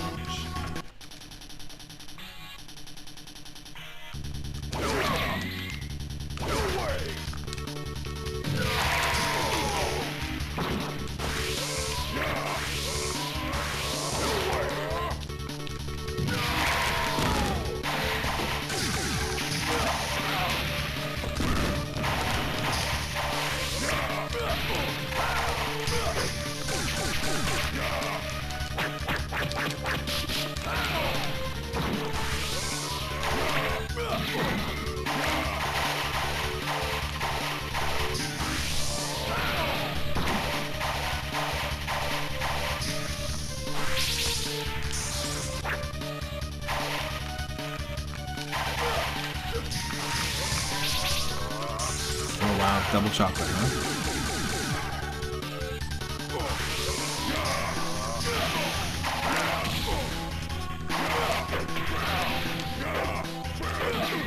This is rough. This is quite the rough fight.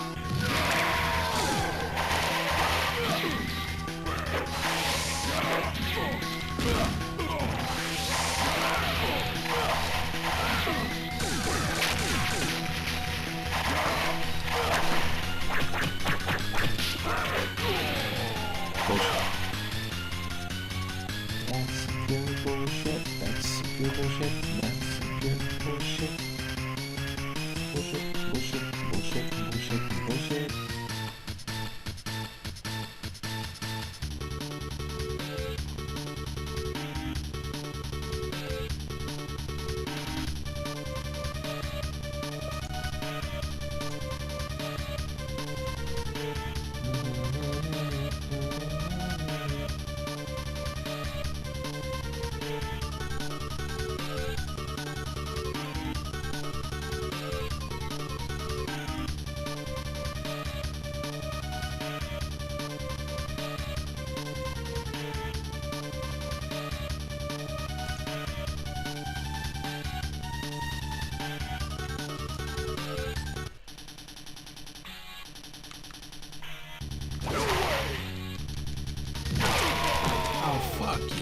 That was by a split second.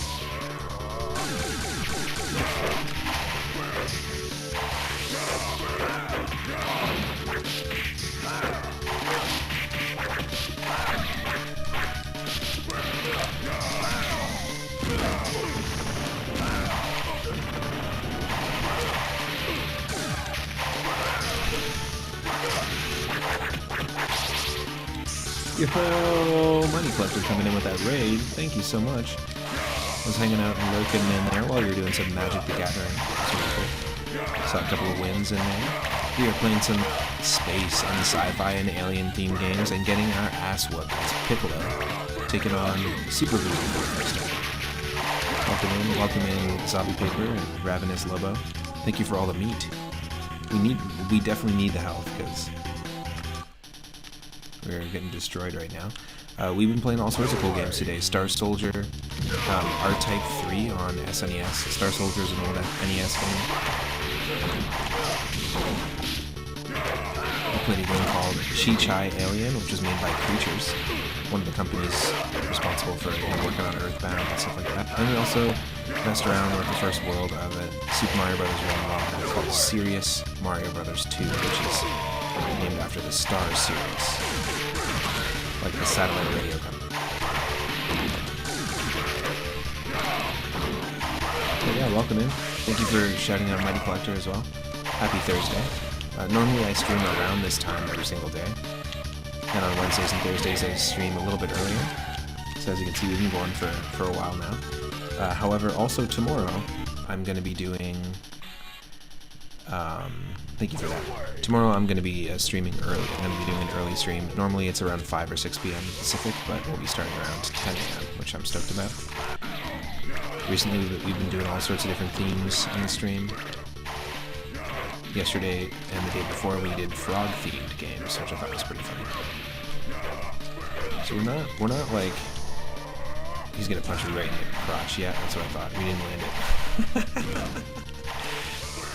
We're not in a position where we're doing a lot of damage to boot. Like, when we land hits, we're not doing any damage at all. Oh, shit. Okay, is that better in terms of volume balance, Zombie Paper? Thank you so much, by the way. And again, thank you to Mighty Collector for the raid. Fexy, welcome in. We were completely failing. Like, we were doing totally fine until we ran into this fight. And, you know, the Dragon Ball Z Budokai games have a similar problem. Budokai 1, 2, and 3. Where the difficulty just, like, it doesn't ramp up, it steps up. And sometimes it steps up, like, next level. But yeah, welcome in Ravenous and Fexy. I was just talking about how we do streams in my Discord as well of classic cartoons. Sometimes we'll have anime episodes. Sometimes we'll have classic cartoons from like the 20s, 30s, and 40s, old Looney Tunes, or even modern Cartoon Network stuff. More modern Cartoon Network stuff. I hope everyone's having a good Thursday. Always a good time over at Mighty Collector's channel, and I'm really stoked to see more Magic the Gathering stuff. I've been kind of messing around with those AI tools and making my own, just for fun, my own breakfast food themed Magic set. So using AI to generate cards. There's actually a pretty cool website that has, you can just put in like text prompts, and it gives you the ability to make your own like decks and your own cards. It's pretty cool. But I want to legitimately like save them. I've saved like 30 in high res to see if anyone wants to actually like just make their own. So that could be kind of cool. This is a lot of fun. I'm just completely failing. Like we're taking so much damage from Boo off the top. Do you see?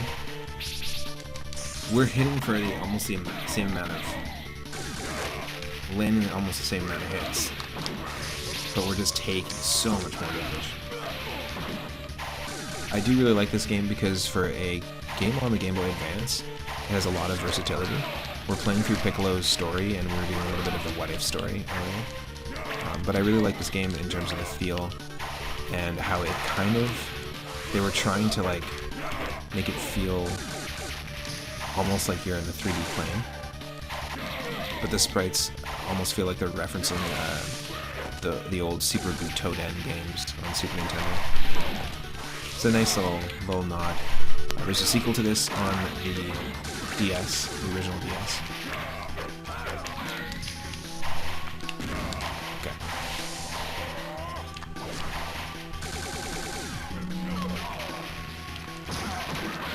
So still not doing that much. That should do way more.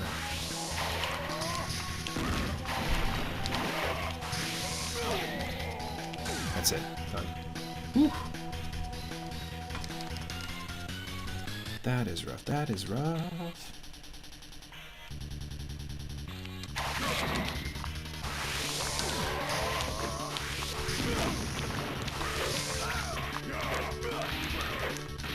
Yeah, nonsense.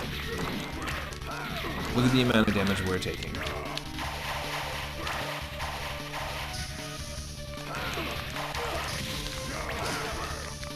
Who's not healing, is he? No. I was gonna say, if he's healing over time, we're fucking screwed. Chocolate Piccolo! No!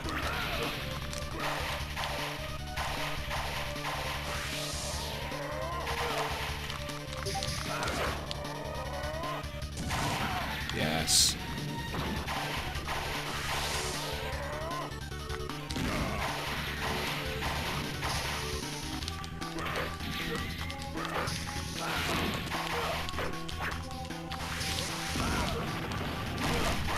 Woohoo! Chocolo!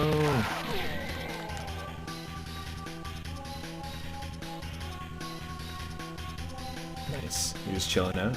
Glad to hear you're doing pretty good. Okay, we'll try one more time, then we'll mess around with another character. It's a tryout story. Okay, wow. Really?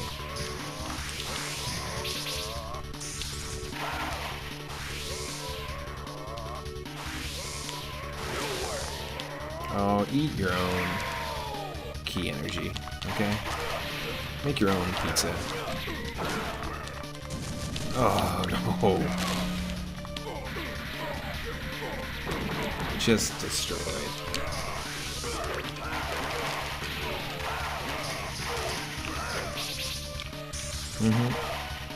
You want dessert now after the pizza?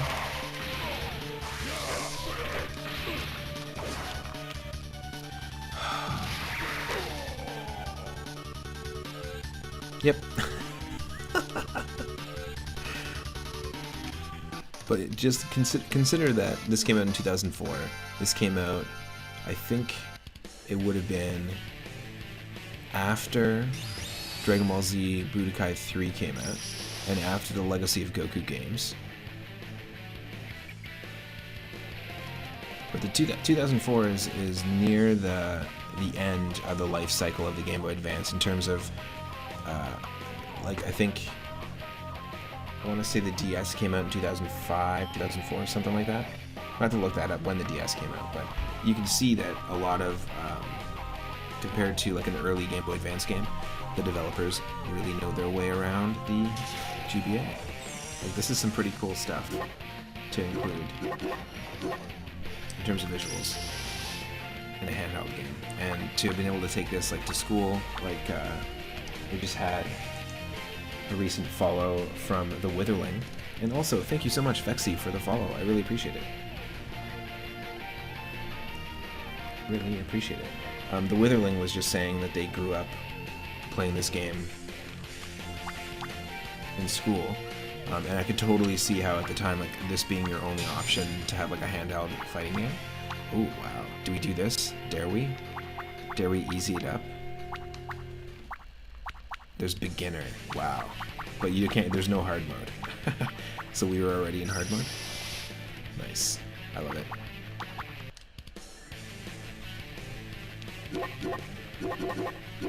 Okay, so story mode, this is where we were. Does anyone want us to try a different character? So we tried...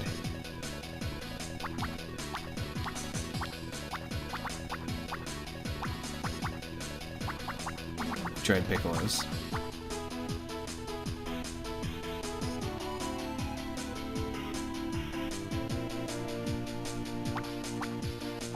We could do Gohan. Goku. This is like a funny rendition of Chala Had Chala. We got the Namek Sega. We got Frieza's story. Oh shit. Hold on. See how it says IF? We were playing the What If storyline. We were playing the alternate storyline of Piccolo this whole time. That's why it had the What If scenario Itorama earlier with King Piccolo, and Piccolo trying to fuse with King Piccolo after a fight to get stronger, and strong enough to take on Perfect Cell. So that's kind of cool, because there's an if next to everything except for here, there's the Z. So this is just our Namek Sega in the original game. Let's just try that, and then we'll try one of the what ifs again.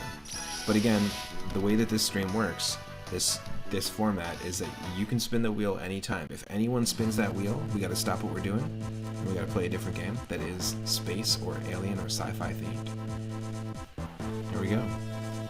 Several years after Goku won the world's martial arts tournament, the Earth was attacked by the Saiyan, a hostile race from beyond the stars. After he completed his training with King Kai, Goku took the fate of the planet in his hands and met Vegeta, a Saiyan, in battle. Then he put the fate of the planet into his pocket. Then when he needed the fate of the planet, he couldn't find it. He couldn't remember where he put it. Was it in his left pocket, or did he put the fate of the planet into his right pocket? Oh, I think it was in the back of his... You know what? He put the fate of the planet in his other genes. He's gonna have to be back. He's gonna have to head home and change. Can you give him about 45 minutes to an hour? Whoops. With a little hard work, and even a lowlife can surprise you. Wow. Don't waste your breath. You'll need it in battle.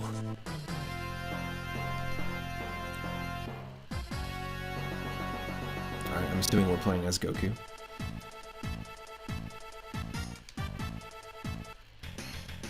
Let's go.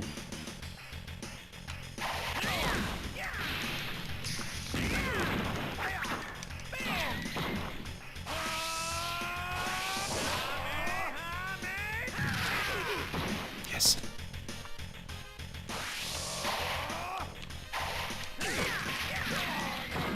Just a little kick to the chest from my old princely friend over there. After fighting off Vegeta, Goku heads for planet Namek to revive his dead friends. But on Namek, Frieza and Vegeta were engaged in a fierce battle for the Dragon Balls. When the dust settled and the Dragon Balls were collected, the battle between Goku and Ginyu began.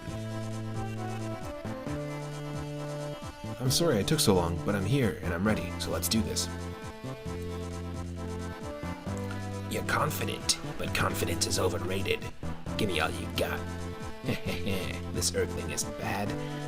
This could be interesting. I never thought the day would come when I would be pushed to full power. This isn't a what-if story. Okay. 100% Ultra Orange Beast Full Potential Captain Ginyu.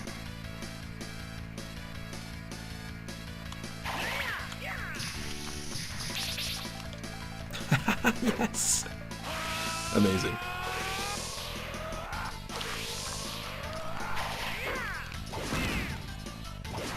Oh shit. He's trying to body swap. No thanks. Good thing I sent the key before he used his attack.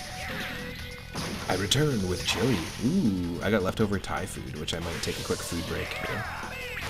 Chili is always great. We haven't made a good chili in a while, and actually, my partner and I, before we lived in this place, we should take advantage of the fact that we live here now and can cook with tomatoes, because before we lived in this place, we had lived with roommates that were a married couple, and our one roommate, whose birthday it is today, by the way. Happy birthday, Kara. I know you pop in every once in a while.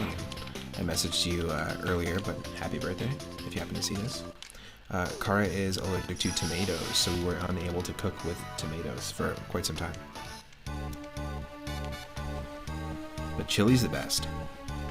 Such a good, like, staple meal. Zombie paper returns with fish sticks.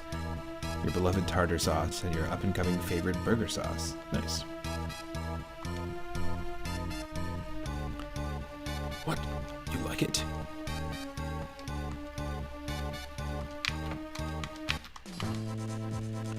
Please explain burger sauce. I need to know what burger sauce is. Is this just when you put a bunch of burgers in a blender and saucify it? Well, good thing I have this napkin in my pocket here. For those of you that were watching earlier in the stream, let me just wipe my face really quick, and then my hands. And oh, I have to show you this incredible, groundbreaking idea that I'm going to bring to the table to make the channel go from this many followers to this many followers. I wrote it down on this napkin. Oh, whoops. I guess I'm going to have to start writing my incredible ideas on not napkins.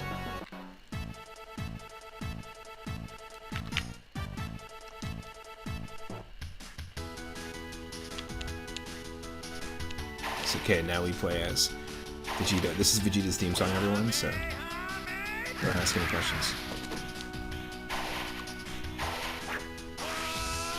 He's the prince of the Saiyans. He's the prince of all Saiyans. Where he used to be, but now the planet is gone. So he's got nothing to do.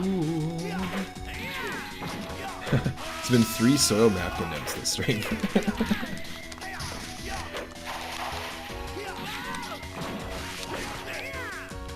Yes, point blank. Eat that shit, dude.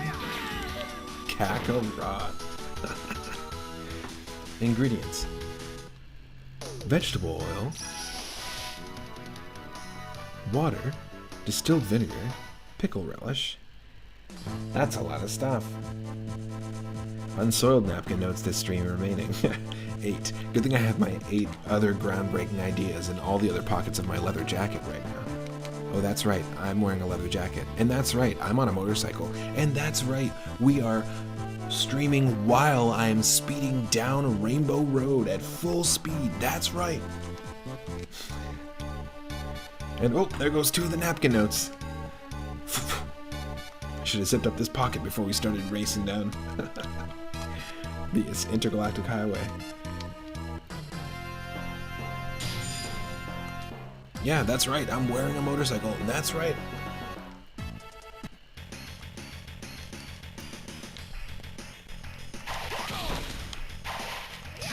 Okay, this is cool. Frieza feels totally different to use than Piccolo. This is cool.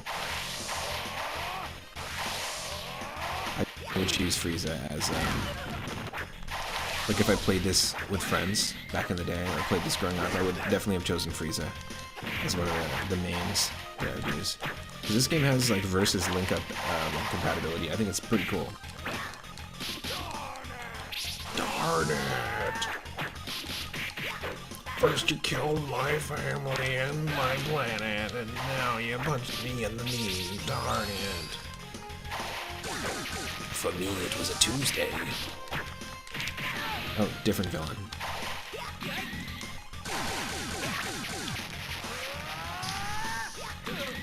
I mean, I'm pretty sure I remember how this goes in the anime. Krillin. Yeah, call for your friend. Make sure not to sweat through your pockets. Yes, I was riding the leather jacket. Well, before it became a leather jacket. I call her Bessie.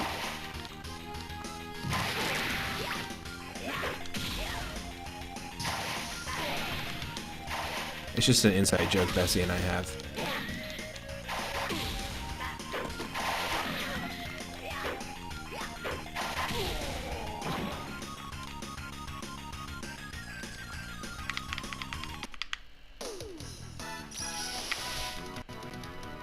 That was pretty cool. Really good moveset on Frieza there. And totally different combos.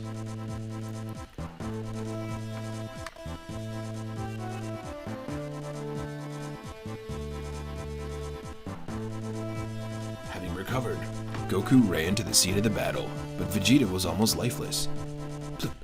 Please, defeat Frieza. I want Frieza to be defeated by a Saiyan.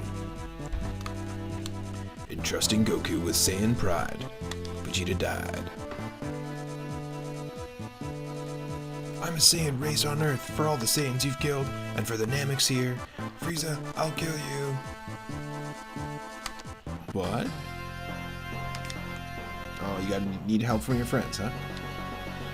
What would you do if you didn't have friends that you could swap into in the battle? You're always getting by with the help from your friends.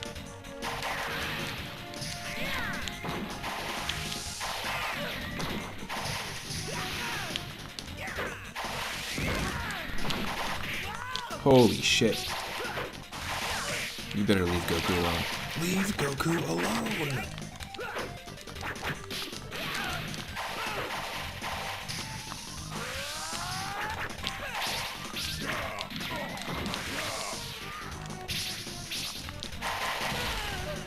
Bye-bye.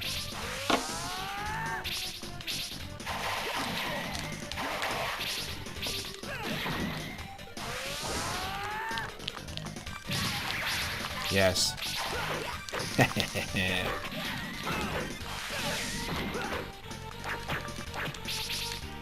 Oh.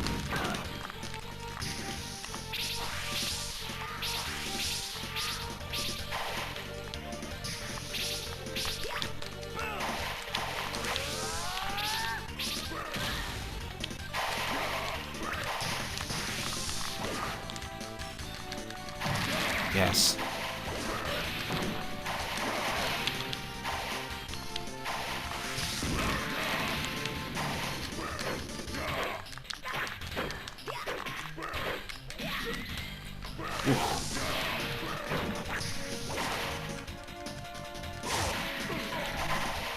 Damn it. Nothing about that rocked.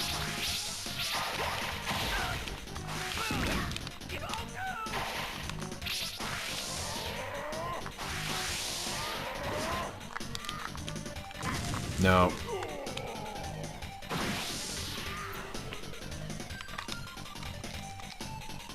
Wow. Not easy.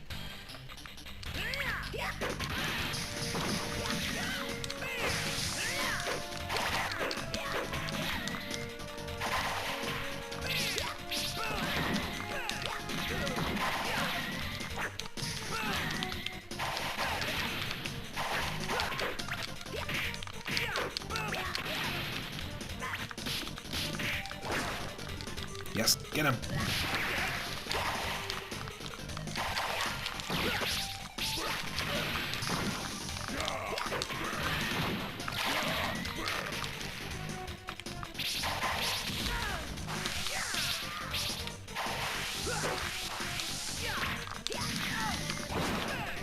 Fuck that. You know what else does rock?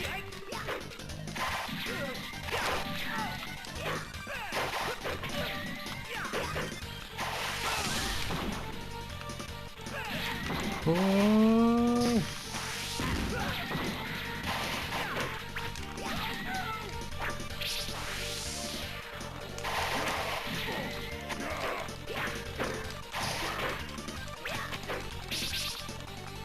Fuck that.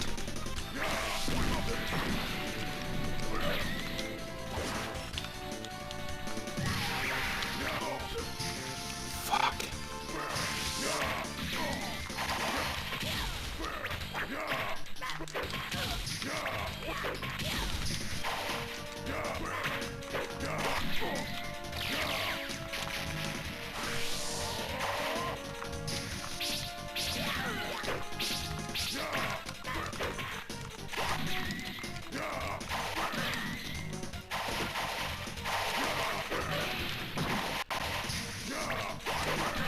Yes.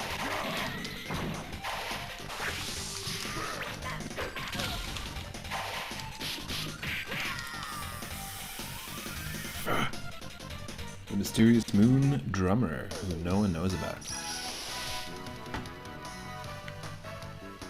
No one. No one knows about the fridge or the goblin or the moon drummer. And there's no way they'd be able to type in real time the exact words. I can speak to you now. You know what I mean? But he was still alive.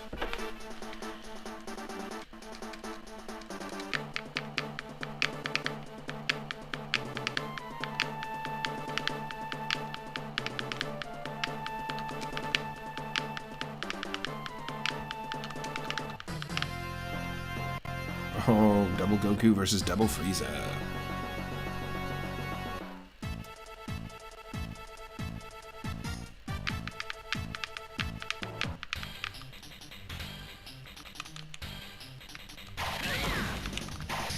First time using Super Saiyan Goku. Whee! Get a little inspiration from Super Mario. Mario 64. So long, gay Frieza. So long, gay Frieza.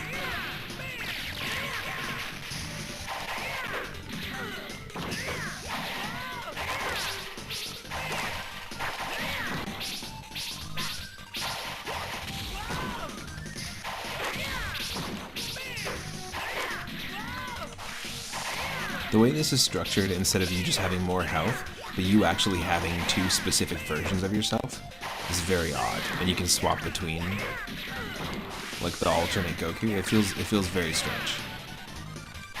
It feels like if you're gonna make a game like this, why wouldn't you just make it so that you could just increase their health? If you want the fight to go on, like there should be progression in your battles, you know? Or with your characters. But no, they're like, nah, let's just make it so you can swap between Goku A and Goku B. It's very strange. But I bet you the story was not the main focus of this. I bet you they really pushed this as a multiplayer game with link cable capabilities. And that's one of the things I was going to mention earlier. We got off on a tangent, but there's probably a ton of people who maybe did have link cables at this point, so it made sense to put a game like this out near the end of the life cycle of the system. I mean, I didn't use too much of the multiplayer capabilities growing up on the Game Boy Advance, but I did a ton on Game Boy Color and Game Boy.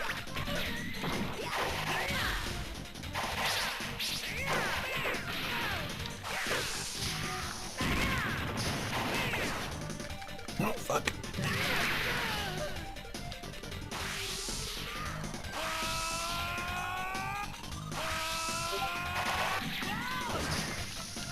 No. Oh, this is so close. This is so close. Oh, through the heart. Oh, shot through the heart. and you're too late. Frieza. What the fuck?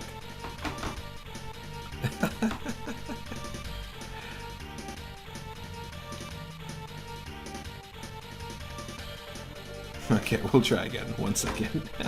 I'll be right back. Just gonna get some water.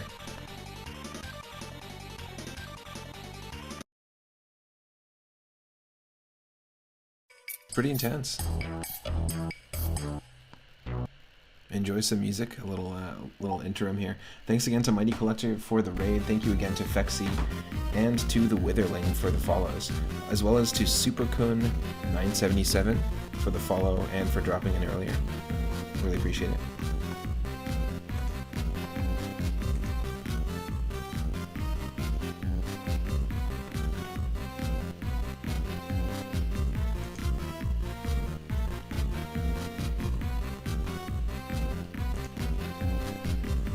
I will not be long.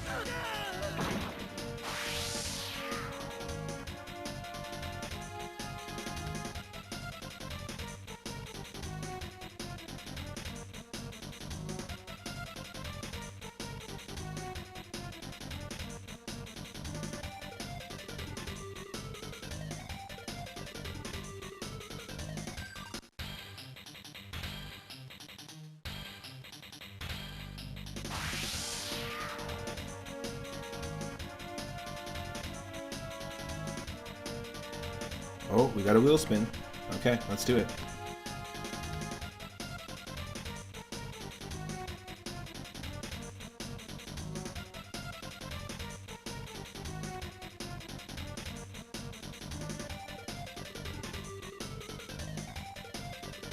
Alright, it's landing on game number 482. Let's see what it is.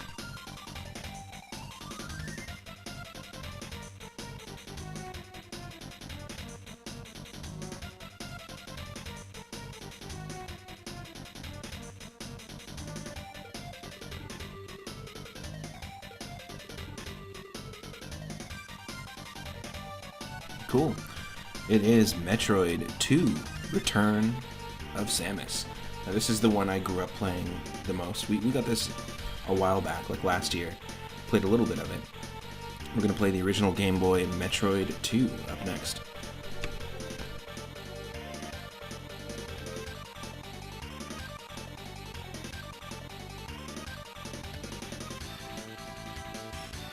Oh, nice. Almost 300,000 channel points. If anyone has any ideas for cool channel point rewards, feel free to suggest them. I'm always open.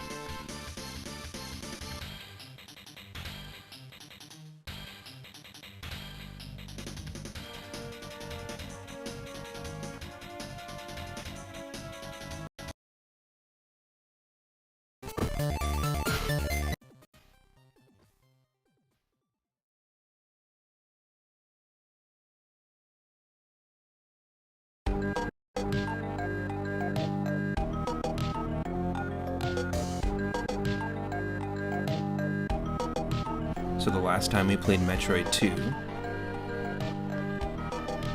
we played the original Game Boy version, but somebody has made a Game Boy Color ROM hack of it, or at least like a patch, kind of like with Super Mario Land 2 and Link's Awakening, sort of like the DX patch. So we're going to play with the Metroid 2 DX patch and play in color, just to get a slightly different experience. But this game, I thought, did it really, really well. I thought that it was much better than my experience with NES Metroid. It was the first game I played, and then I rented a ton of Super Metroid growing up. But still, one of my favorite games in the Metroid series is Metroid Prime, so I'm really hyped about the remaster. Probably not going to stream it or anything. I'm not doing anything special about that specific game, but can you pick the colors? No, unfortunately.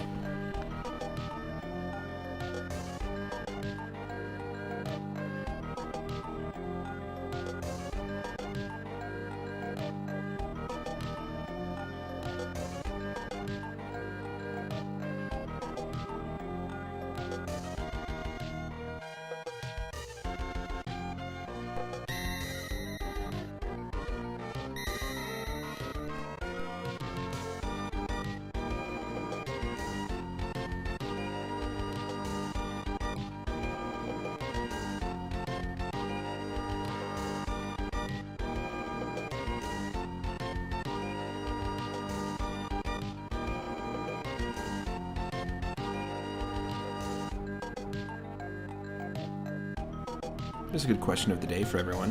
What's your favorite Metroid game if you had to pick one? And what was the first one you ever played? So Metroid 2 for me is the first one I ever played. It's pretty up there for top favorite, but I really, really enjoyed Metroid Zero Mission. It's a better way of playing the first mission. And we actually played the entire thing on stream. You can go find that playlist on my YouTube channel. But I can't wait to play Metroid Fusion on stream. I really enjoyed it. I enjoyed it many times before in the past. Like when it first came out, it was a real game changer for me. I felt like they had so much attention to detail in that game. But 2 is definitely, it's my first, and if I had to pick a favorite, it would be Metroid Prime, but if we're talking just Metroid 2D games, it might be Zero Mission over Super Metroid.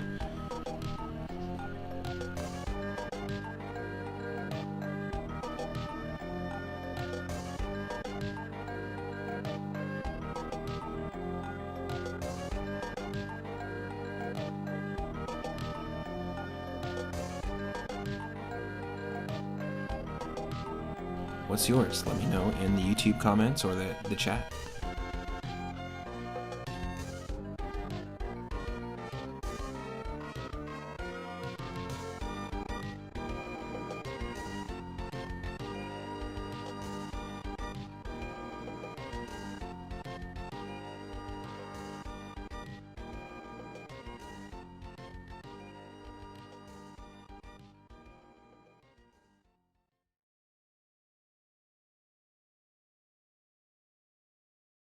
Cool.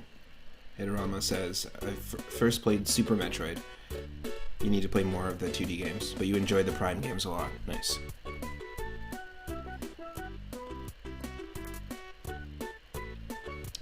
Money Collector says, the first Metroid was my first game. I either liked Super Metroid or Metroid Fusion best, but you haven't played Metroid 2, the Primes, or Dread. Wow, nice. I haven't played Dread either, and I've only played Metroid Prime 1 and 2.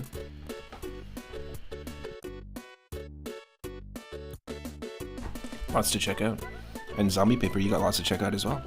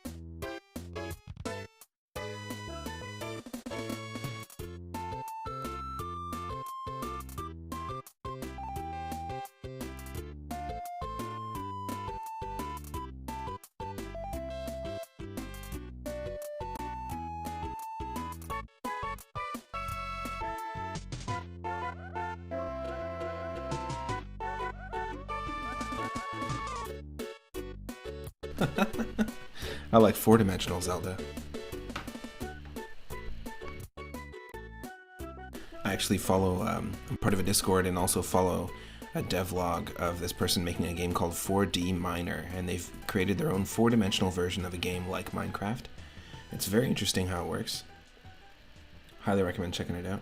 I posted a few of their devlog videos in Game Dev Lab in our Discord.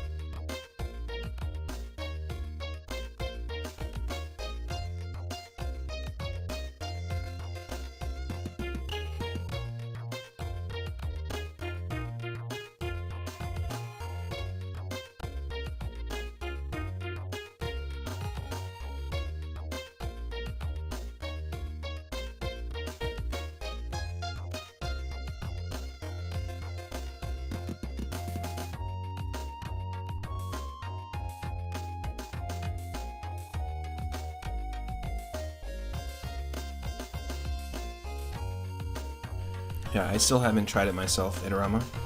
The Zelda 1, or sorry, the Zelda 3 and Super Metroid randomizer. I'd like to, though.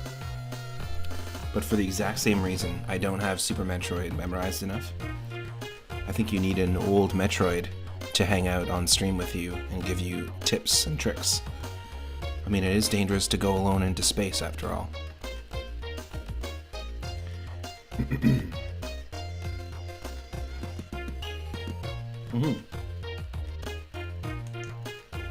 You've only played Super Metroid once, so you'd be lost. Nice.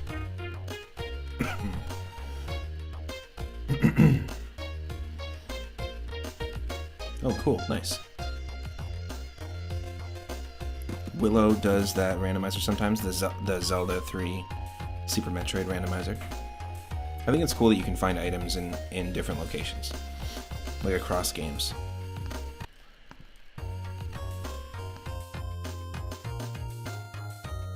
But yes, this game was like a road trip game. I played this and Super Mario Land 2 and Kirby's Dream Land a ton on the original Game Boy. They got a lot of use. And Tetris DX on the Game Boy Color, one of my favorite ones. So we're going to dive into this. It's a total nostalgia trip. And people have asked before, have you played Samus Returns on the 3DS? I have, I own it. I'm not a fan of it. I much prefer this one.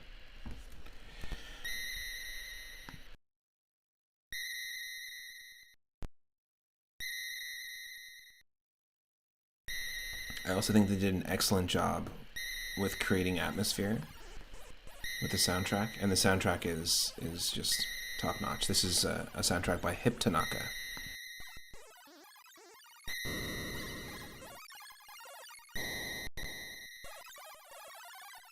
Who of course worked on the Earthbound soundtrack, Tetris, Dr. Mario, and many more.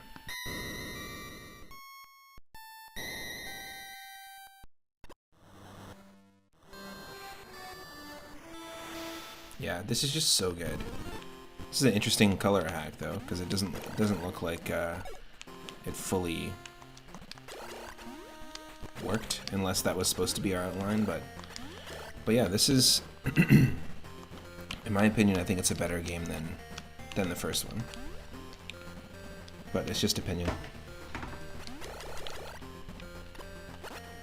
So you start off with missiles. I always love that. This is odd. The glitchiness in the colors. It definitely feels like something. Exactly.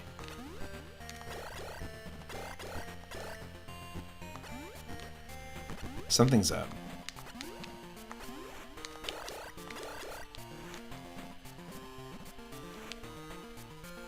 Oh! That's glitchy. That was not intentional.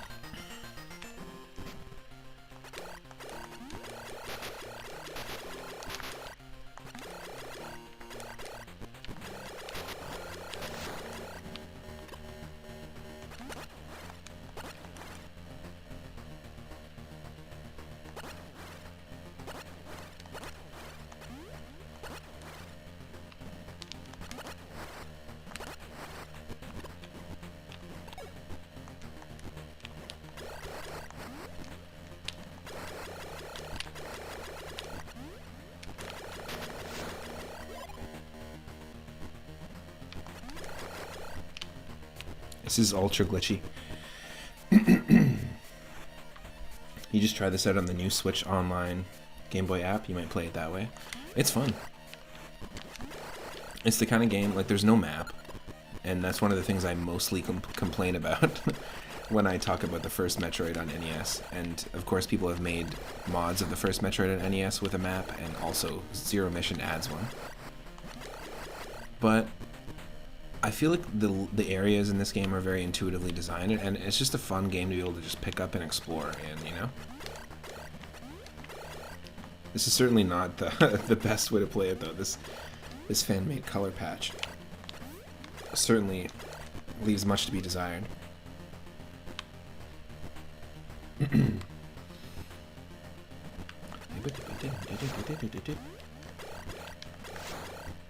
Well, we also have the beep of death. Beep of shame, rather, going on. It's contributing to some of this nonsense.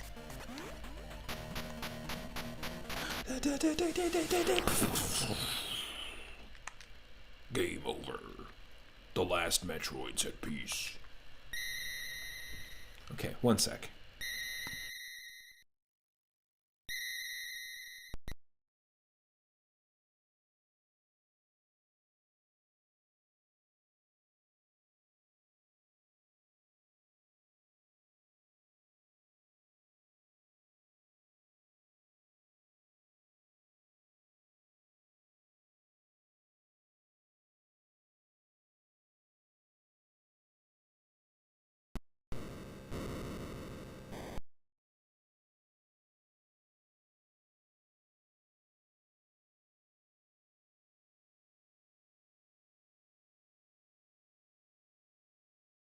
Now this is not a color hack, because you don't need a color hack, because the original Game Boy gives you the ability to use different palettes, and this is what we're friggin' doing right here. Forget the color patch. Although I don't want to continue from where I left off. I definitely don't want to continue from where I left off, because I don't have to clear it. Ooh. No, I don't. I didn't even have to clear that. Okay, hold on a second. Hold on. There we go. That was our third save slot. See, that's another thing that's awesome about this game, is that it 100% gives you different options for saving. And look at this. This is so much better. Simple, but we can also rock with that. Get rid of the red so it's not so in your face. Keep it subtle. But I like this though. There's something about it that works.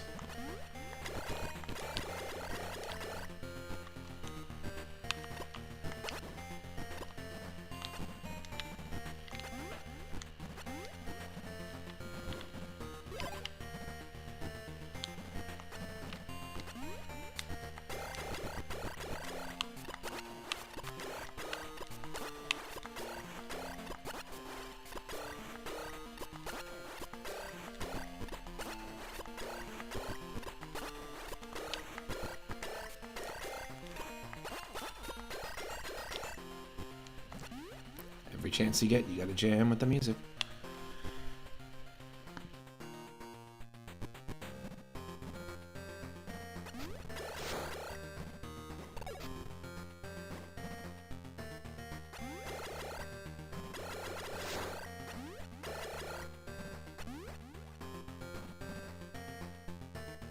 I feel like there's a lot of things from this game that they expand upon and that we wouldn't have had in Super Metroid if it wasn't for it happening in this game first. And the feeling of doing this sort of forward spin jump like that is really fun. Like the screw attack jump. It's kind of like, it definitely feels like a refined version of how Metroid NES controls. And, you know, another thing I want to commend it for is that look how small the screen real estate is here. And the sprite's fairly big, but they did a great job with creating these like big sprawling environments that don't feel completely thrown off. Like I don't feel like I can't see in front of me. Like some of the stuff we were experiencing even in Earthworm Jim 2 earlier on the Game Boy Advance. They did a good job with that. Can you wall jump in this one? I don't think so, but I could be wrong.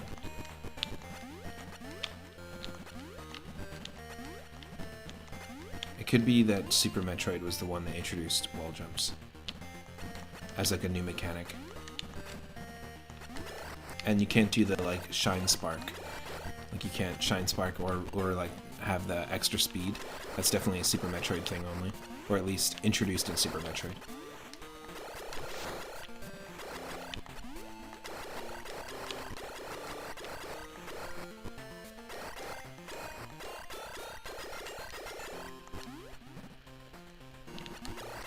There's a wall crawling ability. Nice. How Spider-Man of them. Spider-Man!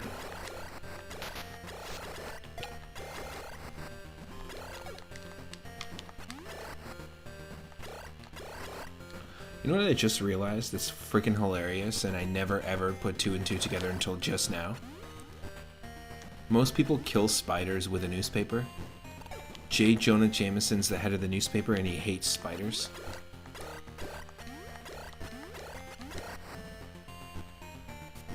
It's a direct reference to the fact that people whack spiders with newspapers. I never once considered that in my life, and I've been rereading the comics for the last like 6-7 months. And grew up watching every show. I never put 2 and 2 together.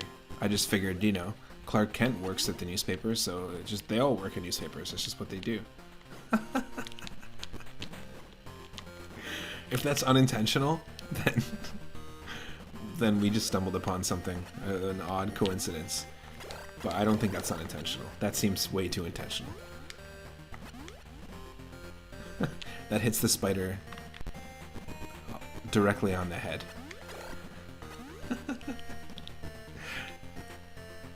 Did he ever hit Peter with a rolled up paper? Oh, probably. I feel like I can picture the 90s TV show right now. The 90s radioactive Spider-Man. Just a scene where he's like, get out of here, Peter.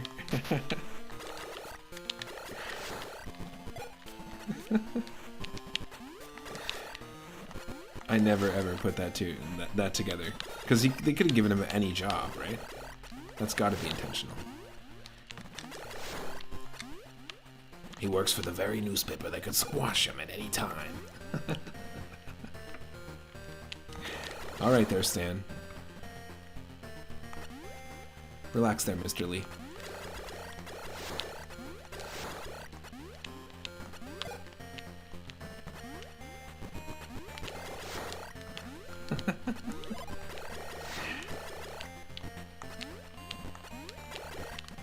Yeah, this is a fun game.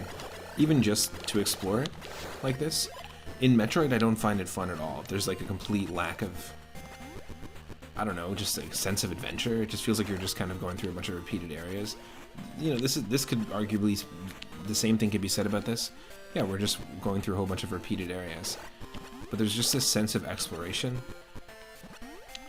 that maybe it's the combination of like the music creating the atmosphere, but it makes things like this awesome. Oh my god! So the story of Metroid 2 has all these like little mini, sort of like Cronenberg Metroid abominations everywhere. And you end up fighting the Alpha Metroid, the Beta Metroid. That's a pretty messed up fight too. When you don't expect it and you run into that for the first time. I remember the first time I ran into that as a kid. I was like, holy crap, this is wild. Okay, full heal. And what's that? Full missiles. Interesting.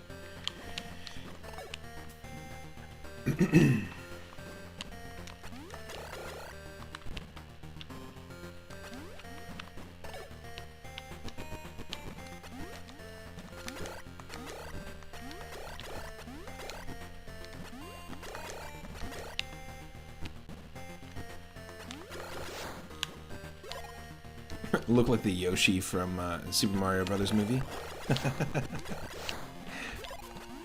The Yoshi animatronic from the old school one. The fact that we have to say that now.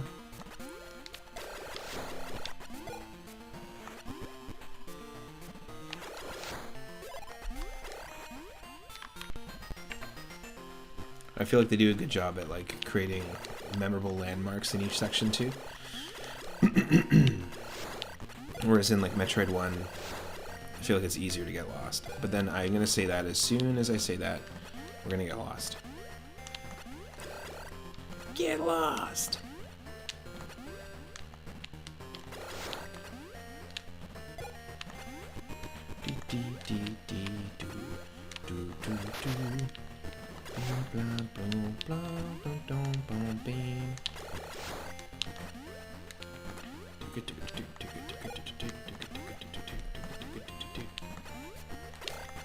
If Smooth McGroove hasn't done a video on this song,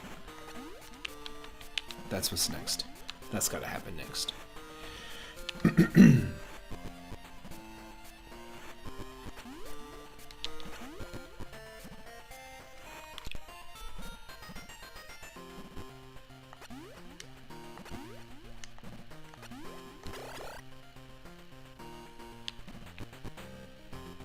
Is going back up the right way? Who knows? Let's see.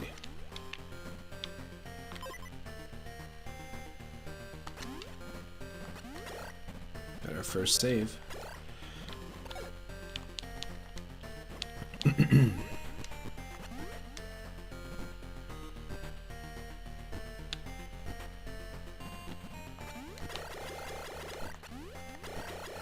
Metroid bats.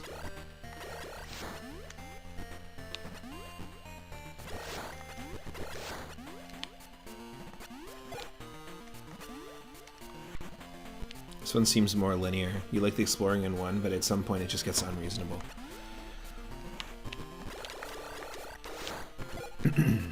Yeah, I guess it is a little more linear if you think about it. Even though it feels like you're exploring more, it kind of guides you along the way. Just with the way that the levels are flowing, right? With the caverns. Oh! Is that a fish? Is that a wall-crawling fish? Oh!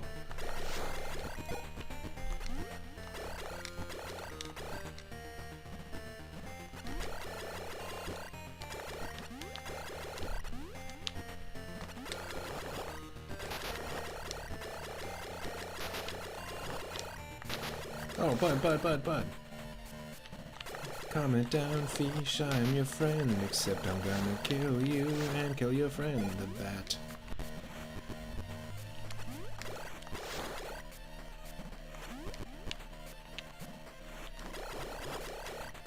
Huh? No.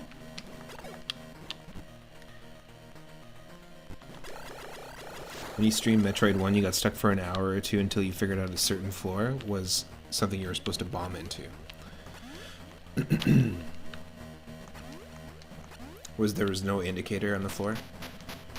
Oh. There wasn't an indicator like that you can't stand in it like the lava?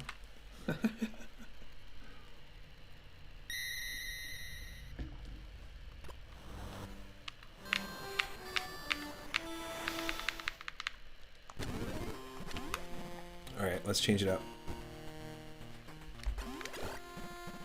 Change up the palette. Much better color hack.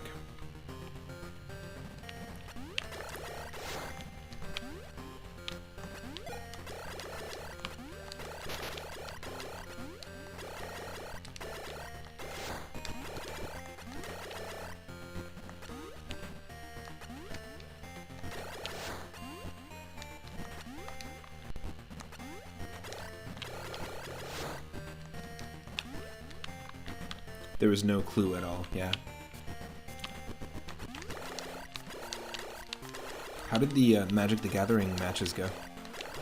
Were you just doing casual matches? Were you like trying out a new deck or anything like that?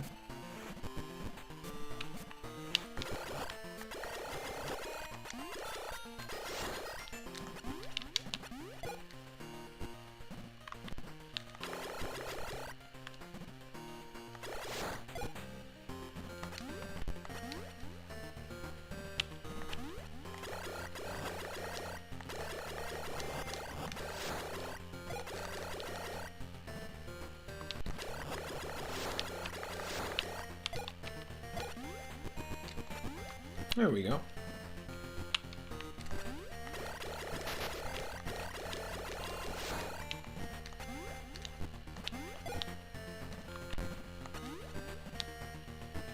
Oh look, it just looks like water. It's fine. We can go in there. Ah. Don't go in the water.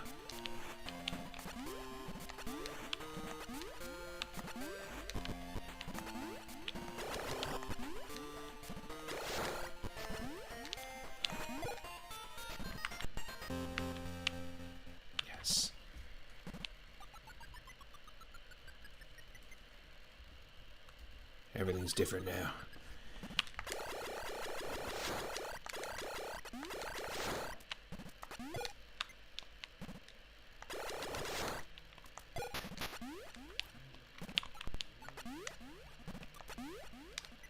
Can you tell that Hip Tanaka worked on this?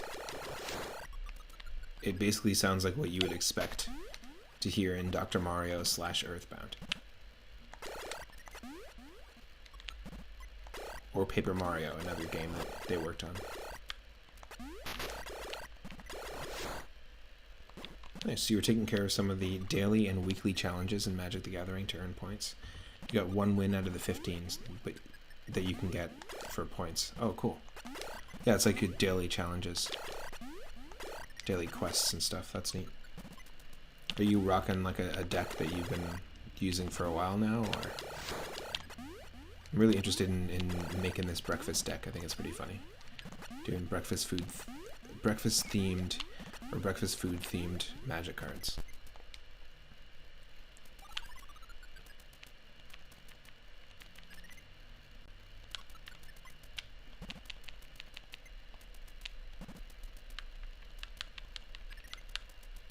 So I told my stepdad that I was going to get into deck building, and he got proud of me for like 10 seconds. And then I showed him my magic deck.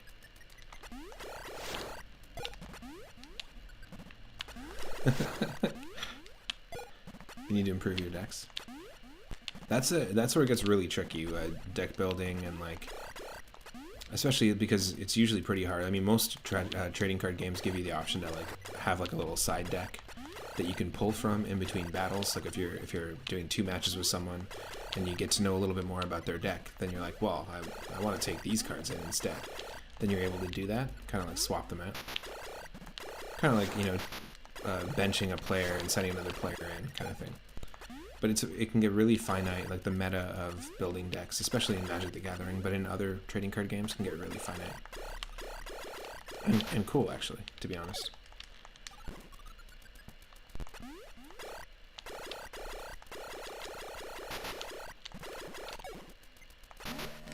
Holy shit.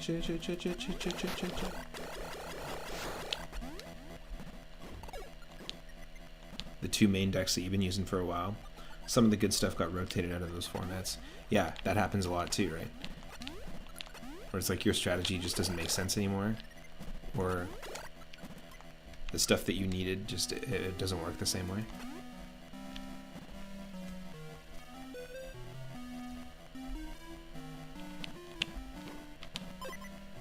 Whew.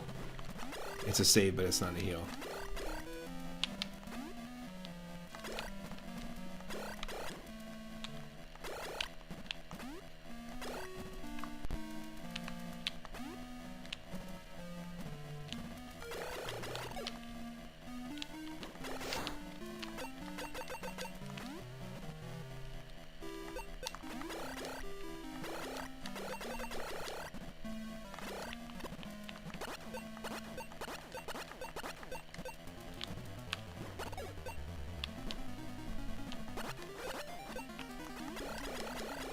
Am I missing something here?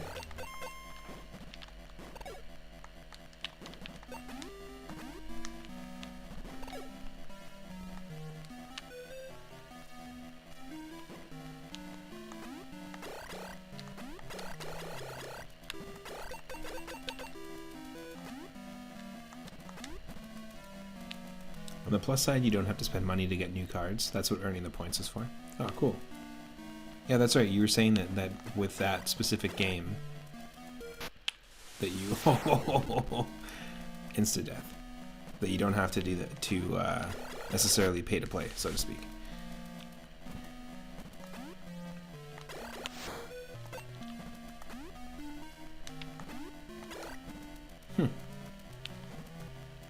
What if we...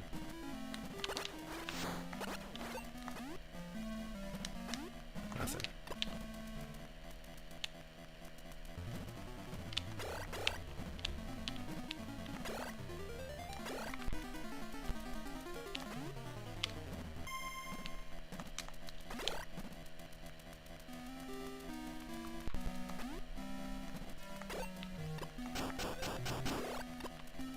Hey. What do you have it? Well, what do you know?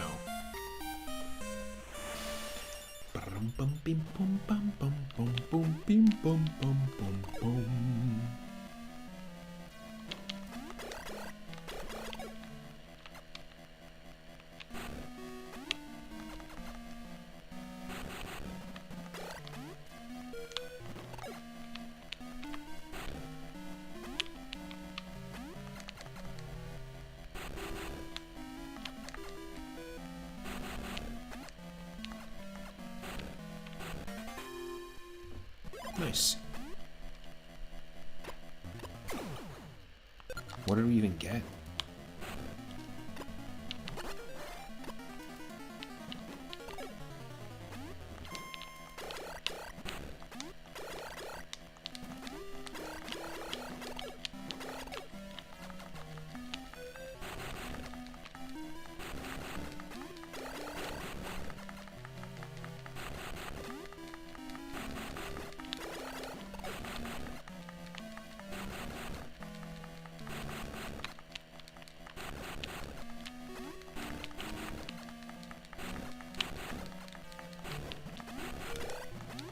Interesting.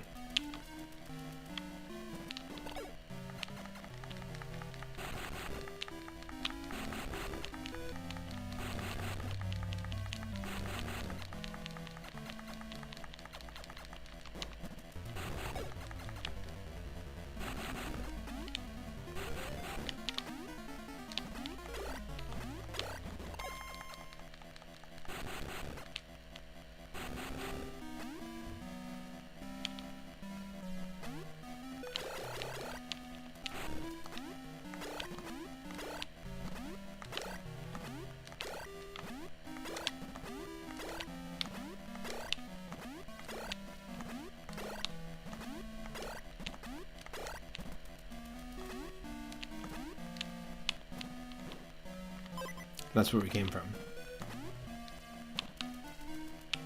Right?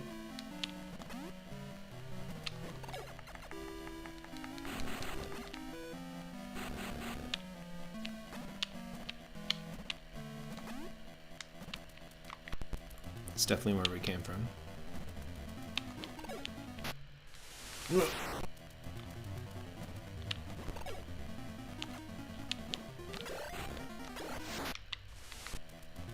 What?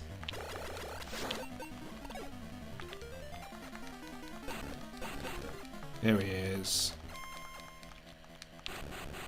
We actually didn't even need the bomb. Well, we did to break through that, but we didn't need the bomb to get into that little pathway. I just never attempted to roll forward. That's funny. Especially because we were in morph ball form, like standing on top of that thing after we shot it earlier, and I still just decided not to press right until just then. Ridiculous.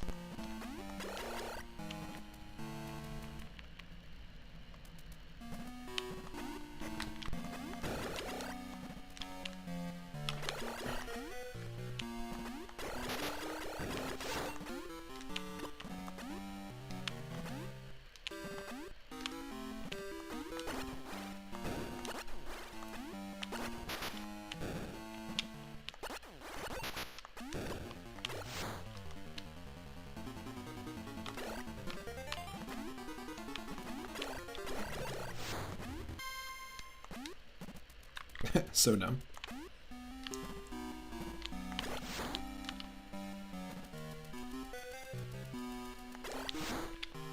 I see you. Shut up.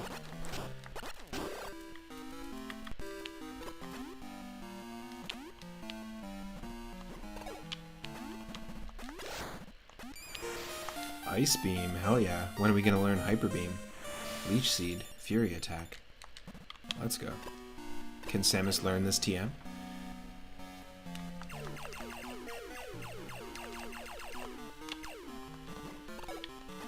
Nice, we got it ready.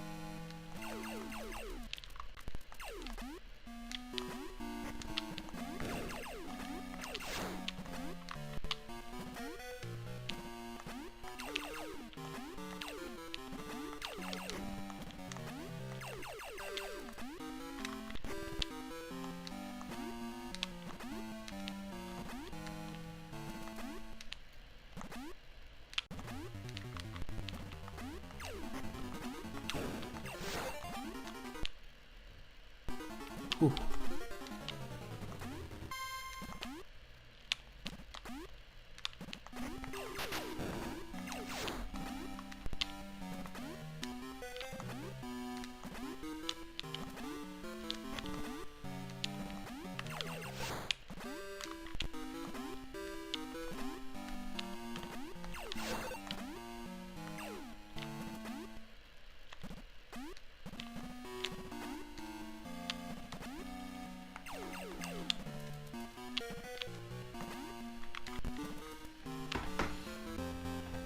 Oh, environment change.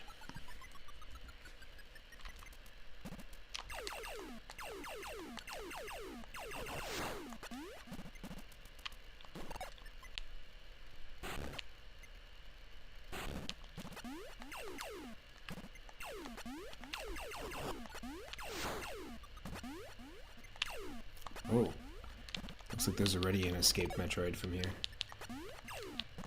We should probably expect the boss anytime soon.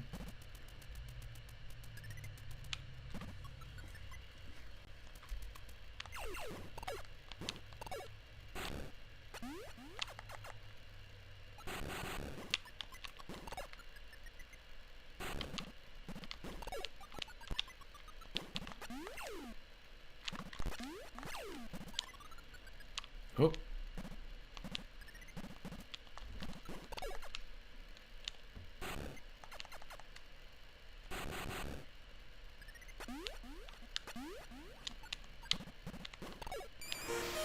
Spider ball. Is that it? Is this the wall crawl?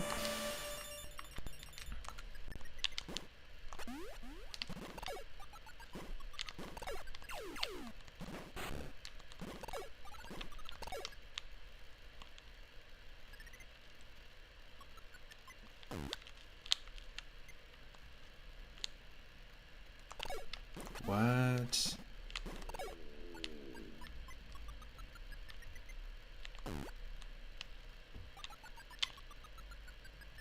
Interesting. There we go. We got it.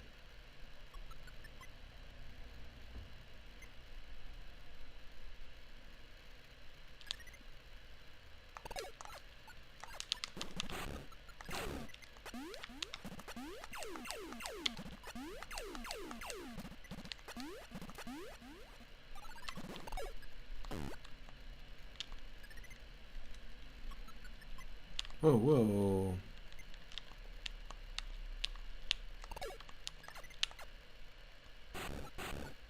That's not a secret? That's interesting. I need pictures of Spider Samus, yes. Spider Samus. Come on.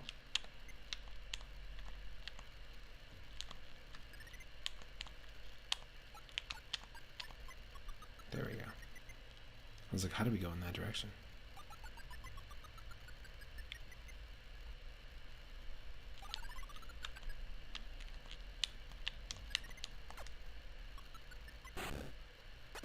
Oh.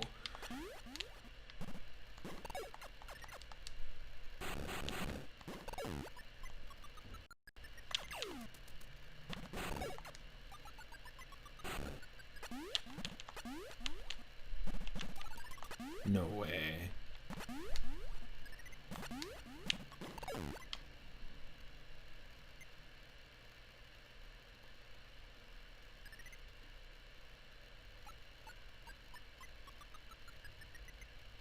No, it regenerated. Yeah, it did. Okay.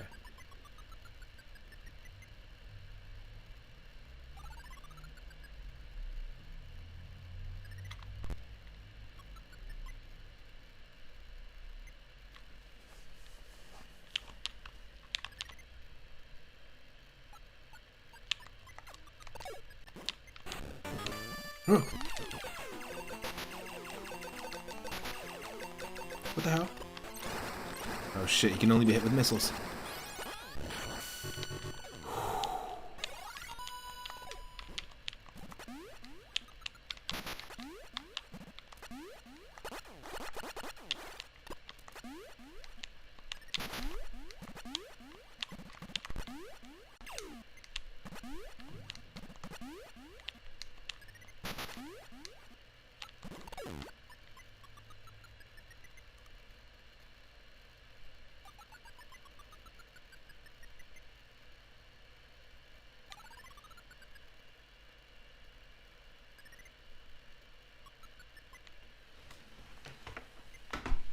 No.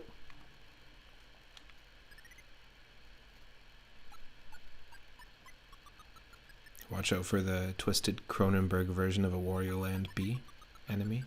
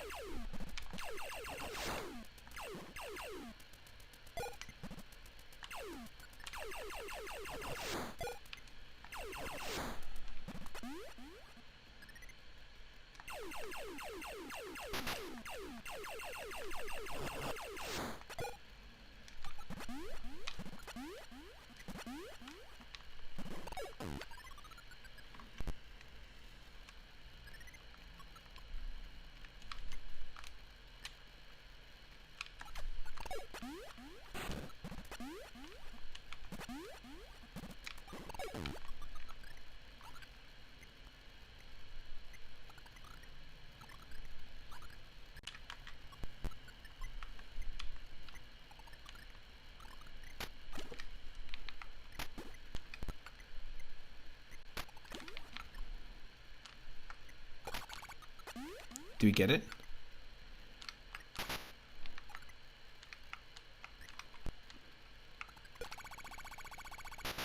Oh, it's just a heal. That's stupid as hell.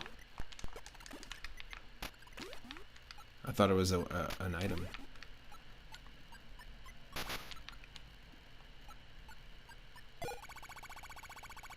Dumb as hell.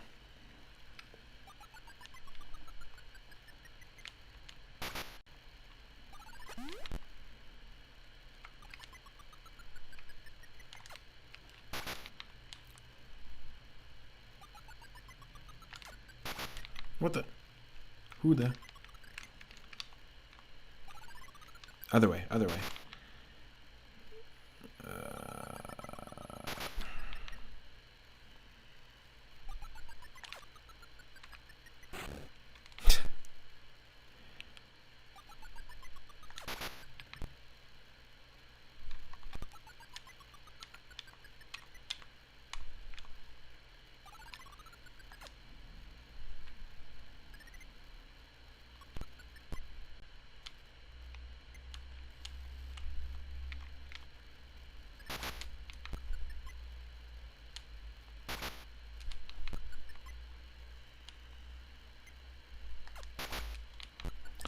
Eat it.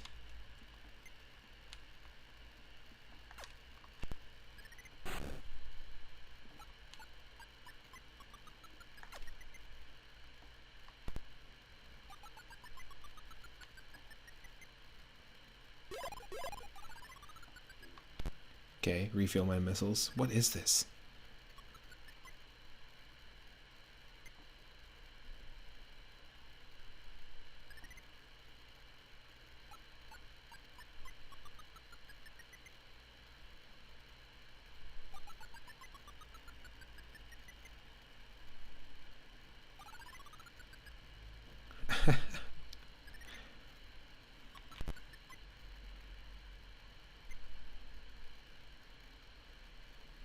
Bye bye.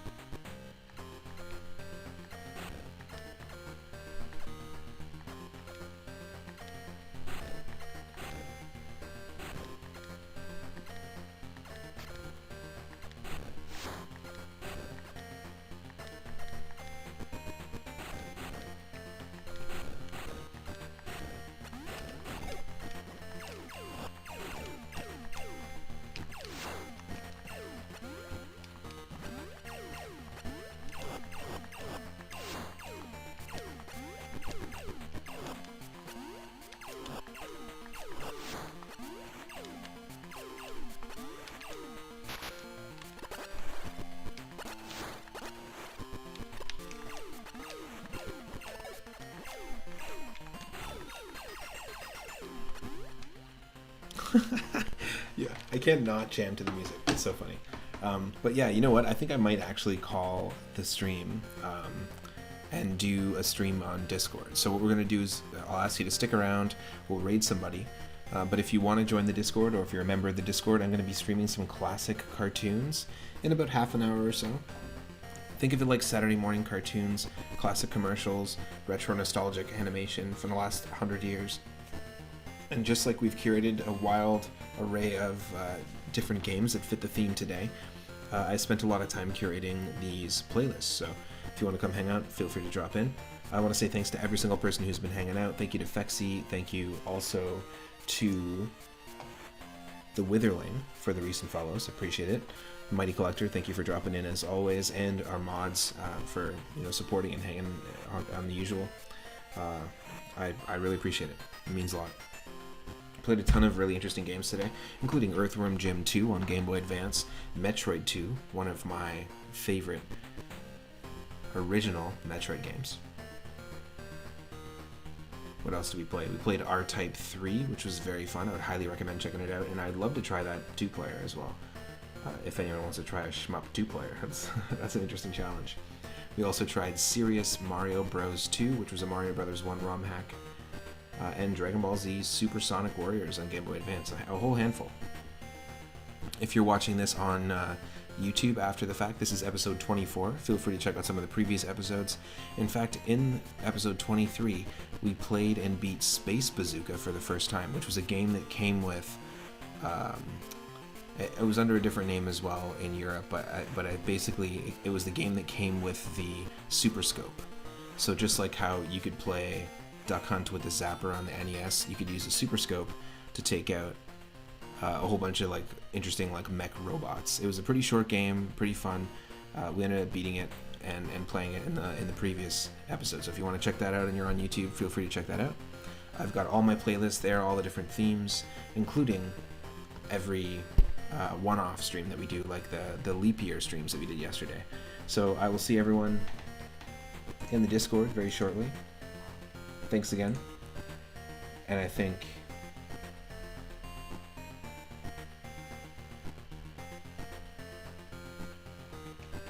you mentioned Willow, and Willow is streaming right now, so let's raid them.